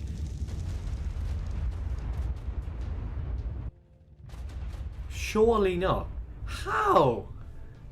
Do you know what I'm going to do? I'm going to live on a rock. Yeah, that sounds nice. Nice and safe. But to complete the skull, I'm going to need an Anki for stone and, well, some protection. This raptor will do, well, for most likely to be a meat shield. And apparently a Primal Kentro near me died, giving me some insane loot. You know what? I'll take it after all this pain. For better protection than a little raptor, I thought I should attempt to knock out this level 200 baryonyx. It was a bit of a struggle having to chase this slippery guy around, but eventually he caused some Z's, and I collected my now finished tames from earlier. What is this? How is he doing this? He's magic. Once I arrived back at my homestead, I got to work on the foundation to my new circular base. Yes, I've never made one of these before.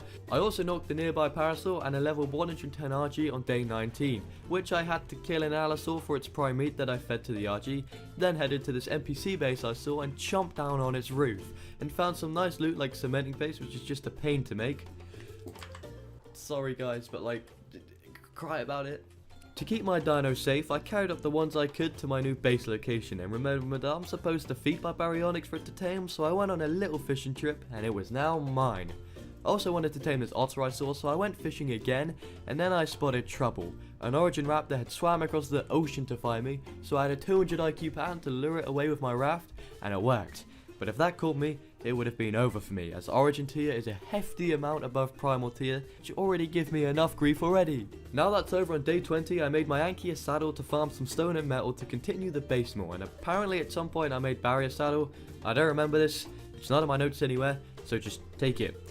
But to add to the randomness, I stole an Ovis, brought it back to base, chowed down on it, and then I drowned, because I forgot about breathing.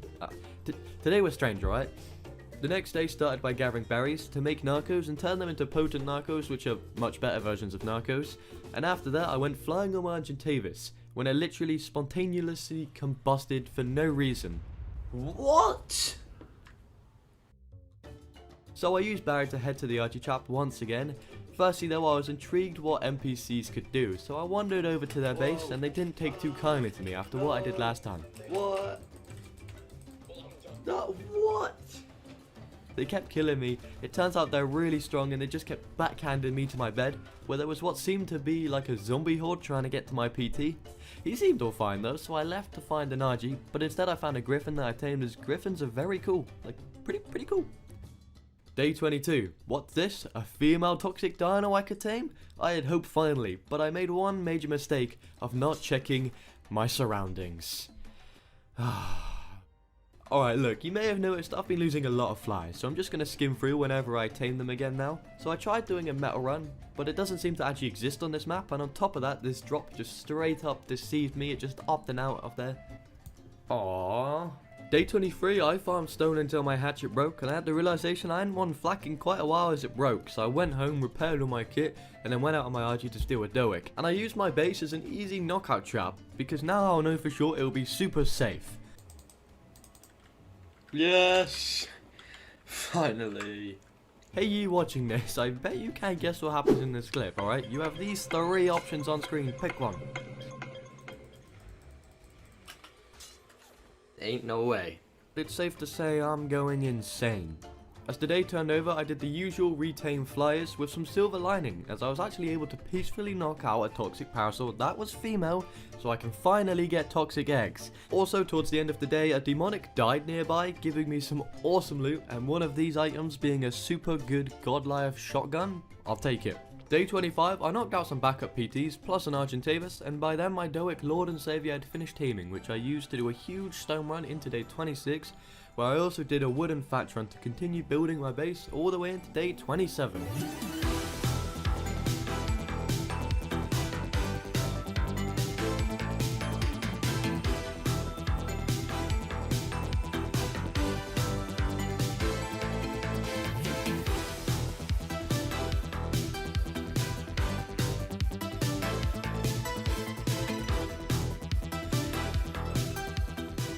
Now the shell was mostly complete, although the upstairs would be glass, but my metal was getting low, so I went on a long journey looking for some metal nodes. Apparently there is supposed to be lots in the snow, but it was freezing my toes off, so I went back and discovered my Anki already had some metal in it to keep me going for now. It wasn't all sunshine and rainbows though. When using my Archie to search for toxic dinos, a fire Megaraptor ruined my streak of not losing any flyers. No, no, no, no, no, no, no, no, no, no, no, no, no, no, no, no.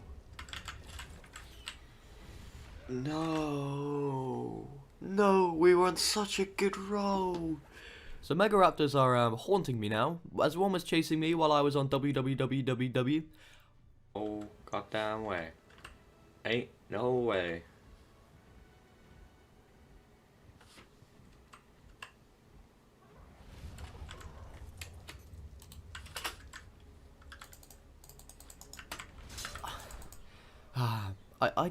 Where's my luck at? Can I get some good luck for once?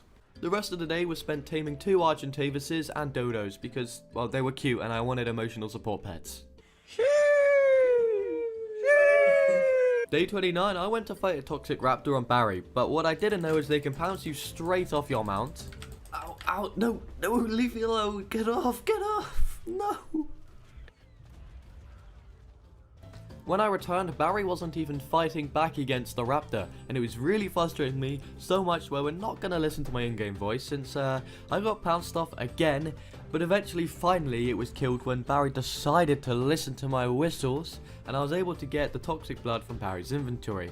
But when I headed back, this duck would just not leave me alone, like, please just stop. Once all was done and dusted, I got my citronal plants, cooked up some meat, and I was able to make 1 alpha kibble. Progress. In the night leading into day 30, I did a huge metal run in the desert as I discovered some nodes there. And on the way back, I was heading for Crystal when these huge nuclear explosions went off.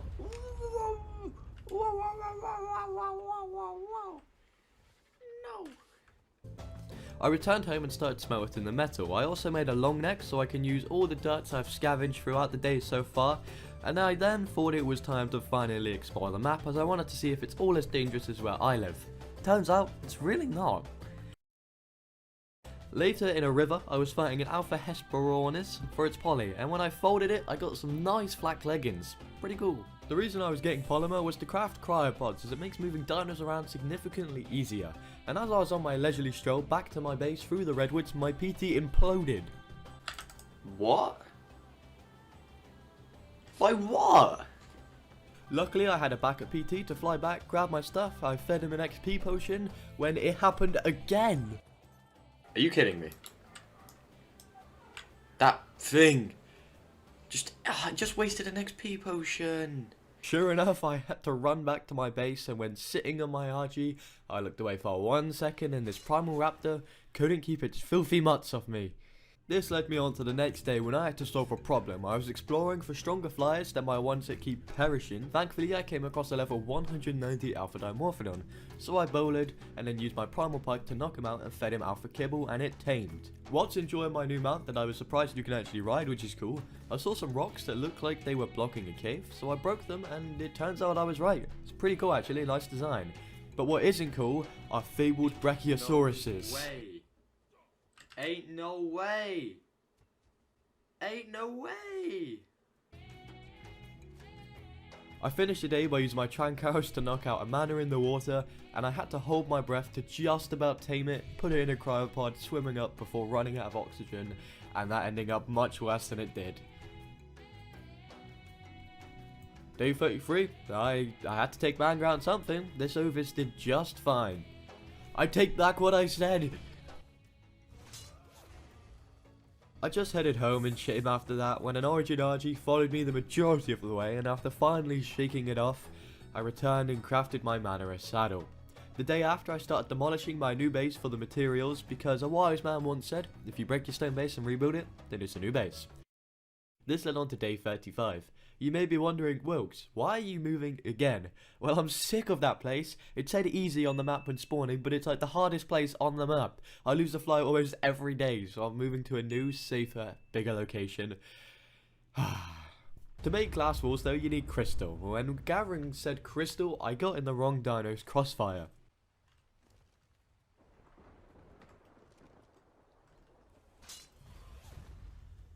Honestly, I'm not that mad. I was being super slow and kinda deserved that. So I returned on day 36 of my mana and started staring at the beast waiting for it to fall off the cliff because I was not going to get in the way of that. But I did grow pretty bored, so I tried shooting him with a bow and jumping towards the ocean to kind of push it off the edge when I got this insane clip.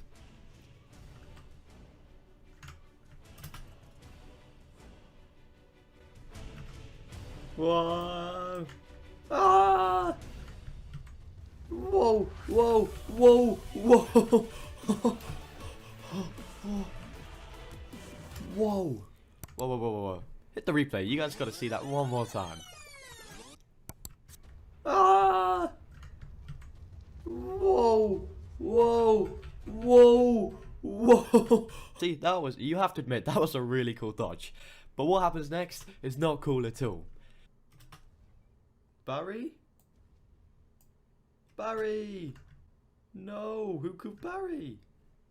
I finally got my loot back from my dead dino's carcasses, and I wanted to get back into the alpha tier dino league, so I just about trapped an alpha RG, but it scratched me with its talons, and an origin RG must have wanted to join in the party since it chomped on my manic armor. Why? I rushed back as quick as I could on my raft and used all my trank darts to knock out the RG and put up spikes to ensure its safety, as yes, it did somehow break out of the trap. I guess they're stronger than normal ones. I then drowned myself to quickly get back to my base, grabbed the alpha kibble I needed, and then I arrived back to the RG and fed it the kibble on day 37. It must have enjoyed the food a lot because it was now mine. Sadly, I didn't have a saddle for it yet, so I had to put it in a crypod. And now the problem I had was, I can't get back up to my base without a flyer. So I had to quickly tame up another PT with raw mutton until I was cruising on my raft, and this happened. Whoa, whoa, whoa, whoa. Tell me how my luck is for a literal flying creature die to a shark. One flies in the sky, and the other lives in the ocean. How? I guess all was okay-ish because I ended up with a level 200 RG that I used so I could get back up to my base. Where on day 38 I crafted potent tranquilizer darts and I farmed alpha dinos. When doing so gave me some pretty decent loot. I did this until I came across a level 100 vanilla Rex, so I thought I'd knock it out from a safe distance, then use raw mutton to tame it, as you know that's always a little bit quicker and better. And once he tamed I named him Rexy. Lastly in the day I used a blueprint to craft the 180% Primal pike and also make the best pick and hatchet I had the resources for, as why not have the best tools you can have. Day 39 I was farming hide and chitin for the alpha RG saddle, and when killing this raptor I let go and it used some hoodoo ass magic to pounce me midair and kill me? How?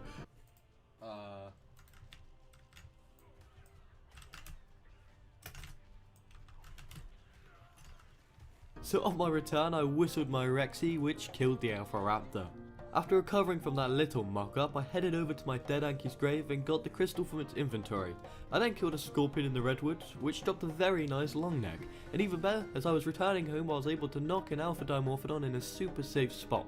So I rushed back to make some alpha kibble, then flew back, fed it, and I named it Stripe because of its cool white stripe. And guess what? Even better, there was an alpha PT right next to me that I tried to bowler and I failed. Although luckily he got stuck in the cliff, so I also knocked him out in a super safe but kind of hard spot to get to, but I mean at least he's really safe. I just can't believe today was actually super successful. I brought back my new companions on day 40 where I continued farming to finish the roof at my new base location. I was also able to make a saddle for my alpha PT which I named McQueen. He seems super cool and I'm pretty sure he's bigger than usual, right? Like, he looks pretty big.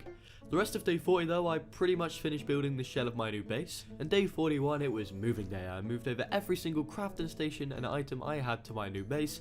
This took all day into day 42 where I brought over my dinos. They should be way safer here. But to make them more happy and comfortable, I made a feeding trough, as I don't think I've intentionally fed any of them yet, like this whole time. I also made a toxic parasol saddle so I could collect berries with Burby Collector. And after that, I set up irrigation pipes from my crops on my second floor all the way down into the ocean. This continued on to day 43, but once I was done with that, I stole a fabled trike's egg and left swiftly as I did not want to fight with the mother. I then continued heading to my base to grab the rest of my dodos, but I quickly needed to make a pit stop off to get my crop supplies from down below. Although it seemed that a fabled trike had been hunting me the whole time, and it took out 2 of my dodos. I headed home with my losses and sorted out my crops with seeds and fertilizer. I then cooked some prime meat, which made me able to make some elemental kibble, which means progress. To make said progress I need darts that I made on day 44. I also made the best armor I was able to with the blueprints and resources I had. I then headed out to tame an Anki, but after knocking it there was a Jerboa right next to it, so I just had to knock it out, and he was called Jerry. I was having fun with Jerry until I barely escaped death by milliseconds as a Primal Raptor almost caught me lacking. Sadly, my Anki wasn't as lucky as me, but no bother, I knocked another Anki, and this time I flew back to my base to get a tame helper to help speed up the process. And when I returned, a Scorpion was a little bit too close for comfort to my Anki, so I killed him and got some really cool armor from him. Thanks. Day 45, I chopped the Anki off at my base, and when looking for elemental dinos, I found a level 300 ice Mega Raptor, but I kinda failed the bowler. Jerry! No! It wasn't until the second time failing the bowler and being destroyed that I realised they can't actually be bowlered. Who would have thought? So my 5 IQ plan was to farm up lots of resources to make a stone base that I could hide in and knock out the Mega Raptor. Luckily on day 46 I found a lower level Mega Raptor because the level 300 was a bit too powerful. The next part of my plan was to shoot it, run back into the base, but damn, I guess my little legs are not quick enough as this thing was speedy. I tried this method many times with no success, so I tried adjusting the base design slightly, but still no success. Day 47, I didn't record half the day, so have my far superior arc, but what happened is I demolished the current trap and rebuilt a simple gate trap used for RGs and griffins, and my new plan was to use McQueen to lure the Mega Raptor in and then close the gates behind me. The sad news is McQueen died a cold, icy, painful death. The good news is I trapped the ice Mega Raptor and I was able to shoot with shanks until it knocked out. I then grabbed the elemental kibble from my base and tamed the new addition to my army, Frosty. The day after, I crafted some toxic kibble and repaired my armor as it got demolished by the previous Mega Raptors, and after this I was getting materials for a harpoon gun as I thought taming dinos would be easy by using a harpoon gun with nets. While doing this I tested out Frosty's strength and wow, he's one strong boy. You see this? Yeah, apparently there's XP notes on this map. I didn't even know there were a modded map, so that's cool. Oh, and yeah, by the way, I also knocked another Alpha PT out that I'd be able to breed once I get a female one, so that'll be useful. I searched a long time for polymer to day 49 when I finally found a single mantis. Bruh. It seemed that was the only mantis on the map, so as an alternative I had to kill big ducks for their polymer, and I got enough to make the harpoon gun and nets for it. Now though I needed to make some alpha kibble for that PT I knocked yesterday, and fortunately my lemons were not grown yet, so I sold some from the local farmer down the road, and then I crafted the kibble and tamed the alpha PT. Oh, would you look at that? We're halfway through the video at the point where I tell you that I reply to every single comment, and then you go leave a comment, I respond to it, you hit the subscribe button. How wonderful. Day 50, we're now halfway there, but you know the other day I was on about alpha PT breeding? Well, luckily I found a female alpha PT, so I knocked it out of my long neck and surrounded it by spikes for safety. I then surveyed the nearby area for threats, and I found a toxic raptor and parasaur, so I knocked them both out and started taming them as I could always do with more toxic eggs. But this idea didn't last too long, as an alpha raptor jumped me, almost finishing my life when my toxic raptor woke up and sacrificed its life for me. His life was short-lived, but he served a good purpose. And at least I got an alpha egg out of all of this. I'll take any egg at this point. Day 51, I happened to come across another female toxic raptor, so I guess I had to tame it, you know, fate and all that. It was very annoying since she had friends and I was limited on shanks and also have terrible aim. I must have missed like 50% of my shots, I don't know how I'm that bad. So this took 10 minutes later of chasing this slippery raptor down when I finally put it to sleep and fed it the toxic kibble. X, this'll be your only purpose. Back at base I made a reserving bin which will be used to make prime meat jerky, which is then used to make apex kibble. This is when I remembered I still had to feed that alpha PT, so I quickly crafted some alpha kibble, flew to the PT, fed it, named it Sally and brought it back home where McQueen 2 and Sally had some bonding time. I wanted to give them some privacy, so I put all the things needed into the preserving bin to make the prime meat jerky, which would not be useful to me as I was supposed to make cooked meat jerky. Let's see how long this takes me to realise. Remember that alpha RG I got like 14 days ago? Well, I finally made it a saddle so I could go on a huge, insane, magnificent metal run, returning back the next day with not very much metal, to be honest. Look, I tried, okay? For the rest of day 52, I did admin jobs like filling up my forges, tending to my crops, and attempting to make stairs up to my base plateau area, which proved to be unnecessarily difficult. Why is this so hard? I can beat up a T-Rex but not make some stairs. Day 53, the sudden realization hit me that when trying to craft apex kibble, I made the wrong jerky meat. Nice. Anyway, I set up a sleeping bag in the desert as I saw a nice griffin a while ago, but at the time didn't have any elemental kibble. Well, now I do. The plan was simple. Griffin move, me shoot to net, Griffin no move. Ah, no, I severely misjudged this. I quickly went home to recalculate my plan and repair my armor. As I was doing so, I brought new life into this world. I didn't realize the PT was so close to hatching. 2, 1, let's go! Our first baby. Let's go. Hey, let's not get distracted from the task at hand, alright? My new plan was to trap it in the same way I trapped Frosty by flying through the automatic S+ gates and then let them close behind me, trapping the Griffin. Ah! Oh, no, McQueen, no. Follow me, please, come on. No passive. I'm free, stop. Come on, yes. Oh. McQueen too tried his best, but I had to switch him out with Frosty, who did the job just fine trapping the Griffin, and so I started shooting it with tranks all the way into daybreak of day 54. But you see, the problem is, look at this boy's torpor. He has a lot. So I quickly headed back to my base, used Burby to gather seeds to make potent narcos, then make small bullets to craft trank shells, which then turned into trank darts, and I then headed back. You may be wondering why I didn't just use my Primal pike to knock it out. Well, the flaw in using automatic gates is if I get too close, then I'm giving him freedom to have me for breakfast. Finally though, it got knocked out, and since I had to wait a while, I was killing the local Doex when a Palovia nearly ruined my whole day. Oh god, this is not good. Uh-oh.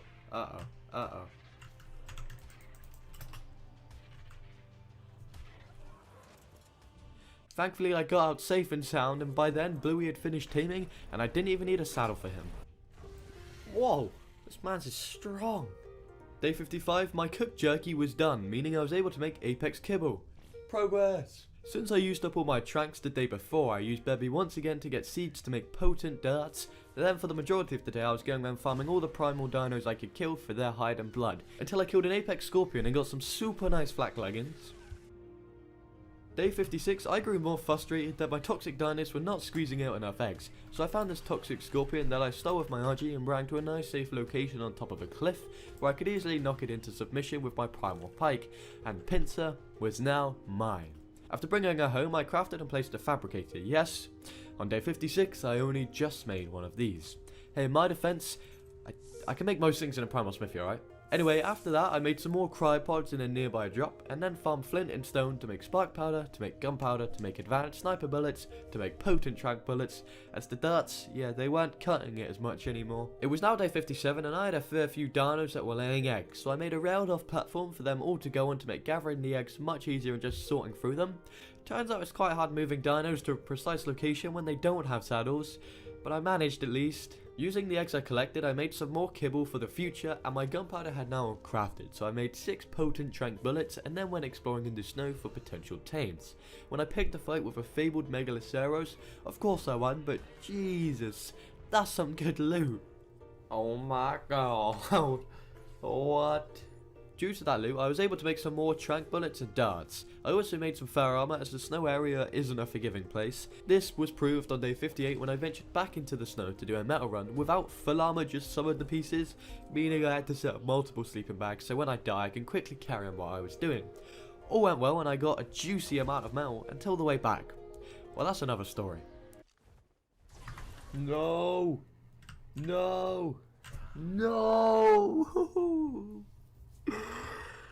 My RG! I swear to god, this game really tests one's willpower. I used one of my alpha PTs to try and get some of my loot, but I was only able to get my RG saddle as the Celestial Allosaurus was back and I had to rush out of there. And since I was probably going to be waiting a while for it to disappear, I got some taming gear from my base and headed out to find another alpha RG. I was able to find a level 110, it was the only one I saw all day, so it would have to do. I arrived back home on day 59 and was going through my loot box and spotted a shotgun I had got a while back from killing something, so I brought it with me to try and grab my loot. Okay. I must have been blinded by rage because I tried shooting the aloe again and running away, but obviously I didn't make it out alive. What was I thinking? I returned shortly after and thank the heavens the aloe wasn't nearby, so I grabbed all my loot and some metal that I had to wait for, and I returned later with my RG to stuff it with all the metal. He was being super annoying though, wouldn't stop flying around, and since I couldn't find his saddle I just had to deal with it, and it was just annoying, you know, it was just times it was really annoying. I started off day 60 by taming up an Arkive and was getting ready to tame an Apex Dino when I realised I was missing my really good advanced sniper rifle. That's when I remembered I left it back where I died solo fighting the Allosaurus. It's a giant dodo. Later on I continued my Apex Dino search where I came across an opportunity I could not miss. No! No! No! Faster! No! No! Go on! Go on! Please. Please. Please. Yes! Okay, that was way too close for comfort, so I swiftly cryoed up Colonel and I left there as quick as I could. Unfortunately though, although Colonel was amazing, he was only alpha tier, so I continued my search for a female Apex tier dino and I found one. And can you guess what will start my journey to the mighty tier of Apex? A Dilophosaur. Yep, I knocked her out, put the kibble in her inventory, and I now had Demon.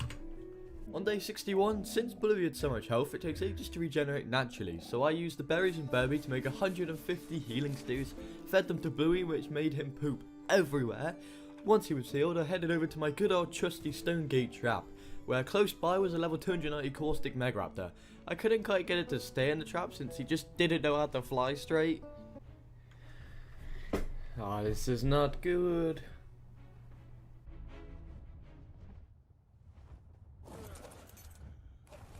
So I had to use a little technique of letting him fly into a cliff, shooting him a few times, then he would come back to me, I would run away, and then he would run away for some reason, and I just let that recycle repeat until somehow I actually knocked him out, and I fed him the elemental kibble, and this guy was strong and super speedy.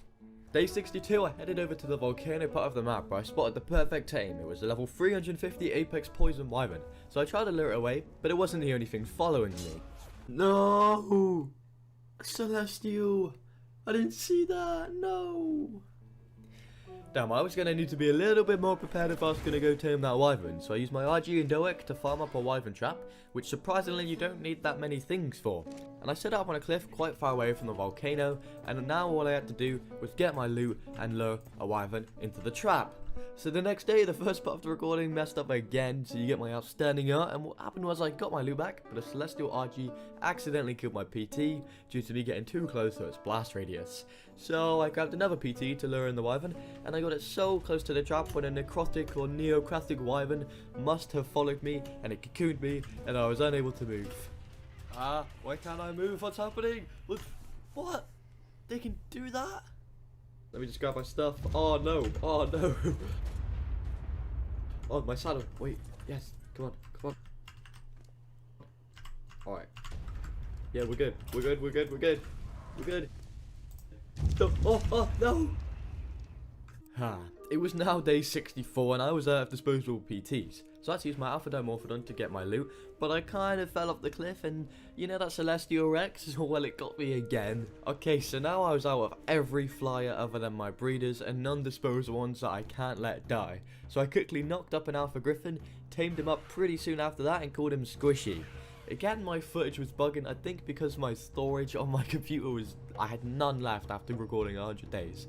But my notes tell me I tried to lure in the wyvern with my new Griffin, but died. So I took the risk of using the Queen too, and to my surprise, Squishy was still hanging on for his life. So I whistled him away to safety and fed him some healing stews because I actually quite like Squishy now. And finally, I was able to trap an Apex Lightning Wyvern, and I started firing it down with tranks. It did escape once or twice, but it was nothing I couldn't handle too much. And then after using tame helpers, he arose very quickly. I then brought him home and named him John. Where it's now day 65, and I wanted to test out John's lightning, and it somehow backfired on me. Anyway, after that, I made my first fabled kibble, meaning we can tame fabled dinosaurs now. Progress! Now guess what happens in this clip with this tiny seagull versus me on this huge lightning dragon. Yes, he did it to me again and stole 86 narcotics. After dealing with that menace, I headed to the desert to kill Megaraptors for feathers. All was going well until I got caught lacking by an ice Megaraptor.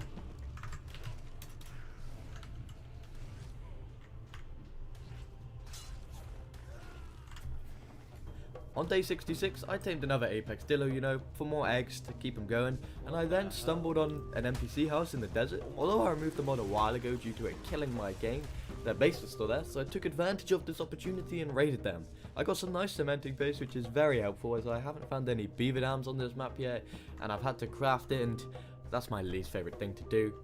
But after that, it was time to go home. I wish I didn't though.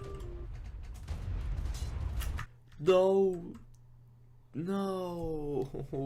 Day 67 didn't start any better. I accidentally ate one of my fabled kibble. How? I don't know, alright? It's not like it was a cheap mistake, alright? Fabled kibble's expensive. But I continued the day by healing Squishy and Chicken, and then wanted a strong loudmouth, and went searching far and wide to the volcano area and found Barney.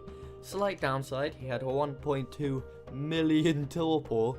That's a lot. So I headed home and made quite a few trank darts and bullets and crafted a metal giga trap that I placed on day 68, which I then lured Barney into the trap, and it was super easy with Squishy because griffins just make taming so easy, and after firing a few shots at it, I did some quick maths and realised I really didn't have enough tranks. So I headed back home, found everything I needed to make potent trank bullets into day 69, nice, and day 70, yeah, I made a lot, and once I arrived back at the location, I saw a phoenix that I might want to tame, but its AoE attack was a bit too powerful for me, almost ending Squishy, so I ran away, and after losing aggro, I went back to Barney and shot him solidly all the way into day 71, where after so long of just clicking the left mouse button, he finally knocked out.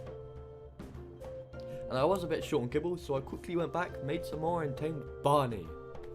Ah, yes, you're beautiful. You do not want to mess with this guy. To make his saddle, I farmed up a bunch of apex dinos for their hide until something blew up near me and broke some of my armor. I don't know what did it, but I wasn't going to stay around to find out. And in the evening, I finally had enough hide to make the apex gigantosaurus saddle. 99,000 damage. That's insane. I continued hunting on Barney into day 72, but quickly stopped off to make some healing stews, as after upgrading Barney's health, it would take ages to regen, and once I did that, I flew out near the middle of the map to throw Barney out of a cryo, when an exploding Ferox was milliseconds away from destroying me. Whoa, I got away! Oh, I don't actually know how I didn't die from that. No!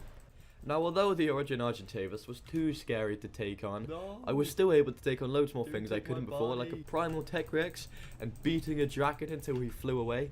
And killing all these high level things seemed to be getting me better loot and more trank darts than if I was actually farming, so that's always good, and it's way funner because farming's not that fun. The next day I finished off my firearmor set, so I could actually go metal farming without worrying about the temperature. And when farming the metal, a man had tried to interrupt me, but just failed horrendously. You should just give up. And then around the corner I saw a nest. Turns out it's a wyvern's nest, which was pretty cool. So I stole the egg, and even better, 2 minutes later I found a level 370 egg. Well, that was easy. It would be a shame if I was never to actually use these eggs again. Day 74, I was out exploring when I found my PT I'd left a few days ago after the Ferox incident. Oh, I forgot about... No! The timing. Yeah, so today I definitely had some close calls. Like, really close calls. Oh, no, dragon, no, go faster, come on. Phew, oh, 800 HP. After that, I definitely made sure to go to a safe location and heal up Squishy with healing stews. And after one of those close calls, I thought I may be able to take on some Alpha Indominus Rexes. I was wrong. Die, ouch, oh no, I was wrong. Do you know what? I reckon Barney could do it, man. Revenge! Die! I was feeling pretty strong after that, so I took on the mighty Primal Raptor, and he was barely nicking me, but he did have 18 million health, so it took ages to kill, but I prevailed. Finally. Oh damn, that's some nice loot. So I got a little bit cocky after what happened today, so I tried it on with a demonic parasol. Oh, no. Turns out Barney doesn't have rider protection. Yeah, I got obliterated and had to return on Chicken. Luckily Barney was holding his own and killed the Parasaur, so I did the logical thing of flying towards Barney, but apparently not. It seems the Parasaur had left a ticking time bomb for me. The carnage didn't stop though. I saw a Primal Carno on the way back and destroyed it. Honestly, I feel invincible on Barney. One of the items I got for killing the Primal Raptor was a skin, so I turned my Toxic Raptor into a fake Primal Raptor.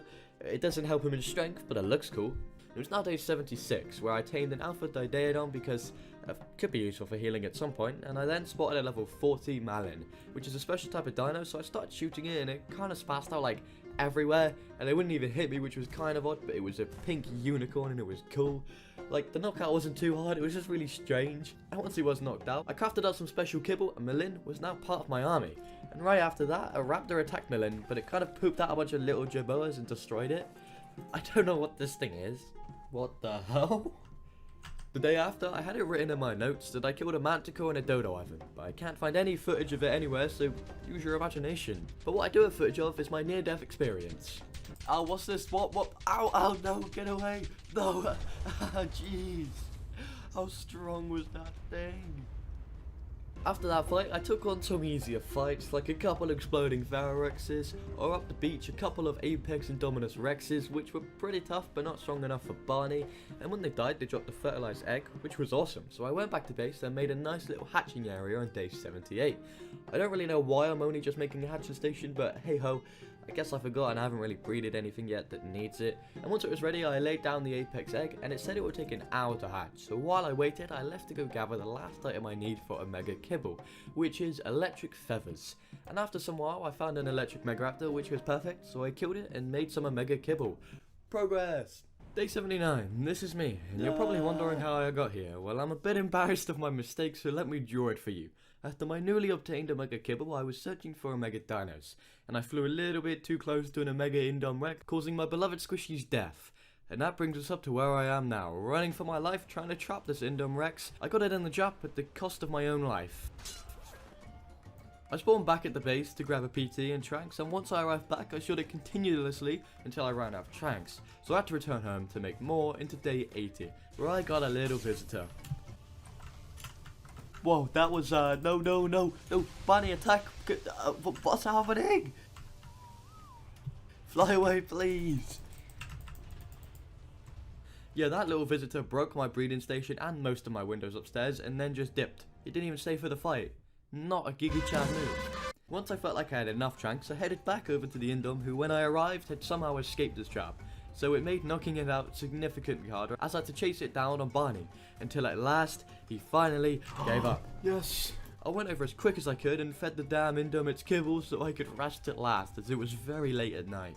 On day 81, while waiting for my cry sickness to wear off, I rebuilt my hatching station to continue hatching the Apex Indom, and I also rebuilt my walls upstairs since, well, that Megaraptor incident, all the glass just shattered for some reason. I then named my Omega Indom Midas and leveled him up, then left to kill some Omega Indoms for their hide to craft a saddle. When all of a sudden the realization hit me, I tamed a male. Males don't lay eggs, so before I returned home I headed to the swamp where there was a female Omega Sarco, and this should be an easy tame as Sarcos are slow, right? What? It one-hit me? I can already tell this is going to be an annoying one. I flew back over with Bus, I mean your mother. I'm sorry. Grabbed my stuff and continued to tranquilize the Sarco until, well, I miscalculated and got Bus and myself killed. Oh no. Day 82, oh, day 82, what a day. The biggest pain in my ass, the amount of rage I had on this day was something else. The day I finally knocked out the Sarco and was building gates to protect it, while constantly being attacked by a broodmother and 100 of its super spiders, and then I kept luring it away and it just kept coming back, all for the Sarco to just be killed. What a great day. Day 83 was a much better day. Okay, other than that, it was a good day, because my Apex Indom hatched and was growing healthily, and I now had a saddle for Midas who does a whopping 350,000 damage. Yeah, that's a lot. That's stronger than Barney. And even better news, I found a level 30 female Omega Spino below the cliff I was on. Finally, some good fortune. It was pretty easy to knock out, and then I went back to my base nearby to craft some more Omega Kibble, then came back and finally I can get Omega Eggs. And in the evening I was on a spark powder grind again, as these new high tier dinos are requiring a godly amount of tranks to knock out. While doing this into day 84, I realised, wow, my current forges are really slow and I could really do with an industrial forge, but I'm not going to be able to make one in time. So instead I farmed the materials to make 2 primal forges to add to my collection to speed up the process, so I now had a total of 5 forges. I then imprinted my Indom, and after that I arrived at a cave and assumed it would be pretty easy with Malin. I was kinda wrong. It wasn't exactly too hard, but my PC found it a struggle to render in 1 billion dinos. I don't know why there was so many in a cave. It was hurting my game so bad I had to freeze the recording because my PC would not run. And trust me, I did you a favour not having to watch that disgusting footage. But in short, I got the artifact and left ASAP out of that hellhole, where I then travelled the map for Apex Hide, which made me able to make the new Indom saddle. I named her Scarlet after giving her an XP potion and healing her, and by then it was now day 85. Yeah, you know that artifact I got? I used it to craft the Origin Spino. And you see all these other Origins on this crafting station? I have to defeat every single one of them to take on the demonic Reaper Empress. So I headed down to the beach with Barney, Midas, and Scarlet. Alright, 3, 2, 1, attack!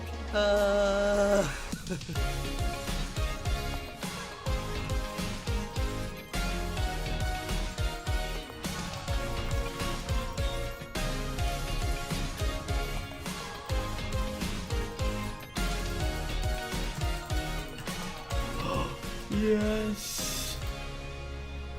Yes! But the legacy of Infinite Jura. What? I did it. I killed an Origin boss. Only 7 more to go.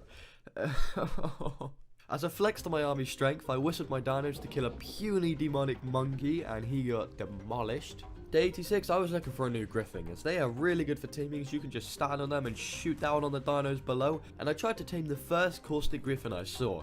For some reason I didn't look at the level, but hey ho, it should do a good job, even though it's level 40 and probably not very strong. But I knocked it out in a safe location, made the kibble, and fed it. And he was called Spearman, because the green and white kind of look like those 1 mints. Later on in the day, I found a female fabled Jabot, and it's exactly what I needed for eggs. So again, I knocked and fed and tamed Jerry. Wait, you can ride these? Ah, please, get off me. Jerry, help. Jerry, help. Haha. After bringing Jerry home, I was still on the tame hunt, and that brought me to the Volcano Land, where I tried luring an Omega Wyvern to my trap. This led into day 87, where I got the Wyvern super close to being trapped, but its fire attacks melted me. After dying, I flew back at the speed of light, whistled my Griffin away, and took out an Apex Wyvern that was following us. After grabbing my loot, I started tranking it out in the open, as my PT would not survive any more of its fire attacks trying to lure it in, and it all went well, until it didn't. And that is not good. Damn it. A wise man once said, if you get blown up by a big bomb, then pull out your best dino, and that's what I did. I was not giving up.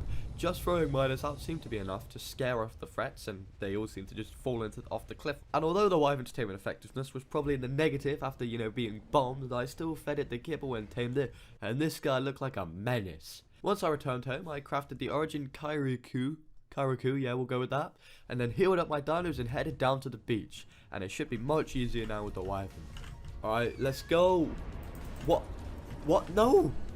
No! I went through all that effort! Yeah, maybe I shouldn't bring tames to a boss fight with under a few million health.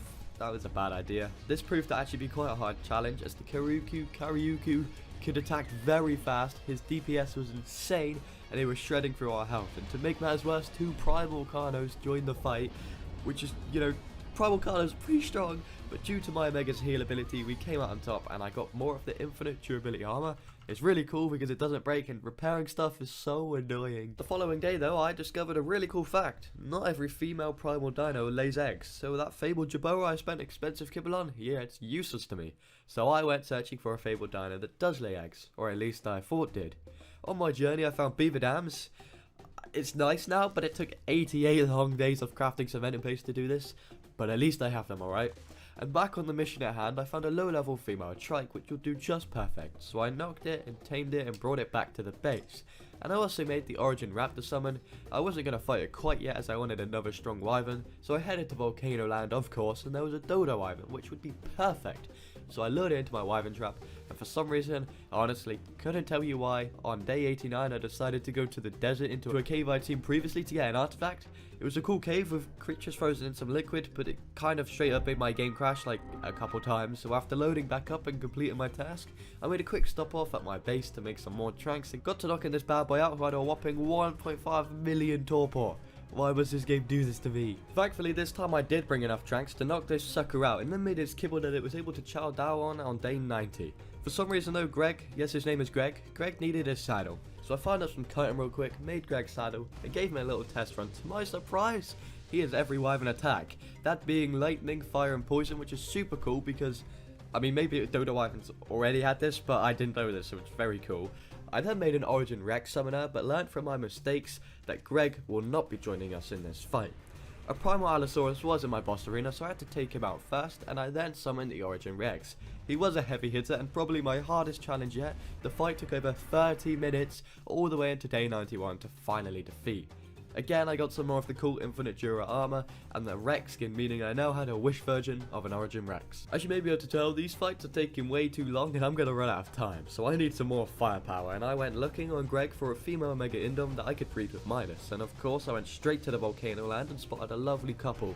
Sadly, I'd have to split them up, and after luring them by the trap, I dealt with the boyfriend, and when trying to lure the female in by standing on Greg's neck, well, turns out on Dodo Wyverns you can't do that, so I fell off hurting my ankle and then got jumped by a raptor. All was good though. I got back on Greg and tried to trap the Indom, but what wasn't good is the trap was no longer functional. I have no idea why, so I went back to my base, made some metal pillars and a couple things that would be good for adjustments, and then placed them down, and hopefully this time it can't walk out. And when trying again, thank God I was successful this time. Unfortunately though, I had to do the usual trank grind into day 92. And you remember that fact I told you about not all female dinos laying eggs? So I tamed that trike. Well, turns out fabled trikes also don't lay eggs. So again, I went on a fabled tame run where I met a dodo that seemed a bit strange. Whoa! I came across some fabled Ankies and killed all but the lower level one, as I only brought one kibble and I had to use that and make it last to get this because I was not taming any more fabled dinos, okay? And I used Malin to knock out the lowest level one I could find, which saved me a lot of tranks and it tamed. And don't worry, this time I actually searched it up and these ones do lay eggs. I dropped it off at the base and then crafted up the last of my tranks, and thankfully the Omega was still trapped, so I used up about 90% of my tranks, and trust me, I brought a lot, like a good couple hundred, but clearly it wasn't enough. Then I had the genius plan to use Malin to just knock it out for free. So you think smarter, not harder. It worked mostly until the Indom took a swimming trip and somehow escaped the trap, and by chance I had left over just enough tranks to knock it out in the water, and I had the kibble on me to tame it before it drowned. I immediately got my Omegas breeding on day 93. Once the egg was laid, I crafted up a couple more Origin bosses, then headed to the beach to do the first of the fight, which was the Origin Raptor, who was a piece of cake as its attack barely scratched any of my dinos and the fight was done in under 10 minutes. But next was the Origin Bear. Oh boy, this was a different story. It had a bleed effect, making this a very difficult challenge as I had to heal my dinos at any chance I got.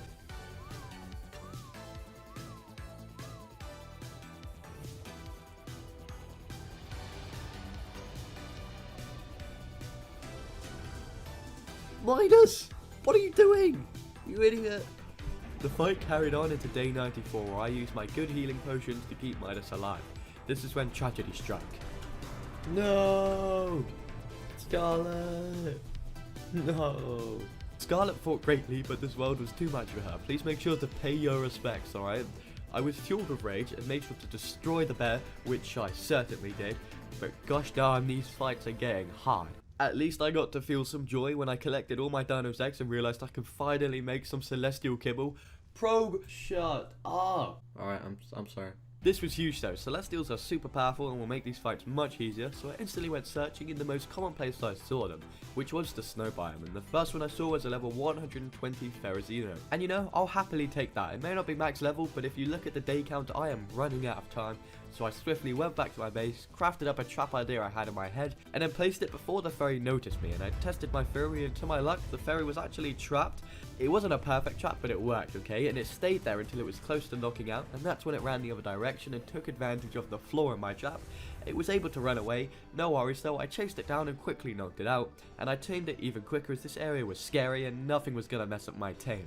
I made Lightning Chicken's saddle as soon as I could, and this is the coolest thing ever, but my ride was short-lived as I had to imprint my baby Omega on day 95. Where on this day I put some more Omega eggs into the hatching station, then made the Origin Carno Summoner, and was pretty excited for this fight since Lightning Chicken was joining us and he made a big impact fighting this guy. It was over very swiftly, and due to having a fair amount of daylight left, I thought it couldn't hurt to go scouting. What for, you may ask? A demonic tier dino, since I'm close to being able to make demonic kibble. But I don't just want any demonic dino, I want a demonic thorny dragon, as these guys seem like straight up gods. Day 96, I made one demonic kibble. I did have to wait for the rest of my crops to grow more to make the rest of the kibble, and when continuing to scout, I found a demonic thorny dragon. I wasted no time crawling up Greg, throwing out Midas, and trying to lure the thorny into my fairy trap. Let's just say it didn't go fully to plan, as it's way stronger than I imagined, so I tried a different technique of sniping it off the cliff. Well, that didn't go to plan. Oh no, I was not supposed to do that. Oops. Since the trap wasn't quite working, I crafted up some extra parts to make it a little bit bigger before running back as fast as I could, grabbing all my stuff and expanding the trap with the constant fear of that beast so close to me. Luckily it didn't sniff me out, and even better, the trap mostly worked until again the usual running away and it escaped, but it didn't make it far before toppling over. I had to rush back to my base, as remember I had to make the rest of the kibble. Fortunately, on the way there's a demonic monkey, which I killed for its demonic hide, as, you know, we're gonna need the demonic thorny saddle, which you need that hide for, so all's good. My crops are done and I made the rest of the kibble, and then I returned, tamed this bad boy up and called him the God of Destruction. Oh boy, was that name fitting. Oh my god, he's insane! I couldn't have much fun though, as day 100 was near, and I had some troops to race. Early into day 97, I crafted the last two origin bosses, being the Argentavis, which was probably the easiest fight yet, due to my newfound dino power. It was over in a couple minutes, and after that I summoned the Wyvern. This was a pretty hard fight, as it flew around so much and I had to go around healing all my dinos as it would spread them out. And if you don't know, there's a huge delay in between healing. I think it's a good couple minutes, so I've got to be careful which dinos I heal, but thankfully in the end no one died and the Wyvern was defeated. After arriving back home, I crafted the demonic Reaper Empress using all of the origin souls I had collected, and now I was in the preparation stage doing anything I could to help me win this battle. When I remembered I had the upgrade station mod installed, so I crafted an upgrade station and was going to upgrade some of my dino saddles. Wow, was it expensive though, so I picked my most likely dino to win the battle, which was my God of Destruction, and I needed some metal to upgrade it, so I demolished my Giga Trap and managed to get the saddle to apprentice tier. Any little will help. Day 98, I was doing some more preparations, like just making sure I had the best equipment and armor I owned and all the healing potions I had, all the way into day 99, where I got all my dinos that were fit to fight into position. When I tell you I was nervous, I meant it. This had been 99 gruesome, hard, painful days. This is the hardest mod I've ever done, but this led on to day 100. Day 100. We have gathered all the hardest and strongest dinosaurs we possibly could to fight the demonic Reaper Empress. And they're all probably gonna die, but let's try. 3, 2, 1.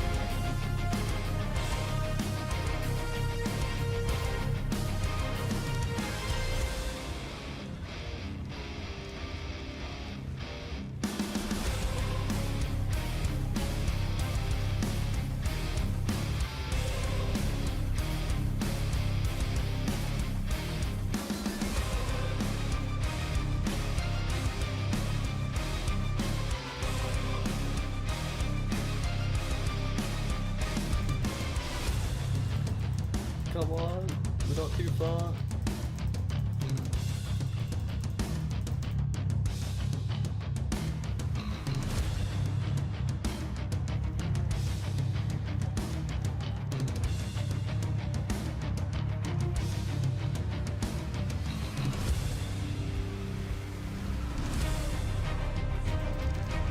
So close.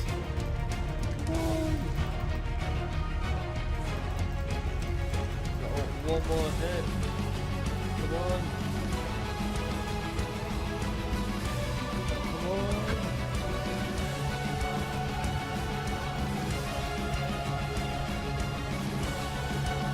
Come on. Come on.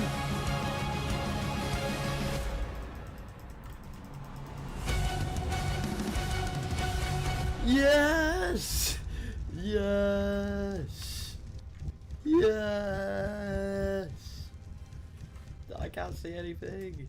That was a hard 100 days, but we were able to complete all the challenges. Oh no, I forgot about my legs. Fjordur, Ark's newest and possibly greatest map, which will be my home for the next 100 days on this journey. And I'm doing this all in hardcore mode, meaning if I die I have to totally restart from day 1. But there's a catch. I gave 2 highly trained assassins admin commands, so they can attack me whenever they want, however they want, with whatever they want after day 50.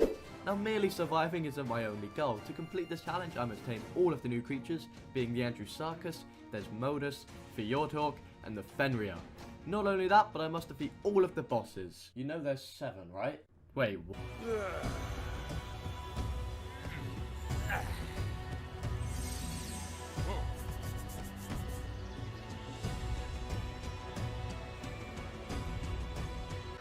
I don't even know what attempt this is. Well, I do know. It's attempt number 14. Yup. Anyway, day 1 didn't actually start like most others, because after gathering some berries, I came across 2 friendly gentlemen. Already, we have Colin. Whoa. Oh, and another.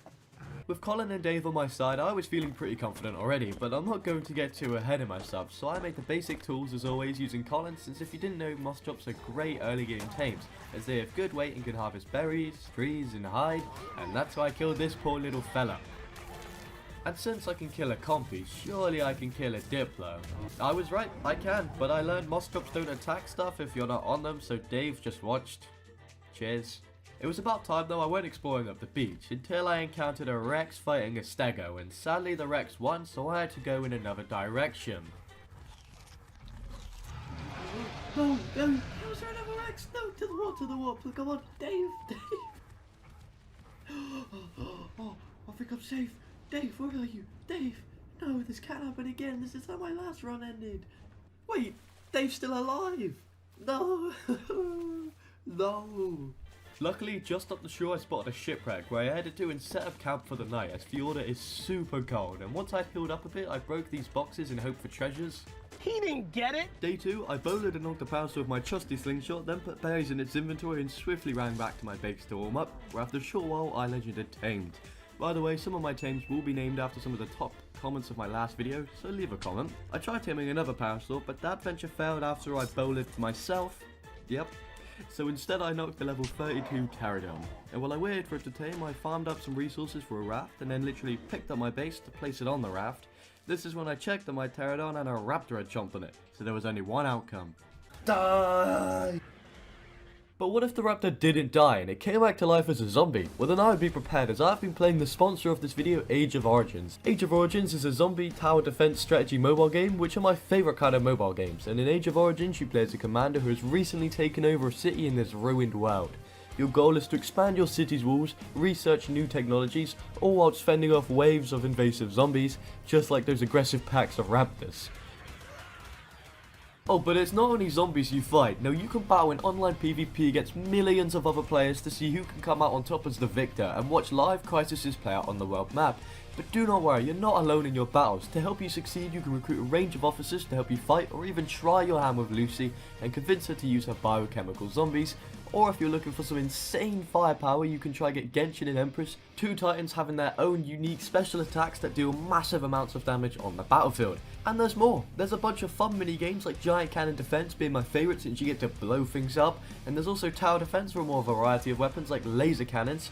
So what are you doing? Go download Age of Origins from the top link in my description for a free $60 bonus pack. That's more than Ark.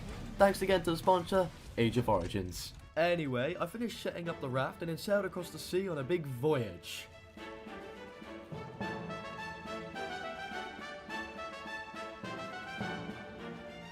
I again stumbled upon another wreck, which was more fruitful than the last, giving me a metal hatchet plus some scrap metal. But since I was overweight, I took my stuff back to the raft where there was an anglerfish. Wait, what?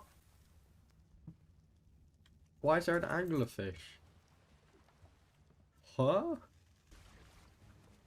I continued breaking crates into the night and got a nice primal pike, and on day 3 I used that scrap metal to make a smithy, to then make a pick and crossbow, when suddenly a thief stole my arrows, so it made my crossbow useless. So I dealt with them until his accomplice attacked me, taking my meat, but again, he did not make it. After exploring more, I came upon some honey, which is used for taming Andrewsarchuses. So of course I went looking for one and found a level 88, fed in some honey, hopped on this guy's back, and it's a really unique taming process. It's like a mini game where you click left and right.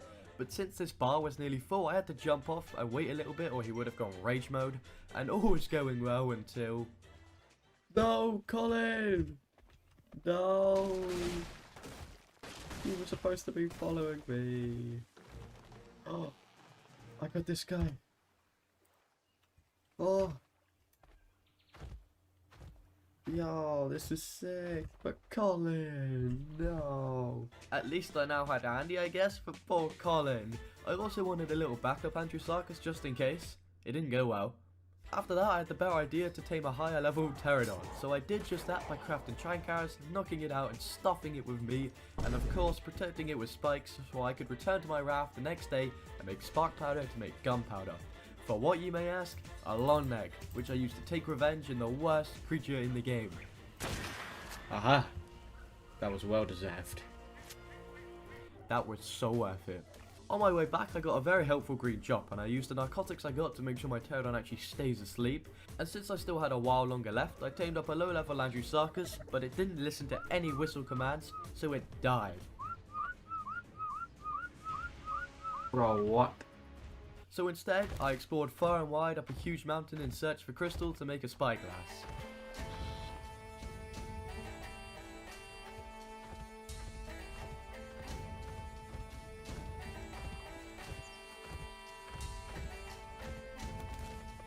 Whoa. That's high.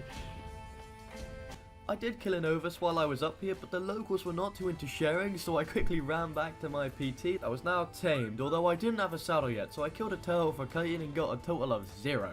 So I tried killing more, but a seagull was being a nuisance and Andy was getting super low HP, so I had to run off in a random direction to heal up, only to come across obsidian and crystal. This made me able to craft a spyglass to spy on some dinos. Day 5, I had enough chitin to craft a PT saddle, which enabled me to have the power of flight. But before I can go on any exploration, I need to look more suited for the job first. Now that's better.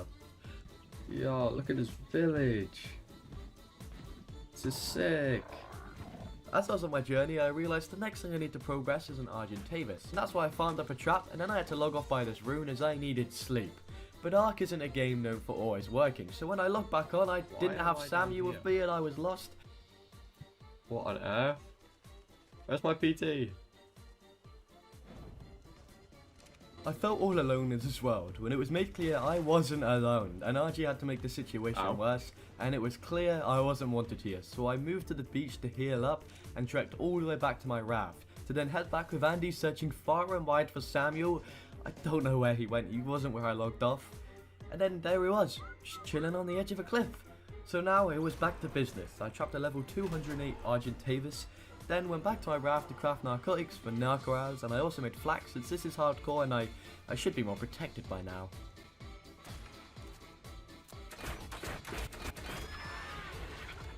Yes!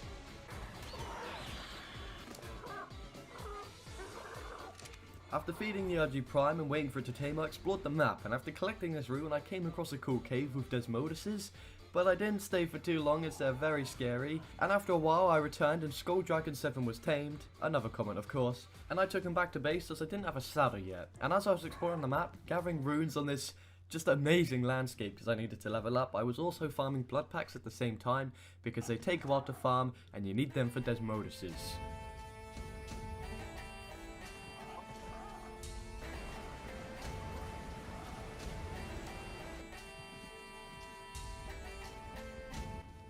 Now I was back in the sticky situation of not having any chitin on day 8 for my RG saddle, but I remembered caves are good for chitin, so I headed back to that cave I was at, lured out some bugs and let my PT feast on them, where my game just went, nah.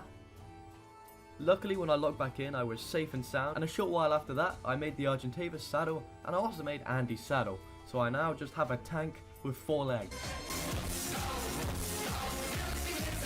I was now prepared for the main land, so I gathered all my troops and voyaged through the night, where I found land on day 9, where I made my first preserving bin to store my blood packs in so they don't spoil as quick, and then went exploring. When I stole a Deinonychus egg, I definitely make use of this. I don't just like leave it in an inventory for the entire game, no. Oh, wait. Wait.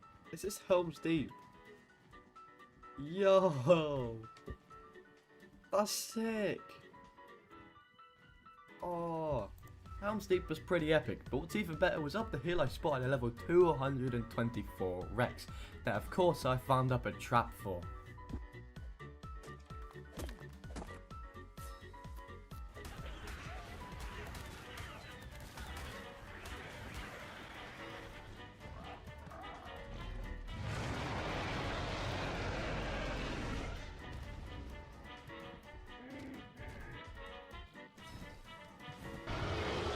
Whoa! No! No, no, no, no, no! No! No! He's back. He's back.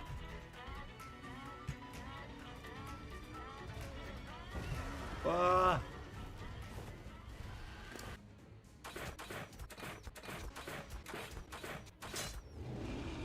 No! What? Surely not. Aw, you cretin. Dododex told me there was a 0.2% chance it would die, and it died! That was such a waste of tranks. On the way back home, I did find a lower level Rex, so I trapped it and was back on the narcotic grind, when 2 Rexes would not leave me alone. No, it's been like it since Primal. Oh my god, 2 Rexes just roared at the same time while I was getting berries. I'm on a parasol which is not very fast, being chased by a Rex.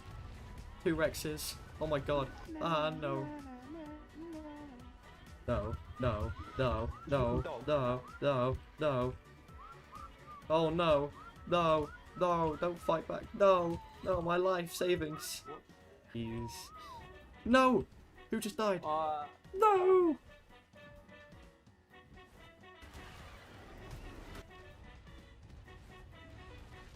Day 12, I scraped up all the narcotics I could gather, and it still wasn't enough. How many times have I heard that? So I brushed off getting Rex for now and picked up all my stuff from my base to move it to what will now be my new home. But before placing anything, I made sure to gate off the area to block out any intruders from coming in. And then I stole an Anki, so I'm going to need a lot of stone for the base I'm planning to make. Yes, I know Dirk's a bet for stone, I messed up, okay. It was now day 13 and I set up a few foundations and headed back to get the rest of my stuff, and I ran up with Andy and my Anki had now tamed. But this is when I realised that there's another very big entrance to my base location, so after fixing that problem I headed out to a cave to tame a Desmodus. And along my journey I saw a cool golden cave with a bunch of names on it.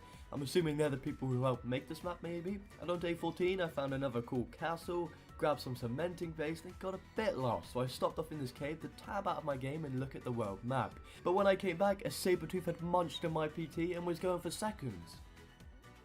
Yeah. You ain't even like wait, what the fuck? I was on a PT and it disappeared and a saber-tooth's now here. I tabbed out of my game. Well, this isn't good. Fjordur is absolutely freezing and the water outside isn't any warmer and was swarming with piranhas. So I had to sit in the cave all the way into day 15 when I finally decided it was time to make my escape, and luckily it was a success. I had no clue where I was now though, so I searched for a decent level pterodon to claim as my own.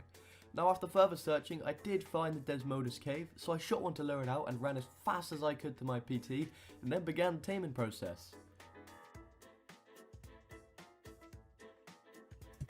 I hit a rock. Please, it's like 1 away. Why? Due to this Desmodus trying to break my leg several times, I ran out of parachutes, so I had to quickly kill an iguanodon to make more. Oh, Archie. Protect me! Oh, yes!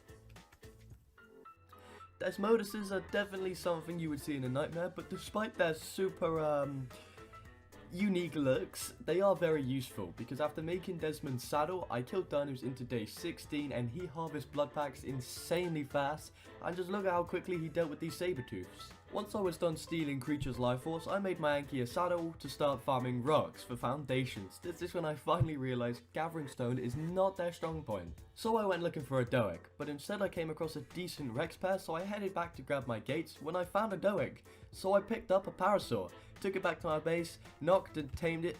Wait, what? Oh! Turns out, I knew I didn't have enough narcotics for the Rexes, so I tamed the Parasaur to gather narcos. So thankfully I wasn't going insane yet. No, oh, the save! No, don't chase after him, no, stop, no. Oh, no, Dean, no, leave me alone. No, go on back, no, why isn't it working? Go, oh my, bro, don't do this to me. I farmed narco arrows into day 17 and I even made some darts to help reduce the chance of the Rex dying this time, unlike last time.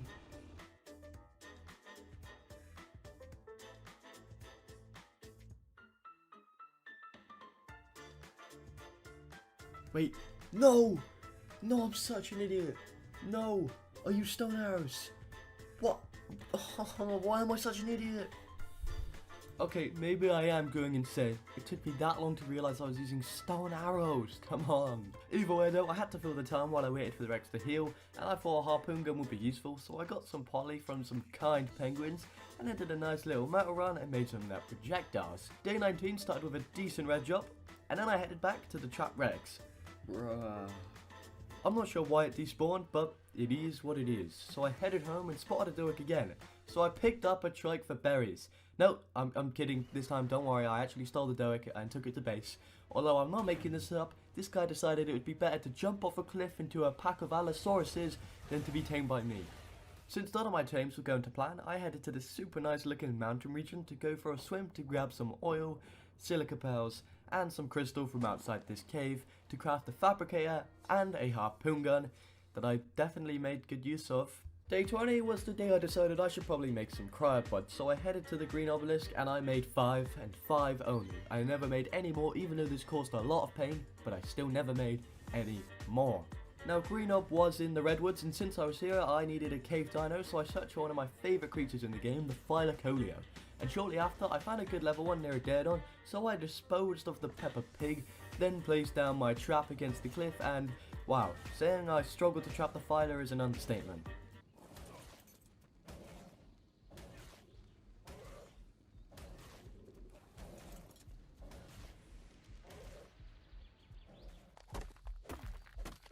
Come on. Oh.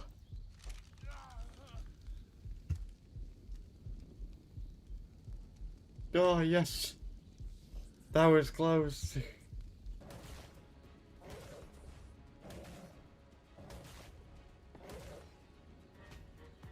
Eventually, I was able to knock the Phyla, and I then crafted a Sanguana elixir using Desmond, which instantly makes any creature tame by 30%, which is super useful. And then I just fed the Phyla cooked meat and waited in a 1x1 as it was absolutely freezing here.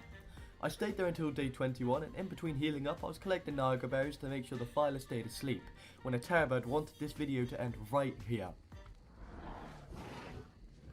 No. Oh.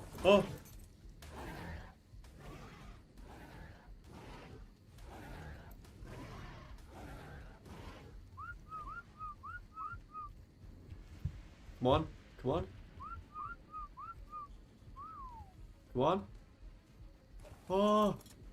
Oh my god. My health was super low once again, so I had to sit in my 1x1 healing, when finally the Phyla had tamed, and of course I named him Theo. I then headed home, but I did log off on the way for the night, so when I returned home and made Theo's saddle and threw him out of the cryopod, he had tons of levels, because if you leave creatures in a cryopod on a server overnight, they get loads of levels. which is very useful because he does tons of damage now. Now, like I said, I do record all my videos on a server because it's much better than kind of hosting it yourself on your own PC. And if you want your very own Ark server to host with your friend or your community, I'm now partnered with Gportal, so you can save 10% on any server they provide, not just Ark, by using my link in the description. While I was testing Theo's new firepower, I happened to spot a Doeg, and maybe finally I can tame one. Nope, it decided to ball up and Trank's barely work when it does that. So instead I headed to the Desmodus cave to try find a higher level, as Desmond wasn't the greatest pre-tame, although he is still really good. I wanted better, but none were that great of a level, so I killed them all and a Kentro was kind enough to help me. I then returned back here on day 22 when more had respawned and I was almost able to tame one when it destroyed my flag. No, no, no. So I flew away on my RG pretty quickly to try craft some hide armor and a shield to survive, but apparently one of them had followed me, so I guess I was taming it here and now without a choice really. Yes! Let's go! I then returned home, repaired my flak, and then guess what I finally did? Like, actually did this time. I stole a Doeg. It was only level 33, but I don't care, honestly, I needed it. It did try to copy the last one's fate by jumping off a cliff, but luckily this time there wasn't a vicious pack of aloes, so I took him back up to the base where I knocked them out, and then in the night I hunted down some alpha raptors on Theo for runestones, which are used to summon the free world bosses, and it also gave me some nice tools. Day 23, I knocked out a trike since they are much better gathering berries than my parasaur. My parasaur just couldn't cut it with all these Rex tames anymore, and after setting up spikes for protection, I went on a long awaited stone run after 23 days to actually start my base's progress.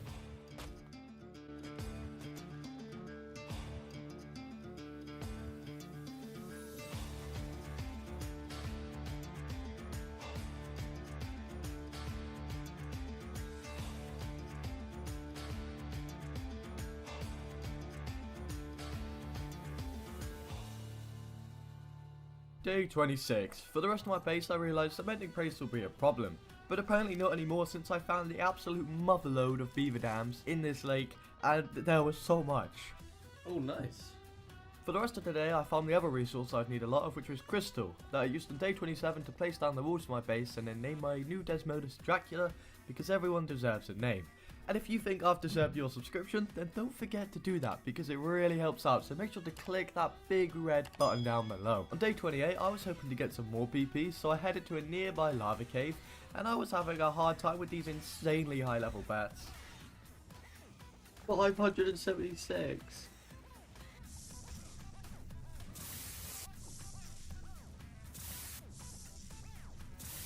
Yeah. After that flop, I went searching for the portal room where you can go to the other 3 realms on this map. It did take a while to find, but I got there eventually and teleported to Asgard. Yo. Whoa. This is so cool here. Whoa, why does this feel like a movie scene? Seeing all the wacky wild creatures. Okay, I guess he went ahead. This looks so cool though. Yo, that's a big creature. What? Here is a perfect example of Ark being Ark. What? What? Why is it flying? After having my fun at Asgard, I went over to Vanaheim, which had a whole other atmosphere to it, and it was also super cool. And after further exploring, I found a poison wyvern trench, so I cried up Theo and threw out Dracula and attempted to steal an egg.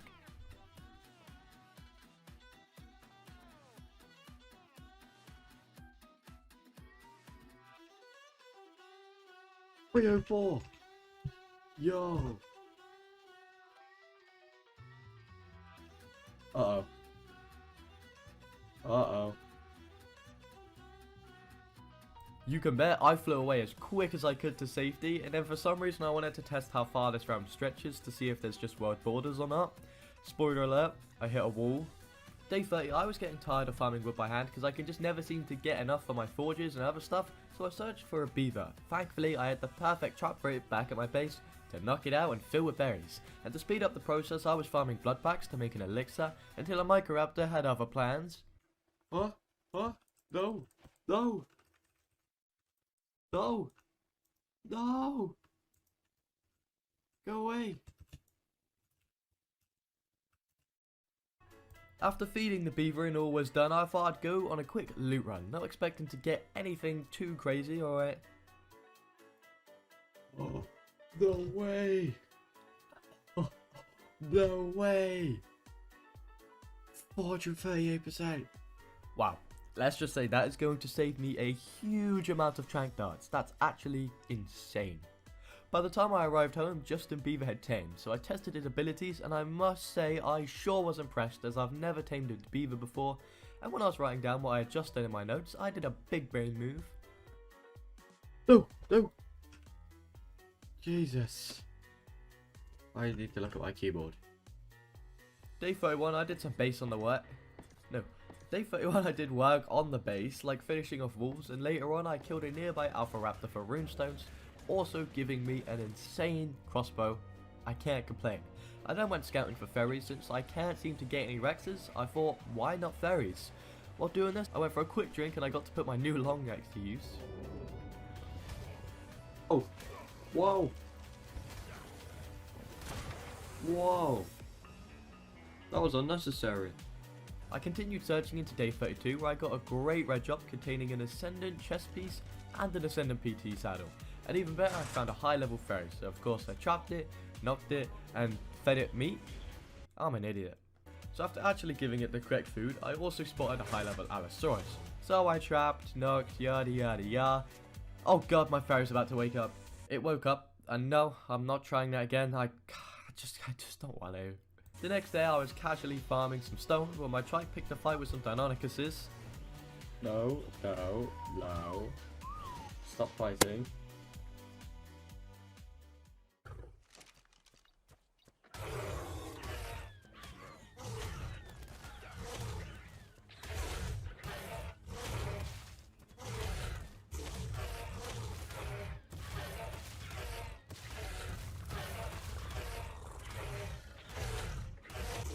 Bronto, come on Bronto. Yes! 50! God, that was painful. Day 34, I built the roof to my base and then set up a generator to power aircons, which I didn't actually have yet, so I went on a quick crystal and obsidian run and was now able to make a fridge to keep my beverages cool and a couple aircons, which wasn't enough for my wyvern egg. So the next day I made lights. And then went on a silica run to make electronics for a lot more aircons, which still wasn't enough.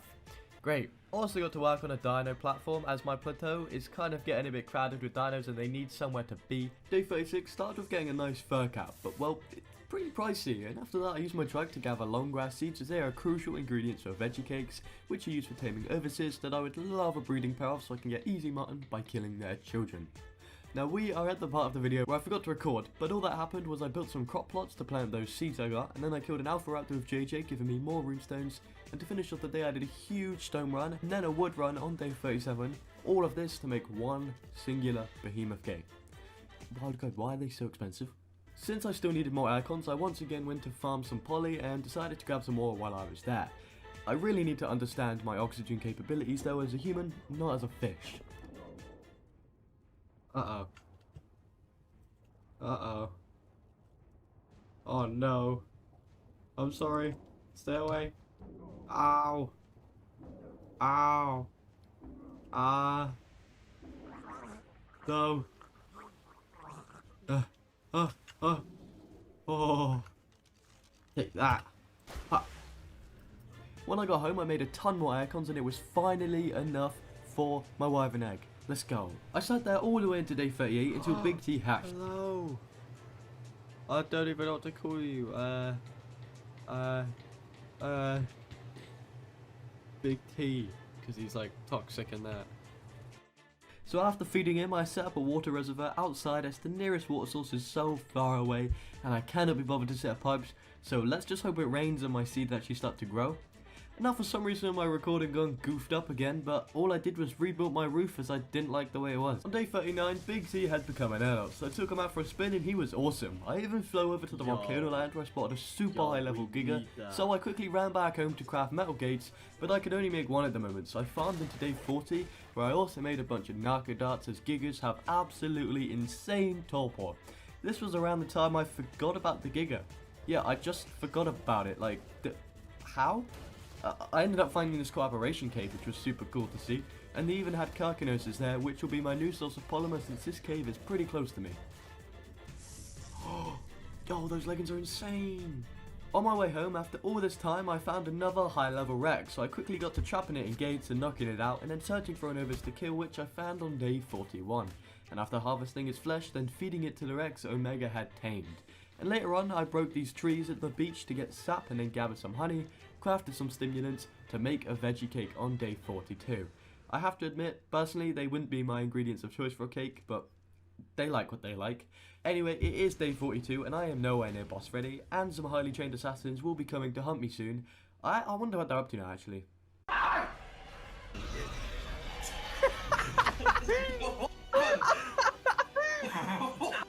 What's going on? Something tells me I don't need to be too overly worried at the moment. Anyway, I went looking for a female Rex to breed with Omega, and along my search I found this. Yo, what? That's a cool statue. And not too far away, I ended up finding a decent breeder Rex, so I did the usual, remembering to use the elixir this time. Omega, meet Annie. Don't poop on him. I wanted to let those lovebirds have some privacy, so I went inside and made them saddles, and wow, that was quick, Omega. I guess it gets it to work. And after putting the eggs to hatch, I finished off the dino platform outside, and I put my troops in a lovely neat line because it was getting crowded and stressful here. And by this time, my first Rex had been born. Disclaimer that the breeding settings were like a bit messed up at the start. I haven't used the server before, so yeah, I fixed them out. Day 44, I was doing a cave run when an Arthro broke my boots, so I burned him alive.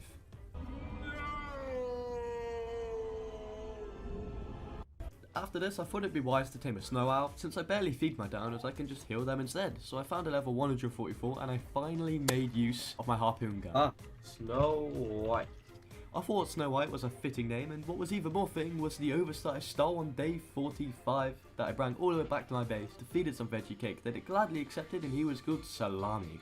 Now today was a day of farming metal, filling the forges, healing my dinos with Snow White, getting jumped.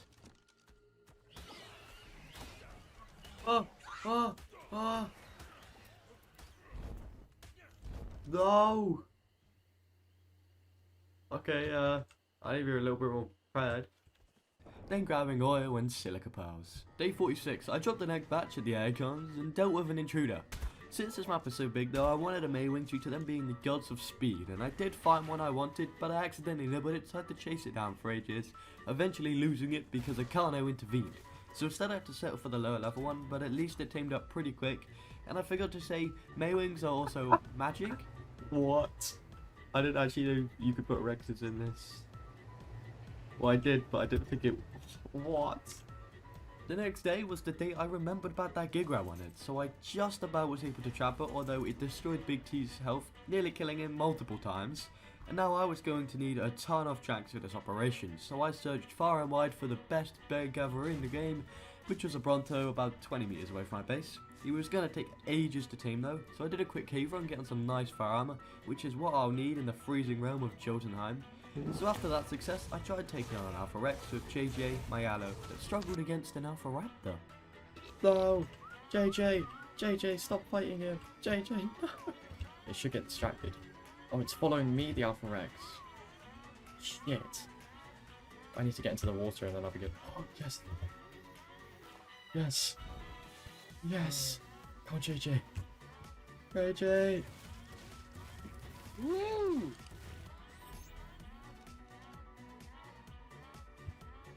Oh, fuck. I got extremely bored of waiting around, so I headed up to Isaac, my Bronto that was now tamed, and this guy did harvest berries way better than my Parasaur or Trike. And by midnight, Dracula finally stopped being lazy and decided to wake up. Day 49, I was doing some Rex raising when I saw Big T just chilling outside the base, and I kinda forgot this was hardcore, so I tried pulling off a FaZe Clan move. Okay, that was stupid. Since I'm getting close to be able to take on the first world boss, I headed to the bee cave that contains Baylor to just scout it first, and JJ didn't have any problems getting through to the terminal, which says I need 30 runestones to summon Baylor, the big bee thing, so I should be able to fight this soon. On my way home, I did see a cool dwarven cave, but it didn't have anything useful inside of it, no crates or anything. So it seemed a bit useless. Day 50, we're halfway there. Some say you should join the Discord and also leave a comment because I do try to respond to every single one. Alright, we put in our runes. Let's go. Baylor has been summoned. Ah! Yo!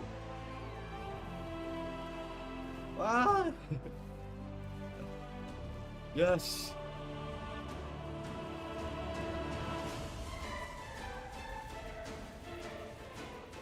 Stop slacking.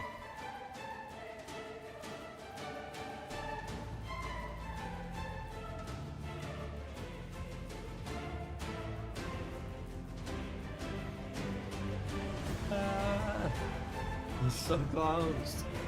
Come on. A little bit more. A little bit. Please stop doing it. No. Come back. Come on. Come on. Come on. Yes. Yes. What did we get? Oh. We get. Yo. Yo. Alright, shield, ascendant hazard suit, Maywing saddle. Oh my god. Wow, we smashed that beast face in and got some insane loot that's actually going to be very useful. But I can't sit around celebrating for too long as my two friends, highly trained assassins, are able to attack at any time now, and I still have 6 bosses left to complete for this challenge. So I went silica farming in this little valley, but I got distracted trying to eliminate the saber-tooth salmon population. Frank, come to say hello?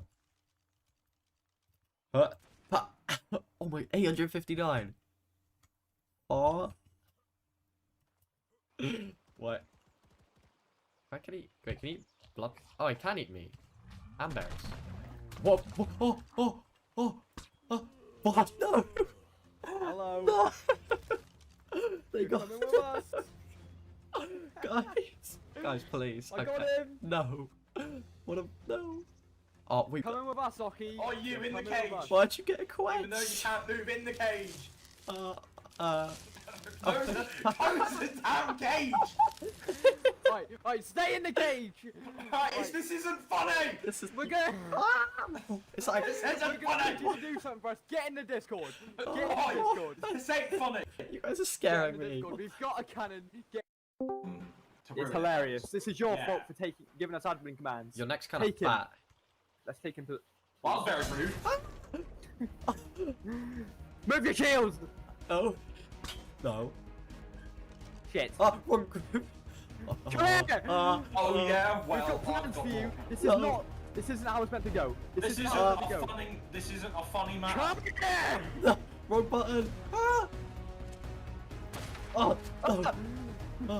Coming with us. You are coming with us. Stop fighting. Please. Get the Andrew Sarkis thing. Shoot him! Ah! Ah! I've got no bullets. Ah! No. We'll get you. We are coming for you, Oki. We're gonna fucking get you. Shit, I think you escaped. No. What?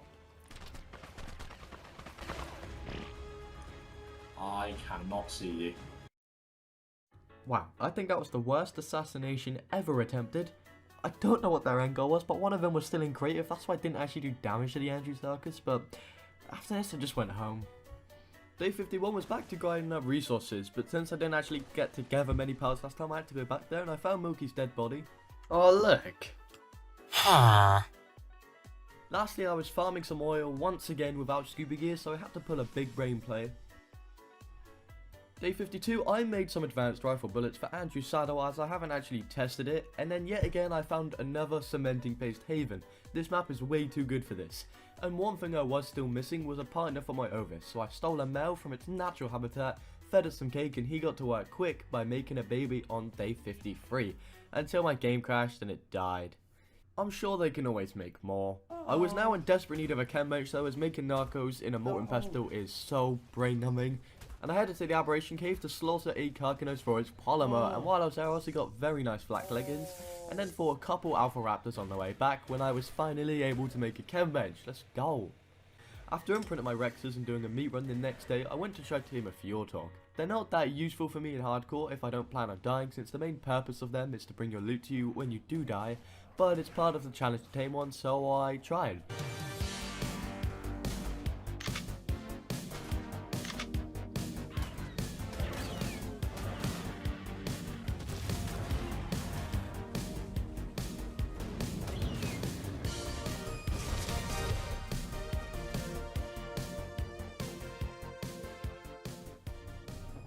I give up.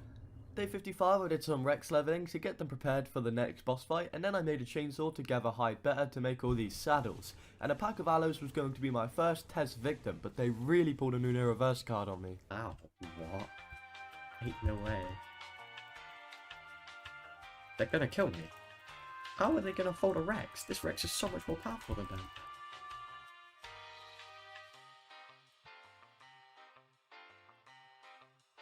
Yeah, that didn't really go as planned. At least on the bright side, I had a baby Ovis next to my dead one. Don't look over there.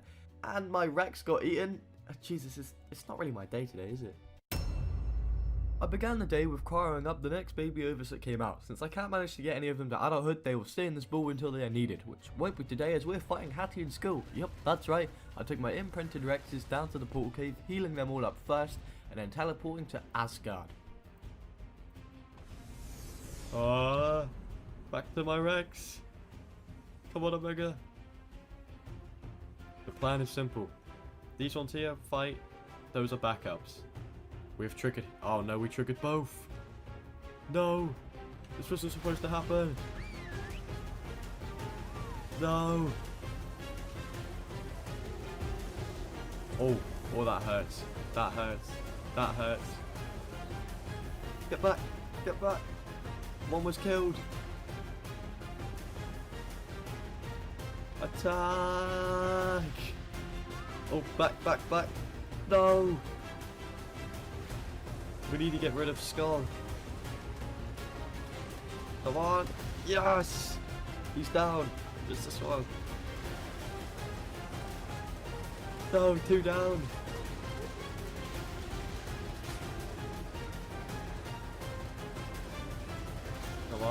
Come on. Yes! Yes! We did it!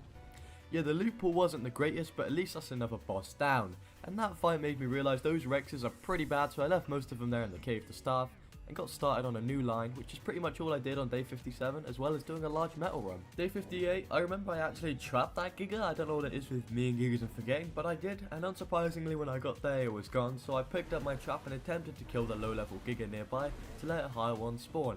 It was way harder than I expected, almost killing me multiple times, so I ended up heading home to imprint my Rexes and bring more firepower back on day 59. And it was working pretty alright, shooting it and biting it, until I did the fateful mistake of clicking E instead of W. No. Oh, no. No.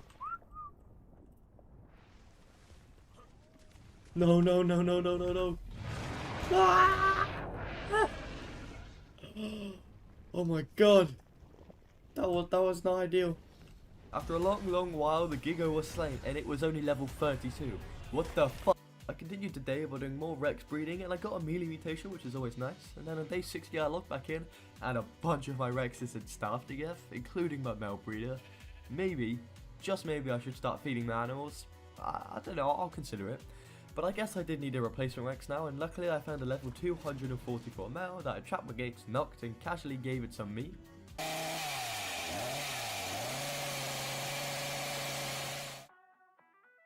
and Big Daddy tamed late in the evening, so I got him breeding by day 61, where I then went searching for a high level giga, and I eventually found one on day 62. So I was setting up the trap when I started getting attacked by thin air. What's hitting me? What is that? Oh, a basilisk. That confused me. Now, I wasn't going to be able to lure in the Giga with my Maywing, so I grabbed Big T, but that didn't really work because his turning radius is awful, so I came back on day 63 with Dracula, and using my supreme skills, I trapped it and started tranking him out for over 20 minutes. Yes, it took that long, even with my extremely good long neck. Now, the Giga did escape, but he got stuck again, and eventually caught some Z's, and of course, I had to slaughter an innocent baby again to feed this big fella that tamed late into the evening, and obviously was called Giga Chad. Giga Chad was going to be used to fight the last world boss, Steinborn, but another creature I need for that is an otter to regulate my body temperature, as the realm you fight him in is the coldest place on Ark. Now, although I didn't find an otter, I did find another high level Giga that I could breed of my own, so I bet you can guess what I did. Yep, I trapped, nugged, force-fed narcos, and then he was tamed.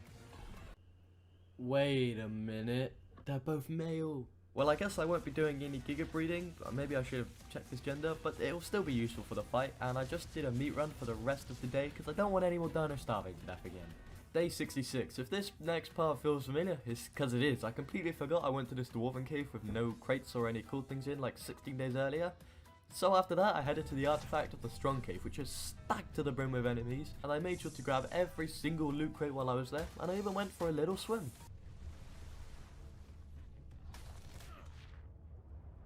Come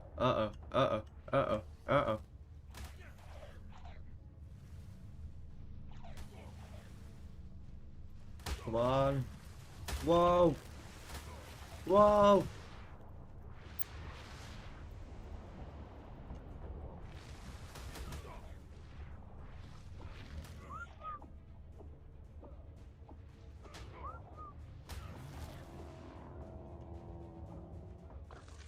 That's no display. What are you doing?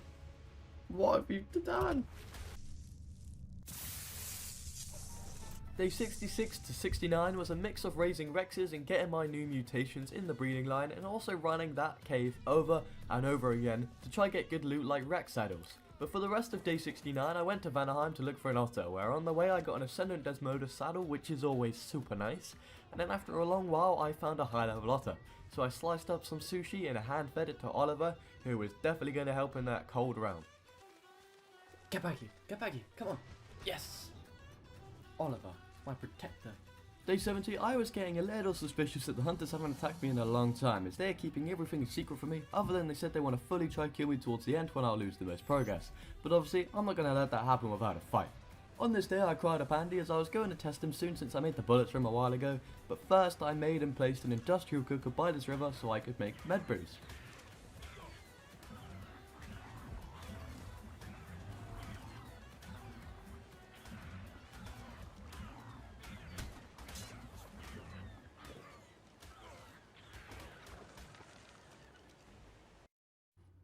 After making the med brews, I sorted through my armor, picking out the best fur armor I have, so I can survive Jotunheim. And now that I'm sorted, I bring down my new army of Rexes to the portal room, then to Jotunheim, which was a pain in the ass to get all the Rexes in the cave, but eventually I managed and began the fight on day 71. Okay. Hardest world boss. Probably hardest boss I've ever done. Oh, I'm stuck. No. Mealy Meow. I should have given you a name. I'm sorry. Attack! Ow, that hurts.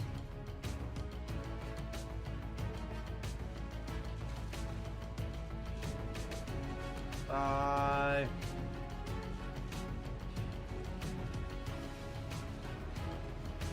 No, stop.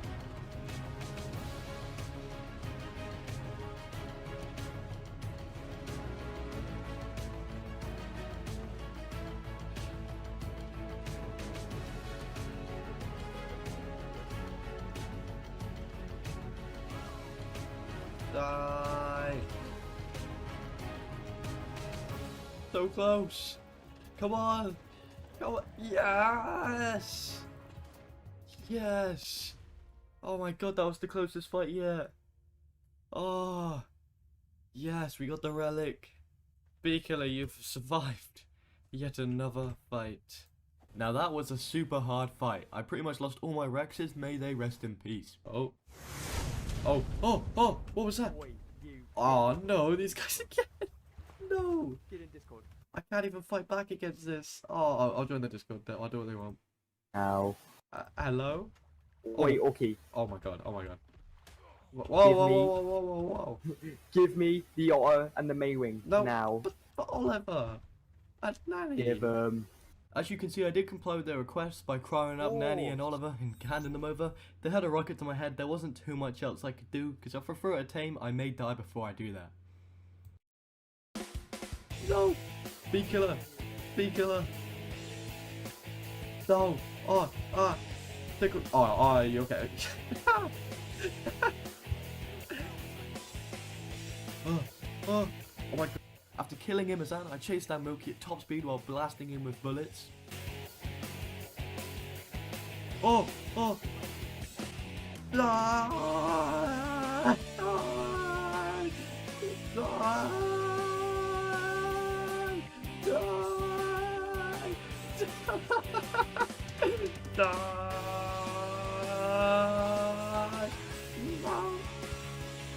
Wait, Tickle fingers! I'm back. I'm sorry. Yeah. I've got no more rockets. I only had one rocket. I had one rocket. Take off your helmet. Okay. Take off your helmet. We're sorry. Oh! Yup, even with admin commands, he didn't bring enough rockets. These guys definitely lied on their resume. I don't think they're highly trained assassins. Luckily, that's worked in my favour though, as a couple rockets would have annihilated me. Day 72, I arrived at the Hunter Cave that started off with a mosh pit of dinos in a pond, and then I nearly died for a terrible red drop.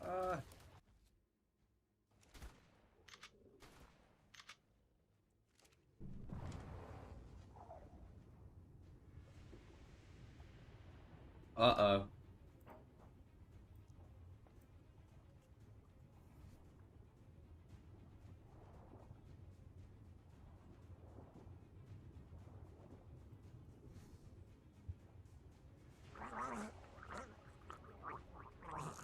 Come on! Theo! Luckily, the artifact was close by, so I grabbed that, and then a Polovia prevented me from leaving until didn't want me to go. Oh!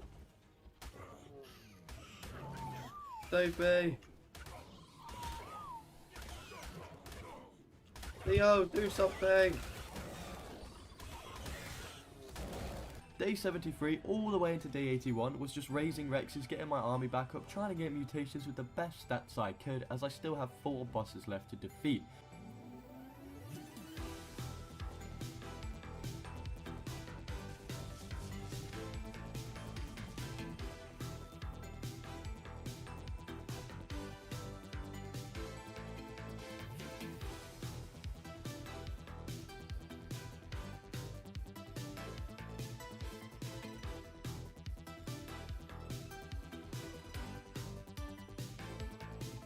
Some bad news, my game crashed while flying over the ocean on Big T, causing me to never find him again. I don't know what happened, I searched for ages and I couldn't find him. So Big T, wherever you are, I hope you're having fun. Day 82, I went to Jotunheim in search for a UT, and on my venture, I found an Ice Wyvern Trench. Right, 144, yo! Let's get out of here. I guess this guy will be Big T's replacement, I'm not complaining. Anyway though, back to the task at hand. I trapped a level 88 UT, but I accidentally killed it with tranks because it was already a little bit damaged, so I had to search far and wide until I came across a level 152, which I knocked out, but I kept getting attacked in the night, so Giga Chad was being the almighty protector, and once Leonidas tamed, I put down the Wyvern egg to hatch. Which it did on day 84, and he was called Flake. This day was just spent sorting out my dinos, and I was kind of struggling to count them since there were so many all gathered up, so I whistled them off the cliff to get an easier view of them. Oh no! Oh! I ran out of parachutes! I could never forgive myself if that's how the video ended. Through the night into day 85, I took all the Rexes to the Broodmother cave, and then I got the rest of the artifacts I needed to summon it.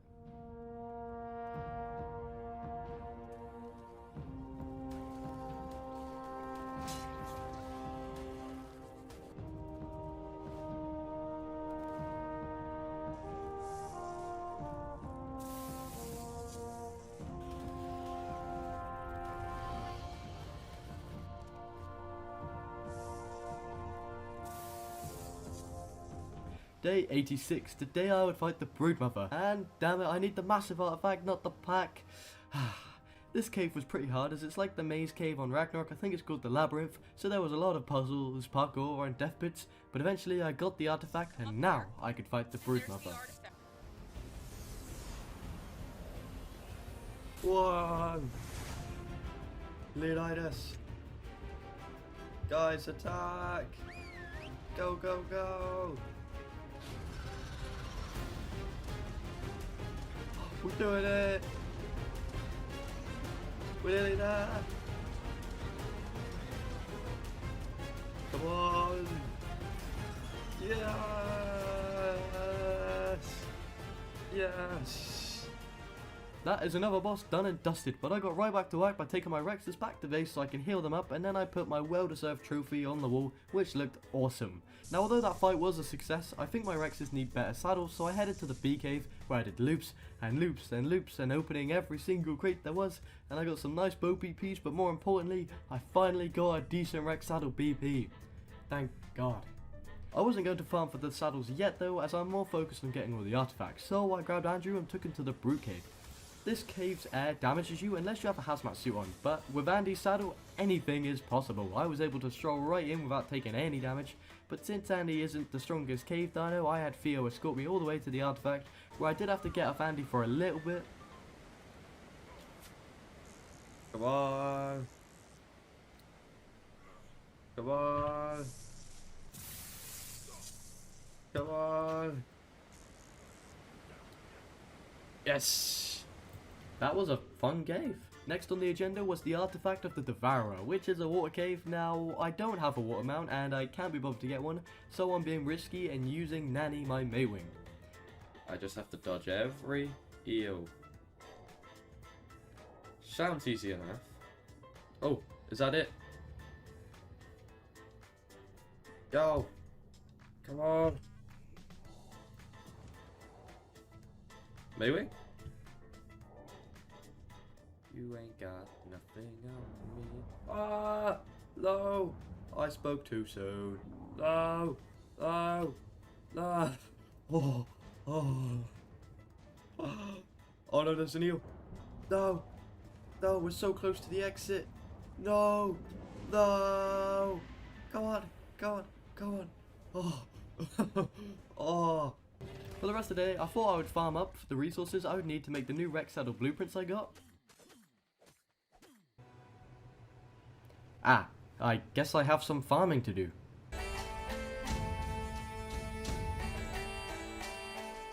Day 94. All the saddles were made and I was finally ready for the Megapithecus. I had all my troops lined up when a goddamn Alpha Carcanos ruined it.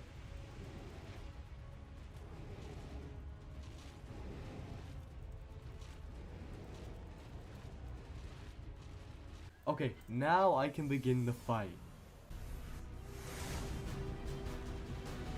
Leonidas, monkey, attack! At over half health, we're destroying him. Keep going. Whoa! Come on! Come on! Come on! Yes! Yes! Yes! Yes! Yes! Another boss slain, and of course I had to put up the awesome looking trophy.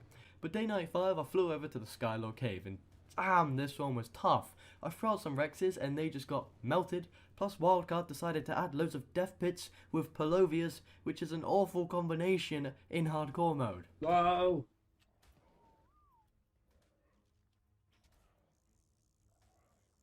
Leave me alone!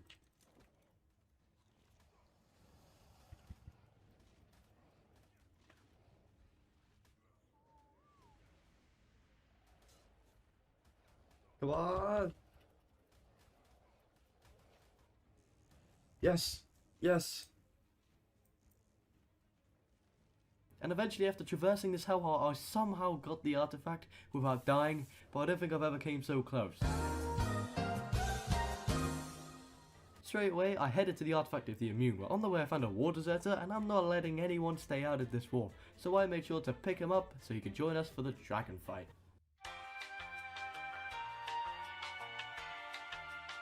This had to be one of the shortest caves I've ever seen. It was literally a straight line like where they destroy the ring in Lord of the Rings. Yeah, this place, pretty good movie. You should go watch after this. Unlike the next one though, this one was a pain in the ass. It started with a water entrance and then it was just foul. It was, mainly because my Maywing wasn't working, but it was a terrible experience.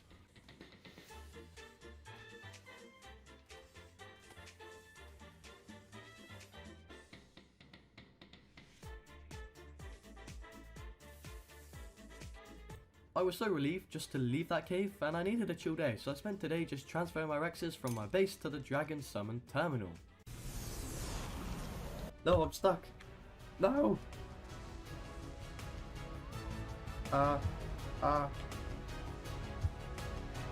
Where is he? No! Let me go! No! Wrong one.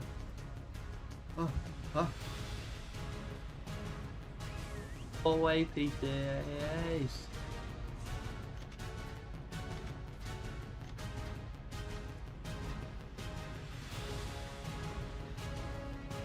Come on. Just a little bit more. Come on. Yes. Yes! That was so close! That was too close! No! That was a very tough fight, as the dragon does a percentage of damage, not like a certain amount, so no matter how much HP you have, they're going to die in the same amount of time. So I did lose a few Rexes and the rest were very near death, but with pure willpower I came out on top and of course put up my final victory trophy. Now we only had one boss left to defeat, but then I realised there's something in my challenge I haven't done yet. I never actually tamed a Fjordur, so I spent the next 2 days needlessly slaughtering animals for this greedy ass creature's sake until I finally had Hawkeye. This was so not worth it. It was now day 99 where I did all the necessary preparations for the Fenrir Sulfur, like feeding, healing and leveling and taking my Rexes to the portal room and finally grabbing my trophies off the wall. Is that what you use to actually summon this boss? Whoa! Whoa! Whoa! Whoa! Whoa! Whoa! Whoa! Whoa! No! What are they doing? Oh, no! No, my base! No! No! Attack! Neutral! Neutral! Whoa! Whoa! Go! No! No! No, no, no, no, no! Wait, I can't risk dying. I can't risk dying. Ah! Whoa! No, no, no, no, no, no, no, no, no. No risk, no risk, no risk, no risk. No risk to be allowed. My Rex still bulky. Let's go, let's go. Oh, oh. Let's go, let's go, let's go. Let's go, let's go, let's go, let's go, let's go, let's go. Oh, oh, oh. Hear that? Let's go. Man, this is what we've been training for. For this 100 days. We will not die in glory. Attack him. Go.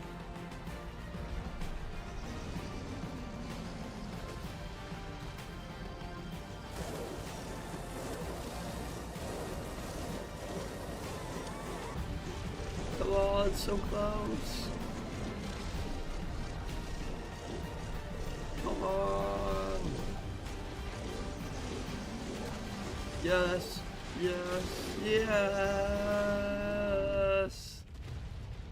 We got Fenrir. Oh, level 240. Yo.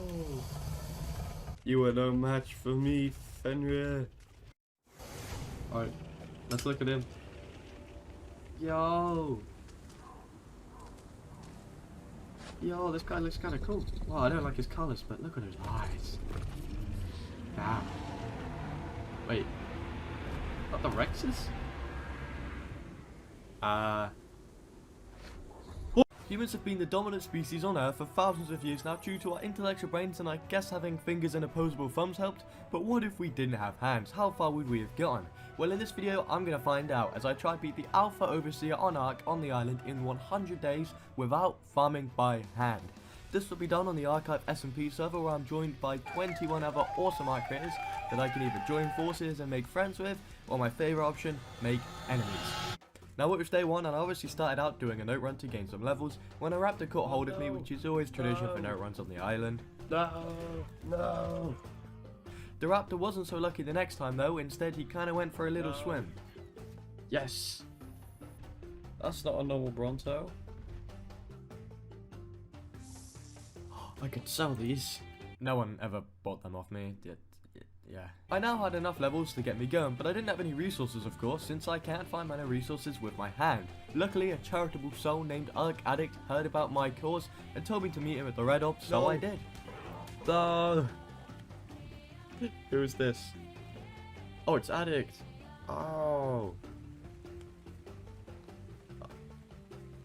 Oh, he's giving presents. So he did give me a pick, which I can't actually use because I'd still be using my hand, but he did go collect some spare resources for me to use and also included a very generous gift. Thank you. Did you mean to drop a pterodon? Yeah. Wait, really? Yeah. Yeah. Oh, thank you. Oh, let's go. After Ark Addict's very nice generosity, I found this loot drop with some nice high gloves and a pike, which will be very useful. Now you may also notice those shiny gold coins, which are the main goal of the Arkive SMP server, to collect the most gold by the end of the season and become the richest player. You can get gold by killing bosses, alphas or players that have some in their inventory. It's also found in artifact drops and loot drops like this one, but I'm not taking any for the first week or so because I need to prove that I can get these resources without buying them from the market, which would make the challenge too easy. Speaking of the market, I headed over there and this is the only PvE zone on the server where you can buy certain items like meat and resources from AIs, or us as players can set up our own shop so we can sell our own precious items and tames to one another. Is this TDS's chippy or is this... Why is TDS on the floor? Wait, he left everything here. Okay, TDS, I'm very sorry, I'm borrowing to make a couple arrows, okay? And a couple spears. Oh, free cutty things. I can get a free haircut. I still had no way of collecting resources for myself, and you may be wondering what's my master plan to solve this problem. Good old trusty moss chop that I was going to tame passively, using the berries I borrowed from TDS the tree. But of course this game doesn't let you have anything for free and I had to fight for this guy first. Oh no. Leave me alone.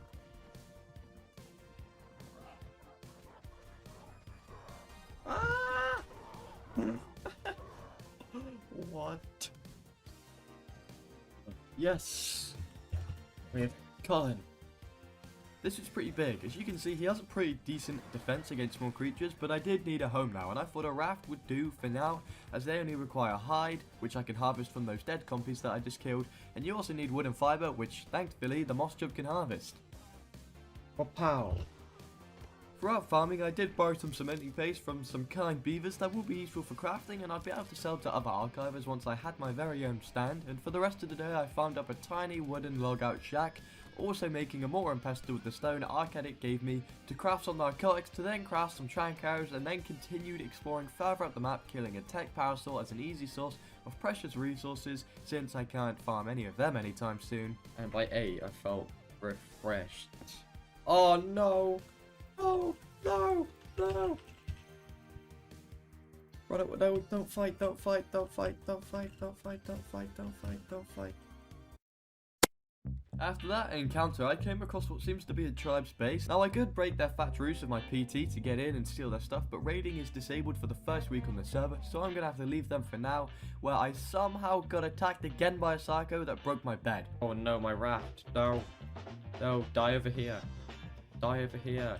So I quickly put down a sleeping bag, moved my raft out the way, and Colin was ignoring all the whistles and sadly passed from this world. Oh, Colin. So I thought to try tame this nearby moss chops with mushrooms, and Mosey, well, he became a Sigma male of the swamp. Anyway, next on the agenda was finding a way to farm stone, and of course you would think get an Anki or a Doic, but both their saddles require smelted metal, which I don't possess. But no worries, I got a Doic saddle out of a previous drop, so now all I had to do was knock one out. So for some reason I knocked out an Anki. I got a bit confused there, but I did this after making a journeyman bow I got out of another previous drop. And once it tamed, I was trying to bring it down the mountain to my raft, but I got jumped by a pack of dillos. So I guess it's plan B, which is to get stone structures from green drops to then demolish them and save up enough to get a forge to smelt metal and then make a smithy.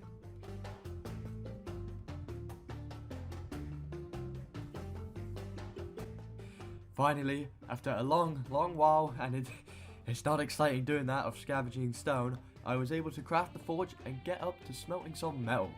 Now I did use up all my stone on that, so I had to do a little bit more drop farming to get enough to make a smithy. While doing so, I spotted a level 140 male PT that I wanted to join my forces to help breed, so I knocked it out by my raft. This was a good plan taming a male, until I realised my current PT is spayed, so it can't breed. So I also knocked out another nearby level 145 female PT. Now sticking on the tame grind, at the top of this metal mountain I found a Doic, so I tried to tame it, but it didn't go amazing.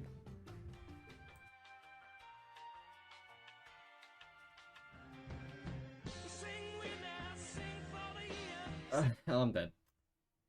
Okay, let's learn from my mistakes. Oh, no, no! Finally! Jesus Christenberg. Hey look, at least I didn't give up, alright, even though I definitely should have. But I rolled back to my raft on Rocky collecting stone along the way, which is so much easier now. But hey, since I'm on a roll, yeah? No, I'm sorry, that was terrible. I'm not stopping this streak, as next I crafted a crossbow and placed down an RG trap to, well, if you could guess it, trap an RG. But my game decided to crash halfway through, which is an absolute recipe for disaster in this game. Passive, stop attacking, please, stop, no, stop, just follow me, come on, no, oh my god, just, no, my game crashed, no. Great, I'm dead. Come on, nice and easy, straightforward, come on, yes. It was a bit of a struggle, but the bird eventually went to sleep, and this was about when I realised once my game had crashed, both my breeder PTs had died. Luckily, me being big brain, I had already collected a bunch of their eggs by breeding them together, so I didn't actually have to tame any more, I just had to raise them up. And after feeding the RG, I headed to the market to check if anyone had set up any stalls yet and selling stuff. And it seems Chaotic Gaming has, and is already selling some dinos, which is pretty cool. But I'm not in need of any yet, so I returned home, killing some tech parasols along the way, and then crafting up my RG saddle. After that, I still had enough metal left over to make a flak set, so I did that, and went exploring up another metal mountain to then steal an Anki to bring him back and tame. And as you can clearly tell, I'm getting all the dinos I'll need for the essential resources, so I don't have to worry about them later on, because Ankis are really good at getting metal and Doics are not. Once I waited for that spiky fella to tame, I turned my little shack into a stone one for that little bit of extra protection, so I can't just get like dodo raided. The next day I was on call with some fellow archivers when they reminded me that I can get gold from artifacts, so I legends the Hunter Cave should be able to supply that. We're about to enter the property of Golden Loyalty. Beware the second caveway, there is a clear path to the artifact. Who's it? I'm pretty sure legend is Golden Loyalty. Alright, this has probably been the easiest artifact ever to get. It'll drop. Ow.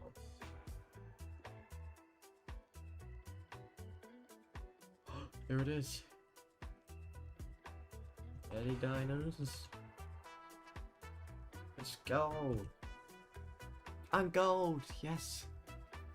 Artifact of the Hunter. Completed. Although that felt very easy. Who do I put a bounty on? Or should I put it on myself? You will never take me alive. Yeah, so I decided I didn't actually want to use the gold to buy any resources or anything, so I put a bounty on myself, as I do want the biggest bounty in the server. And I also paid back TDS from when I borrowed some things earlier on. On the way home, I came across Sapphire Flame's base, but not too much was going on here yet, so I did a large metal run, also gathering some crystals so I could craft lots and lots of soul balls, which are basically just better cryopods because they only cost 1 crystal. Oh. Whose lovely base is this? Oh, Order of the Dodo. Who's this? Now I did end up finding a bit of land I wanted to build on, so I put up the shell of a base, also getting this nice drop, and then decided I didn't like where I'd built, so I picked up my base and built it on a nearby hill. The next day I was moving over all of my loot from my raft to my new base, and along the way I made an awesome spyglass, which is basically a cheat code to this game. I also made some gunpowder to make some ammunition for the simple pistol I made, as they can be quite handy for PvP. And as I was sorting my base, I needed more storage boxes. Now although Mosey can collect wood, it's not very efficient being a moss drops at all, so I headed to this beaver family due to them being the best wood gatherers in the game, I think. Started off by killing all the lower level family members and ended up with a level 25. Yes, sadly this was the highest, but it will have to do, or not, since I was a level 50 I missed, so I tamed up both. On the way back I was going to have a pit stop in iLegend's cave for gold, but his paranoia has closed it due to raiding now being enabled, so I better be careful that no one finds my base. After some farming I had finished the honeycomb layer to my base. Yes, me being a dumbass really built a rust base. Nice. So to put my time to better use, I built gates around the hill to stop large intruders entering, and then wanted to hatch those PT eggs I got a while back, so I searched for a warm spot and ended up in the swamp. And they all hatched and were growing healthily until I forgot babies needed food, so they all died as you can expect. But I can't stick around and have my sorrows, because due to tensions arising in the server I continued surrounding my base with gates and spikes, you know, to stop anyone raiding me, and this time I hatched the PT eggs inside my base because I forgot, you know, buildings are a bit warmer than outside, but yeah, it worked this time. Ooh, yes. Okay, don't die this time. And I did feel pretty content with my base so far, and I wanted some action, so I put out a request for a good old duel.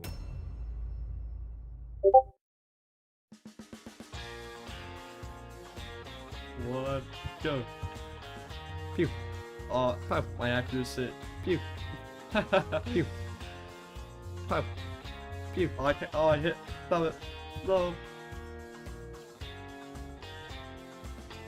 Pew. Pow. Pew. Pew. Pow. Pew.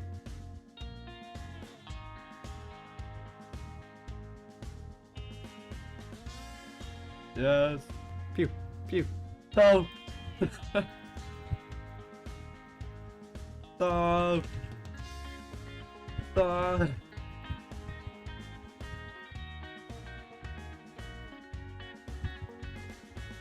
Knockout.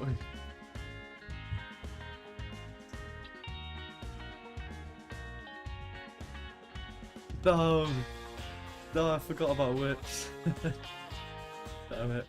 Look, in my defense, I thought we were just using pistols, alright? Anyway though, back onto the grind. As you know, I want to defeat all the bosses on alpha difficulty, so I need to get my boss dinos up and breeding as soon as possible. So I went scanning for megatheriums, and I found a decent level one between the swamp and redwoods. It was a huge pain though, as the KBD Better Dinos mod makes Diplos have an ability to just dismount you off your tame.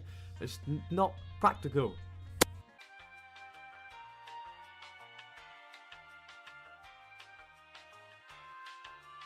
When I returned home, I set up a little PT breeding area with aircon so they can start hatching quicker, and I also did craft some C4s because, well, I'm probably going to need them soon. But hey, I'm not just going to brush over the tame I just got. Maria, I wanted to test her power out. So I geared up and headed to the usual iLegend cave to, you know, gather some gold, at the same time just test her strength. And she was decent, to be fair. Her melee wasn't the best. What, this one's got terrible melee, oh my god. But now that I have enough gold, I finally headed to the market to set up my stand, as I think you needed about 50 gold to do this. But as you know, I can never make up my mind on buildings, bases and stuff like that, so it took me a long time to just make a platform. But eventually, I did lay one out, bought my stand, and now I could start selling items I had gathered and hopefully growing my bank account and becoming pretty rich. And it turns out the next day when logging on, I hadn't actually listed my items properly, only I could see them, no one else. So I started off with actually putting them for sale, and then I went looking for a male megatherium to obviously breed with Maria, when this happened. No way! What? Oh no! What? Okay, I was trying to buy your cementing paste. Yeah. And it's 5 gold coins per one. I went to go buy the whole stack. I'm like, hey, I'll go and help you out by buying out all your cementing paste. Oh wait, it's per one? It's per Get one. scammed. I just bought Get the. scammed. Oh my god! You scammed me! You scammed me! Aki's like, oh, no, my prices are so cheap. What? No way, that doesn't make sense. Do it. I'm so mad at you that I'm gonna go and put a bounty on you. You scam me. Hey, that's what I call business, alright? But getting back to said business, while I was searching I did find a level 140 Sarko, so I thought why not tame it, because they're pretty good in the water and really good all round mounts. But I didn't expect to be knocking it out with my fists. It wasn't so bad, but while I was waiting for it to tame, I headed over to the market nearby to see what was going on, and I thought we were all having a lovely time talking and chatting and messing around until natural cause betrayed me. You're wanted dead, bud. Just saying. Yeah, so no touching. Yeah. You just gotta stand here for a bit. Yeah. Thanks for the bounty, Oculus. You could do that in PvE. Wait, thanks for the bounty? You had a 9 gold alive bounty. Wait. And because I got you to stand here for over a minute, I was able to claim it. Oh, does that get rid of my whole bounty? And guess what? That wasn't even the end of Nat's antics. I left to go grab my now tamed Sarko when he brutally attacked me. Whoa, whoa, whoa, whoa, whoa.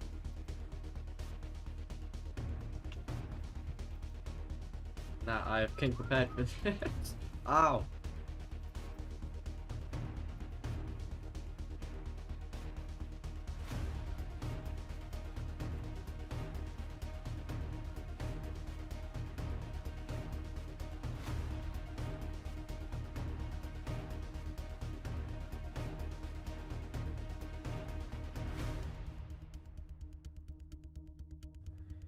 You may think I'm being a coward here, and it's cause I am being, but I just tamed this guy and I don't want to lose him, so I went to go drop him off at my base and headed back to the market, where there seemed to be something going on between Kitty Cat Lapar and natural causes, so I did a bit of spying, but it had all seemed to calm down, so I headed back with my game crashing right over the swamp. I thought it was all over for myself and my PT, but unexpectedly Nat had been protecting my PT, and I made it just in time, so I guess we're even for now, Nat.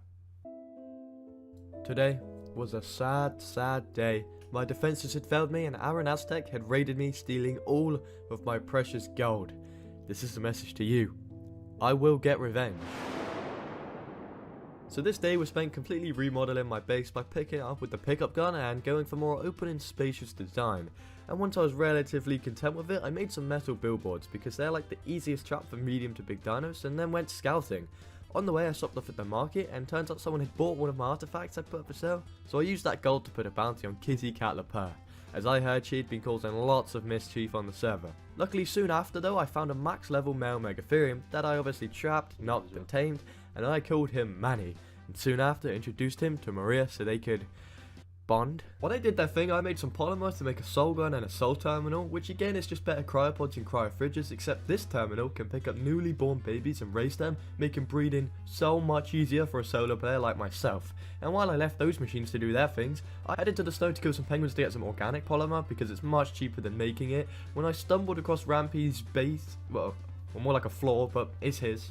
I did borrow a torch and some meat for my travels, and you didn't hear this from me, but he may have had one of his implants in his inventory that may have slipped into my pockets, so if he does gain a large bounty in the future I could potentially claim it, because that's how you do it, but hey, that's just between me and you, alright? Next I went back to my base, set up some turrets and advanced rifle bullets, and then set up the wiring. Now my base will be much harder than a simple grenade raid.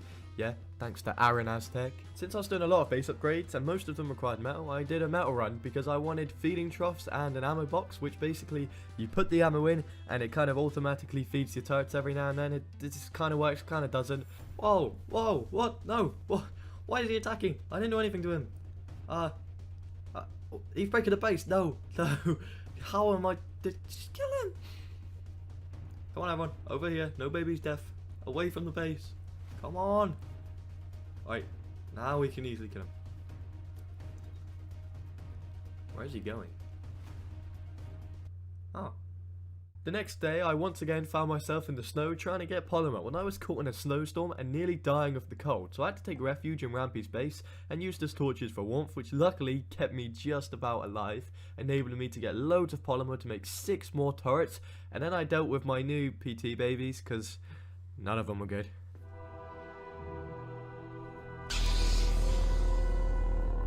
Oh my god. Jesus, that was a lot of death. When exploring around the green obelisk, I saw I don't skate on an acro. These things are pretty powerful and he has quite a lot of gold, I've heard, so I tried stalking him for a while to eventually surprise attack him, but I lost him. So instead I checked out Tribe of Pizza's base. So I'm on the raid cooldown, meaning I can't be raided for 7 days, but if I raid someone in that time, that gets rid of my cooldown, so I won't be raiding for now, but I am scouting. Oh, they have 1 turret. No, this would be the perfect raid opportunity if I wasn't on calling.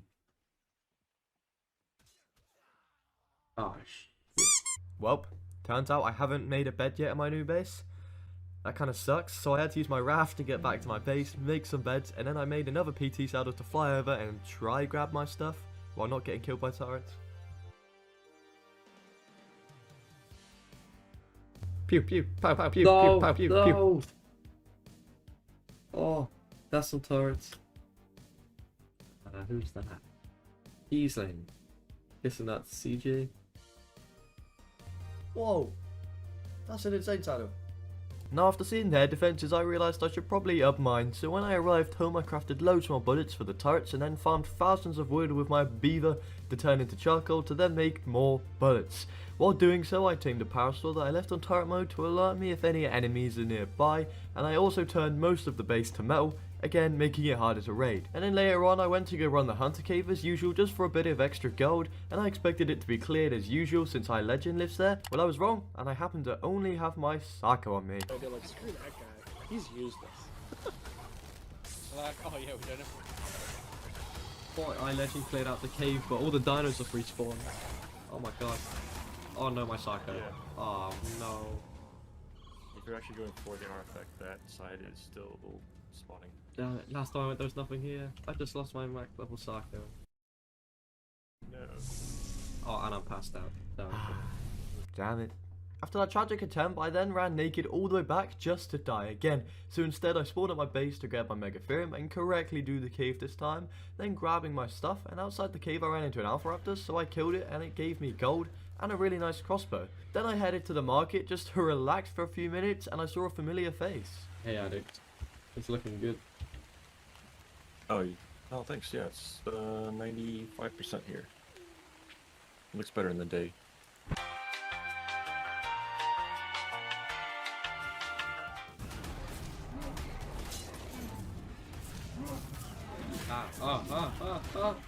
What's happening? Whoa! No! No! Megatherium attack! Like that! Oh, he's doing it! He's doing it! No!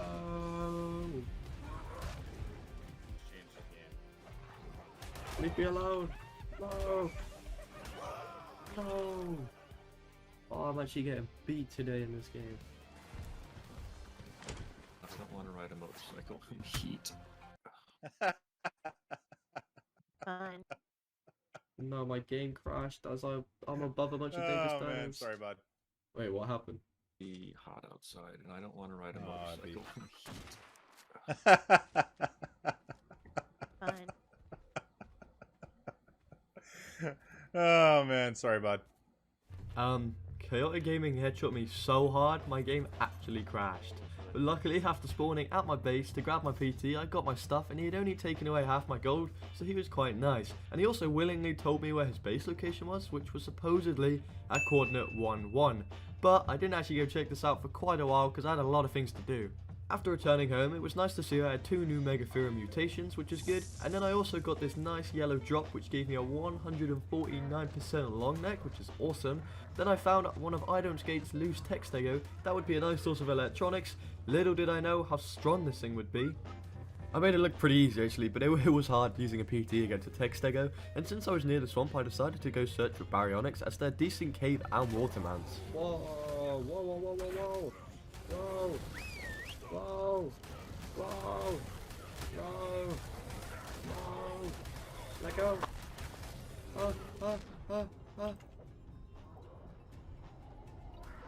Come on! Come on! Come on!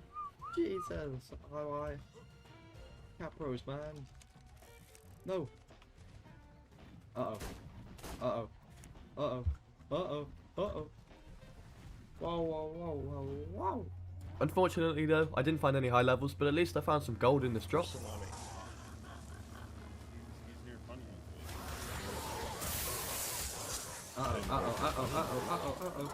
No. Gotta get up on the rock. The wooden one? Ah, I'm good. What did I get? No. And then later on in the day, I realised that this is Miss Vadam's base nearby mine, and her plant species only attack me, not my dino, which would make this quite an easy raid. So once my cooldown is off, she will hopefully be my first target. But I didn't really know what to do now, so I went back to the swamp and I thankfully found a level 130 baryonyx. So I trapped it, made some spikes, knocked it, and went for a small fishing trip and then fed Barry after punching a cat bro. Bye. Once that fella tamed up, I went drop hunting, and of course, in Ark, it's never as simple as going drop hunting.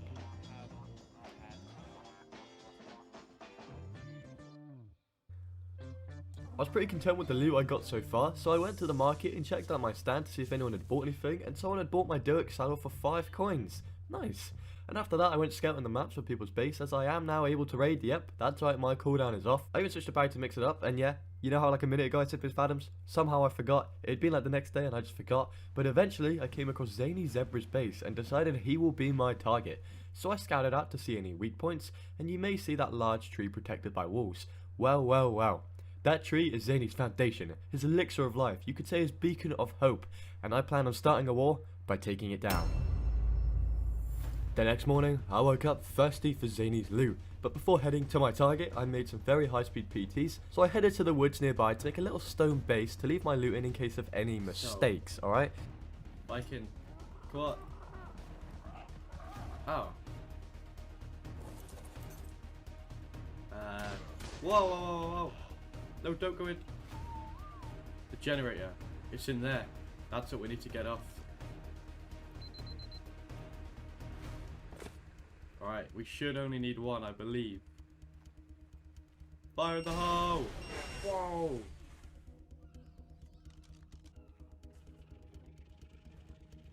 Okay.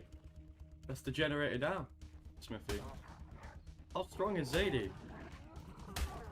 Die. But those trousers I have to take. Other than that, you can keep the rest. Ooh, Trank House. Don't mind if I do. Now, is anything on neutral? Oh my god! Zadie, what have you done? I don't want to lure him too far away. D4. Whoa! The tree! It's fallen! I may have started a war. I can't finish. Yo, this time Orphodon's laying eggs. Yo! 3 eggs! And it's itchy. Oh, Zany, you've messed up, boy. Oh, some electronics. What's that, an RG egg? I'm sure he wouldn't mind if I took a couple Ferrazino eggs. That's a lot of metal. I could do with some metal right now, but carrying that might be hard. Voila! A masterpiece. Now he will definitely think it was him. And that was a successful raid. I got a nice amount of gold and lots of useful eggs, mostly being Therizino, so now I don't have to tame them on my own. And I had 2 breeders raising in my terminal right now, and I logged off. Wait. Yeah, Brachy's are really strong creatures, but at least I had a cool green Megatherium mutation now. So then for the rest of the day I strengthened my base defenses, like crafting advanced rifle bullets and, well... The great plan there. What the fuck? After logging on the next day, there was an unexpected visitor in my base, so I enslaved him so he could never leave again. And I also got this really cool chaotic gaming theme mutation on my Theris. It looked awesome. And after killing all the unwanted babies, I leveled up to 81, which is scuba tier. So I went on a poly run, also grabbing ore while I was there, and I gathered enough resources for 2 scuba sets and ghillie so I could go to the swamp cave.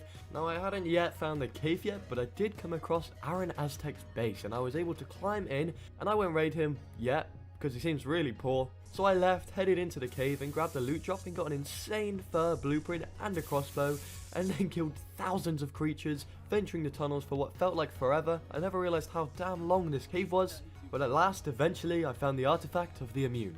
Back at base, I was wondering what to do with these itchies I stole from Zanny. Well, I made a wall around my entire base to be a nuisance to any attempted raiders with them. And speaking of raiding, I'm going to want to get stegos for that, because, you know, they're really good for soaking turrets. And I went searching when I noticed CJ the Cheese DJ had been farming up his base a lot, so I need to keep an eye out for him now since he lives right next to me in the water. But back to what I was doing, I did find a level 130 stego. It was annoying to knock out.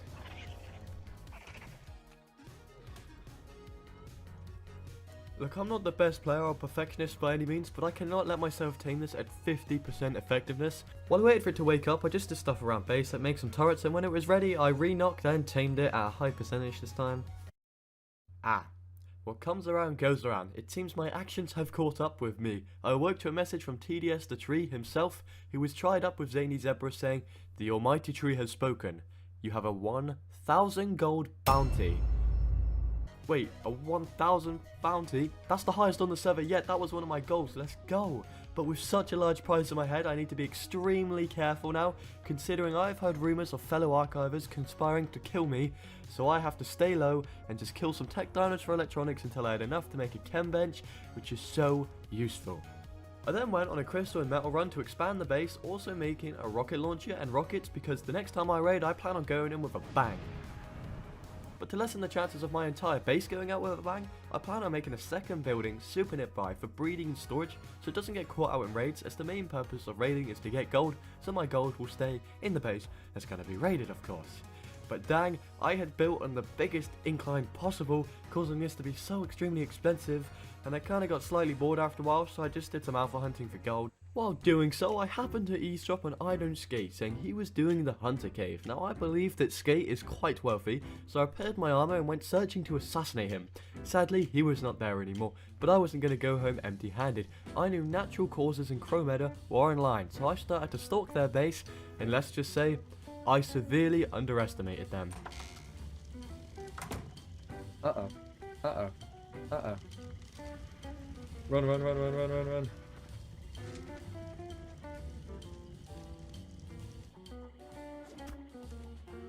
Damn it, the bowler messed up.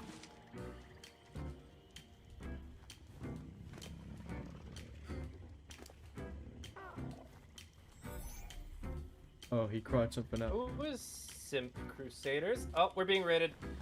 Lucky. Uh-oh, they found me, they found me, they found me. We're being raided. Aki. Aki. What are you doing? Hello? Aki, what do you have to say for yourself? Shame! Shame!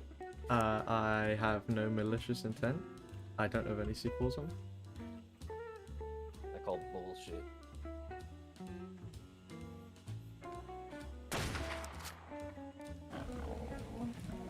Find your net. Find your net. Oh god. Oh, I got shot. No. Come on. I'm not good at picking and this thing's too fast. Where's Crow at? I need to get him.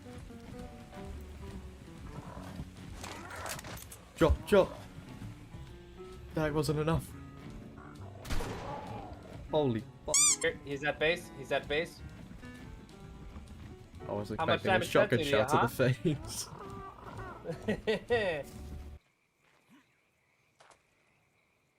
Oh, hello. Whoa! Oh, Whoa! bye bye PT. Whoa! Bitch. Whoa! That was strong. Go! Low! Run, run, run. Where is he?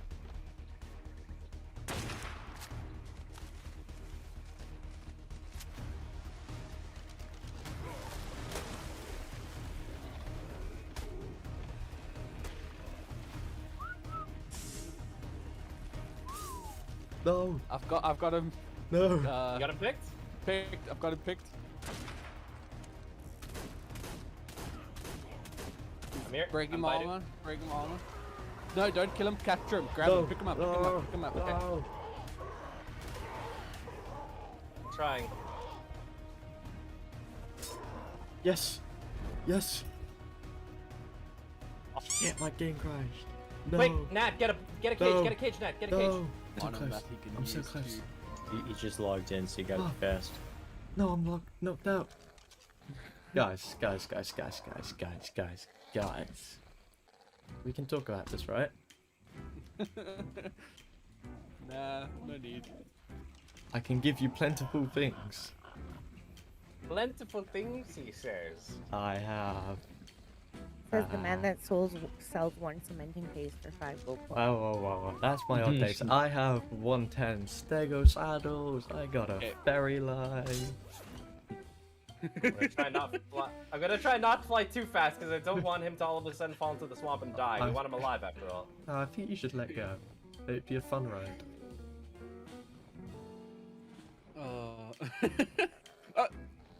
I thought he fell. No, he's still on. He's still on. Around the world, around the world. Yeah, and then people actually will want to rate you. So what happens here if you get the money from Wilkes and then Wilkes praise you? Kill me, Akro. Kill me. That's so stupid. Like he was inside the cage and just as he wakes up, glitches out and runs away.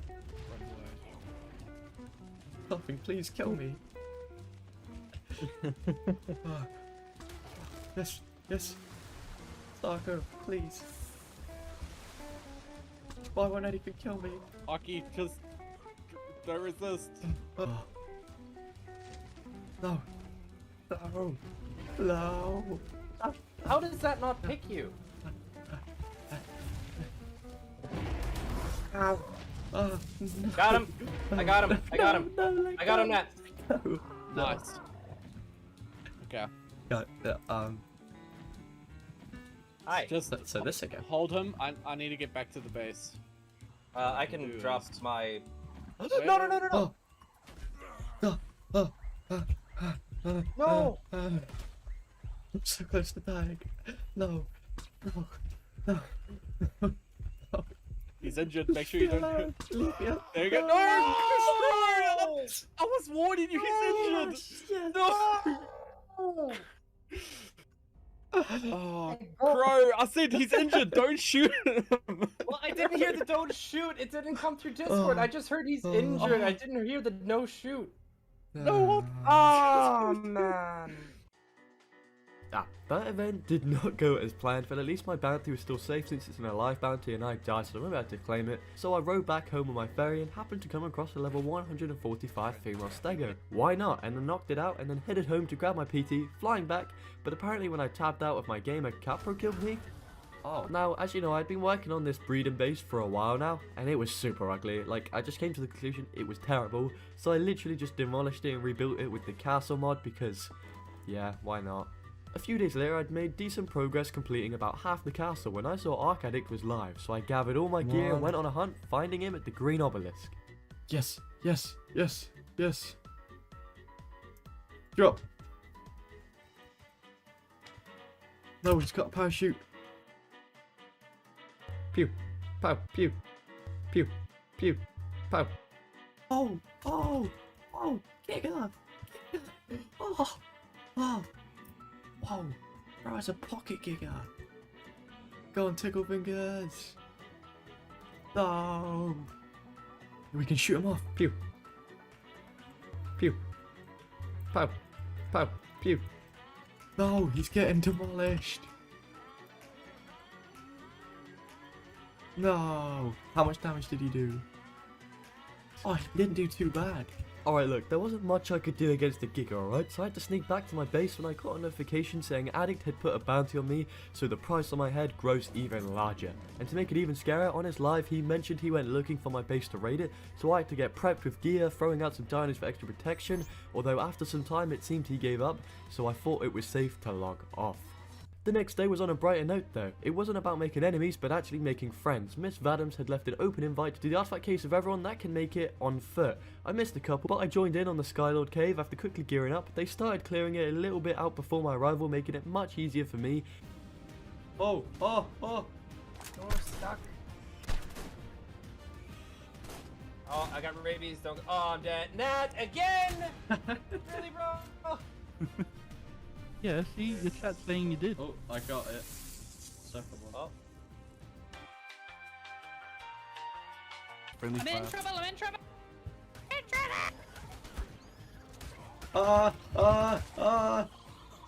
My friend. Thank you. That's alright! Oh. It's a war. Yes, I live. Bro, that's not a fun thing to kill.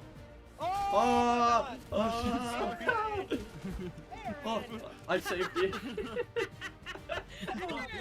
I didn't know they spawned in this game. That one. Oh. Scorpion behind you. Oh shit! Oh, I don't want to shoot you. I'll try my best. No. Oh, absolutely. Hey, what's up, Bucky? Hello. Oh, behind you. Oh, behind you. Behind you. No. No. Run. Wait, you survived. What? Oh, did you survive, Aaron? How did I Yeah, I grappled out. Nice, nice. Oh my god, that was... No. Spiders, Aaron! Nah. Oh, I They forgot always about the just block the water! Is that eels? You guys went. I didn't bring flippers, am I gonna survive? I didn't bring flippers either. Nah, you should. Do you know the way? No. You go first and I'll follow you. Stay close. Oh god. The bats are there though. Ah! I've got Oh, you made me sick. Sorry. You just gave me rabies. Oh, okay, I'm not jumping in there Wait. if you both got rabies. How do I use the antidote? You can't do You it take, you press Can't use E, it press underwater. E! You can't use it underwater. Uh-oh. I'm Right, get drowning. out of the water! No, don't come over here! Ah! Don't give me rabies, don't give me rabies! Oh wow, this is a... Oh god, there's a lot. Just went under it. Oh, they're coming for you. They're coming for you, run! Oh. No, what? Are you coming this way? Keep my med brews are in my slot 0, but it's not, it's poo. I got the artifact. Let's go. Biggest poo. I've only got... Wait, I've got 4 big poos. It was done. We completed the final cave of today. But before I left, I thought I wanted to go tame a dung beetle for free fertilizer. Is there any dung beetles higher up? Or have I got to go for one here? Yeah, there's one here. Oh, okay. I'll go for that. Yes. Bit. Actually, yeah, put 1 poo in it. You might tame it. Oh no! He fell off! Oh, that was my last grapple. Oh, I may have messed up. Right, if I can parkour. Come on, Aki. I've got no grapple. Oh, yes. Right, poo, poo, poo. 8 seconds. 5. Yes. Oh, yeah, No. that'll work. Better. No, it fell. Oh, it fell. No, I fell. No. No. Now they'll aggro to run. I died. Now this is where you don't get greedy in Ark, right? I had to fly back with a Ferrazino to grab my loot and then get out that damn cave for good. Today was not a good day. I loaded up the server to realise I had been raided twice. What? How has that happened then? That's not supposed to be possible, you're supposed to be on a cooldown. So I had to spend the next few days farming base materials to repair my defences and carry on my castle, although I did pass out on the way to getting some metal. I guess my character's just so exhausted. Logging on the next day, I seemed to be dead. It was strange, but I just grabbed my loot and then decided I want a Basilosaurus, since I've never really explored the ocean, and what better than a whale. So I headed to the market and bought 20 kibble of I Don't Skate, and then headed into the depths on Barry when I spotted this big old whale boy. So I killed the surrounding mantis, so obviously they don't kill me, fed it the kibble, and from that suggestion, named him Dill. I had issues logging on again. Apparently I had no other loot other than my hotbar items, which made 0 sense, so the tames I had in my inventory, like Bill and Barry, are gone. Yeah, that sucks. So I had to head back to the ocean. I quickly tamed up an itch seed to make this easier to go hunt some basilos. I ended up taming level 85 Bill 2 and 145 Bagel.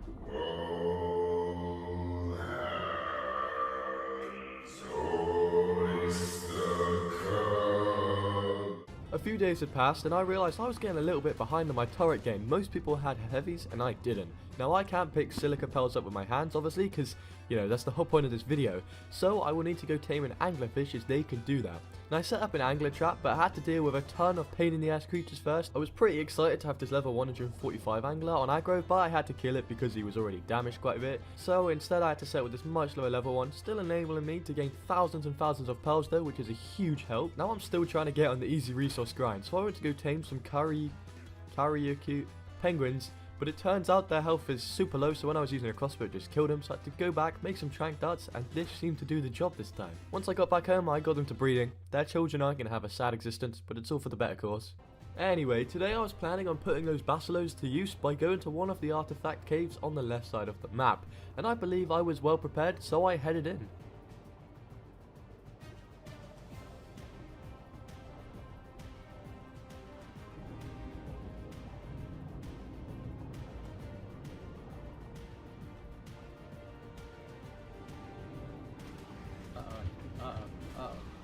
This isn't good. This isn't good. This isn't good. This isn't good. I need to leave. No. No. No. Help. No. Oh, my controller's messing up.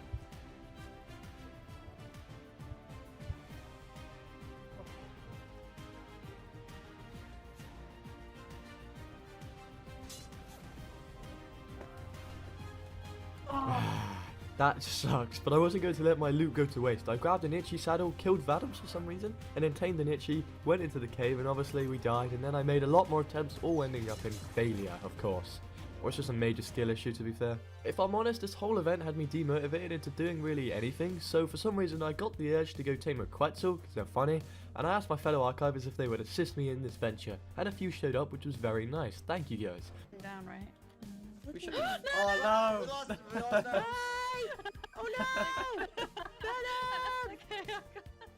Tactical save. Oh. I'm here, yeah. Okay, Right.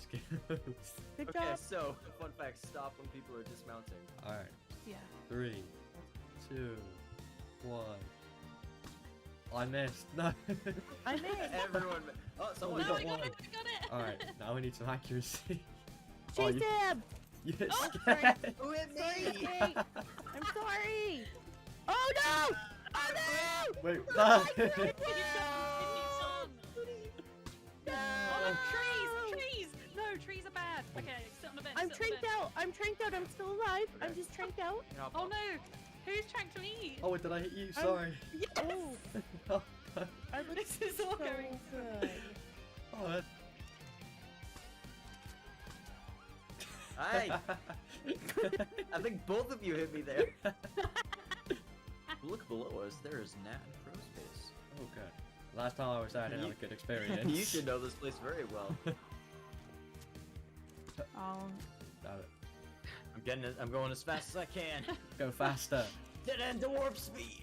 Oh, that's a hit. Oh! There we Yes. Oh! Alright, I'll just do a quick I think I bring it up. area check. Don't want it to.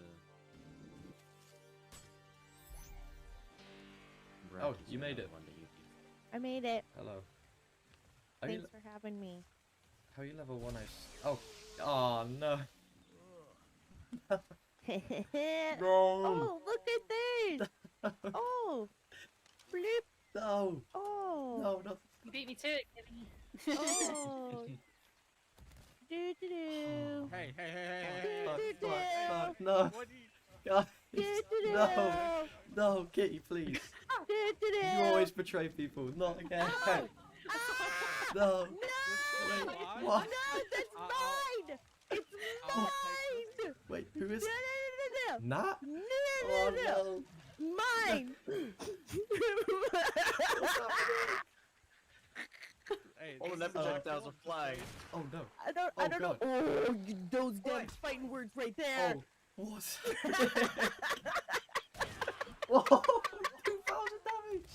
Oh, No. you Hey, hey, will! No! What? my What has happened? strength them out. You guys all... A little while. Don't like this. It's okay. You again kind of forced into it at this point. No, I can Handcuffs, maybe not. I can escape. Well, stop trying to run away. Alright, I'll let you carry on this plan. Oh, that was very nice. You guys must be broke. There we go. Really need this bounty. We really are. So, you still haven't thought about, though, how I'm getting out of my master plan. You're not going to make it there. Okay. I'm not. How they work. Come along. Ah. Come on. Filet. Resist. My eyes. No. I'm not letting you and Crow take my money. God. It wasn't supposed to go like this. I didn't think you had evolved. No, it's so good though, I can get out. No! There we go. The alarm bounty has been claimed. I've got nothing else to live for. You can leave now. Now you can run away. I can't do anything with these Aha!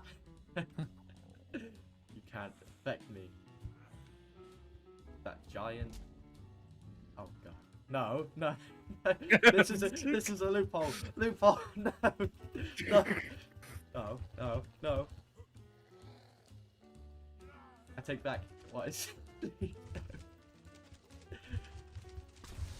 Ah, no. Well, that sucks. I'd been stripped of all my possessions and left to run home naked with my Ferrazino that Nat had named Nat's Revenge. And the worst of all, my reign as player with the highest bounty has come to an end. I peaked around 1,500 gold, but that is all in the hands of the Nat Meta tribe now. I will not forget this. Straight away I got to putting up my turrets on my newly designed gold base and then headed to grab pearls with my anglerfish. Now I needed to recover on all that gold I lost, and even worse, apparently I lost my Archie, so I needed more gold to buy a new one. After completing 2 caves, I did have enough gold to buy an Argentavis from the market, and also try my luck in Kitty Cat LaPer's casino by buying a compy. I got scammed. So I headed home, to then bump into my old Archie. Are you serious right now, bro? I continued farming heavy turrets and the new gold base was coming along very nicely. I then suited up my quets to go exploring, but he was too slow, so I switched to the PT and then found a unicorn. So I now had Shinehorn, who can apparently fly. It turns out, after looking at my loot, it's pretty underpowered compared to the other archivers, so I want to go to the deep sea loot crates to get some better stuff. But someone had already looted them, so I scouted the maps for bases and found this schlong looking base as a contender to raid, but first I looked for more when I saw Skate and Kitty's base. What? On a... Ah! No! Ah! Yes! I'm a genius! I don't want to stick around there any longer, so I headed home and spotted Miss Vadams had a whole castle now, so she was going to be my target. The plan was simple. Vadams' turrets were very spread out, so I was going to try soak the 2 on this side with my meat shields I'd got from breeding.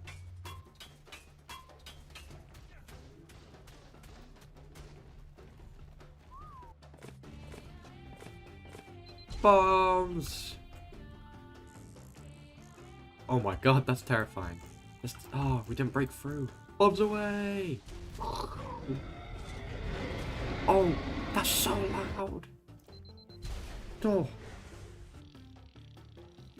Oh, we broke something. Oh, the generator. Yes. Wait, is that all of them or just this one? I was in, but I was unsure if this was the gold vault, so I tried pressing in further to see if there was more. Oh! Wow. Wow. Okay. Ouch. No. No. Wait, suicide! Oh, this is not going to go wrong.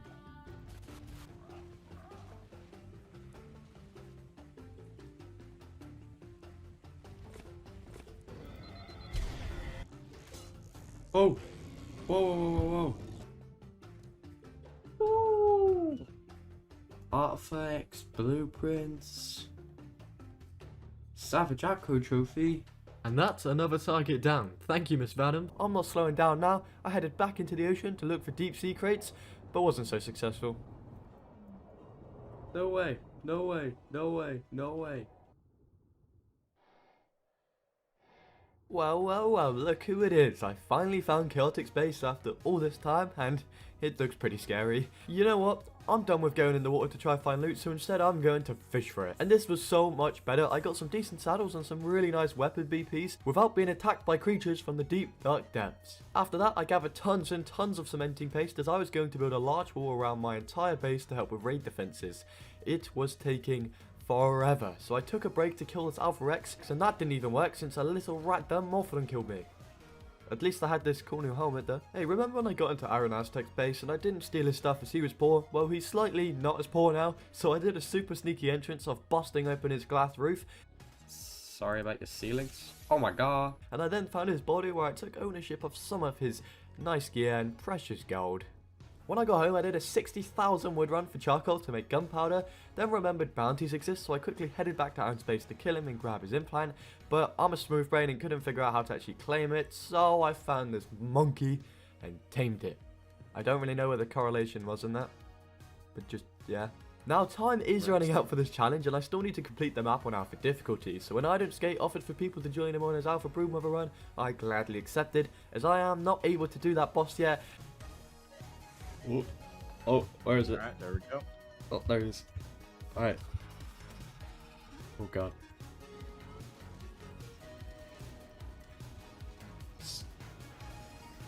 Oh, let's go. There we are. Pick engrams. Nice.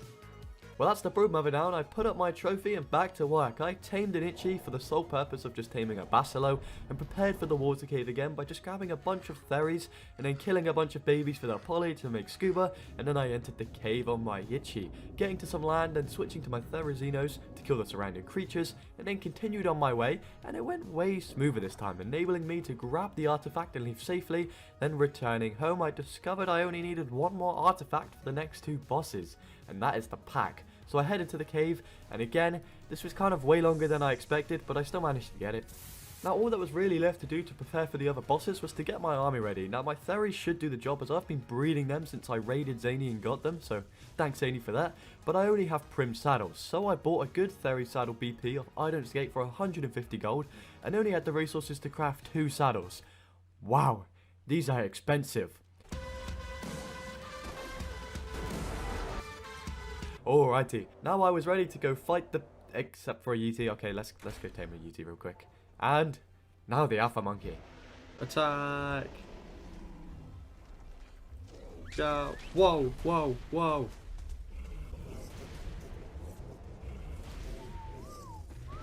No! In here! In here! No! Leave me be!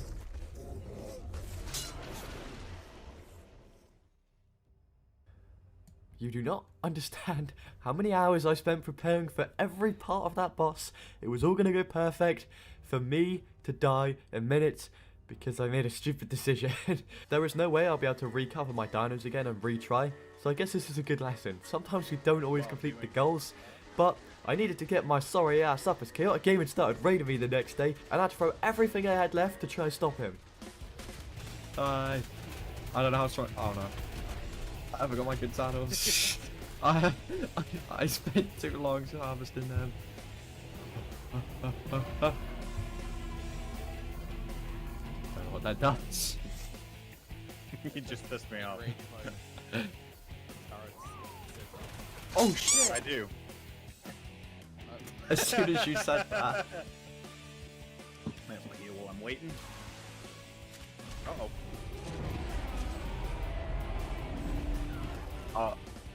I didn't plan ahead. Let him space. Kinda does.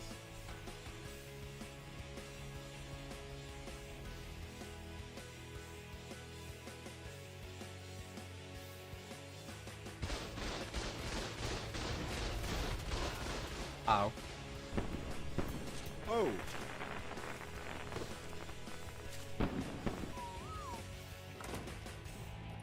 I'm down to my last beaver. I saw that. I'm like, damn, he must be desperate. Oh god. Oh no. Giant. Gigantopithecus, go! Ah! The monkey lives on. Oh! Haha! What goodies have you got on you? Wait, where's your body? Oh. Some good stuff in there. Oh. I don't even know what. He stole my Giga. He gets the brickies. Yeah, okay, go and destroy them. I don't know how my fairies is. Oh no, they're your fairies. They probably have good saddles. Oh, they're boss fairies.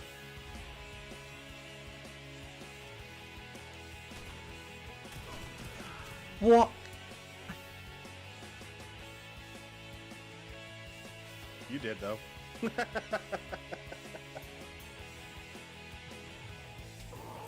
Damn it. Protect me, PT. Punch. Come on, go back. And I'm in. Do I win? Have you got the gold? I can't get through your fever. What you doing like that?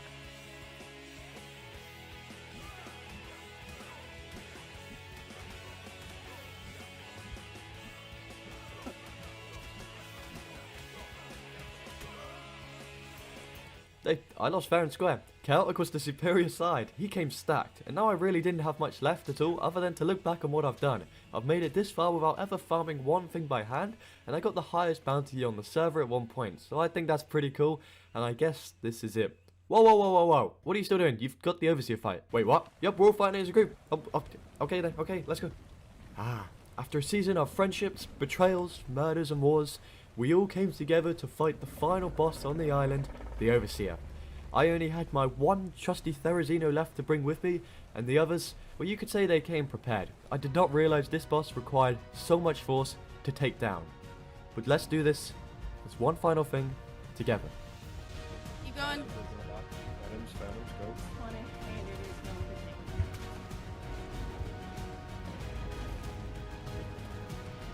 I did. You want me to go in as well?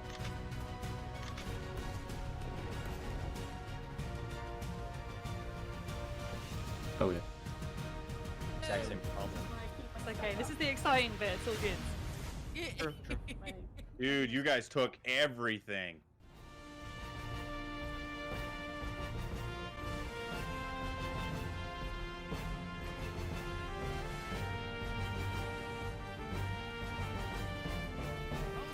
Oh, I got dismounted. Oh, dismounted.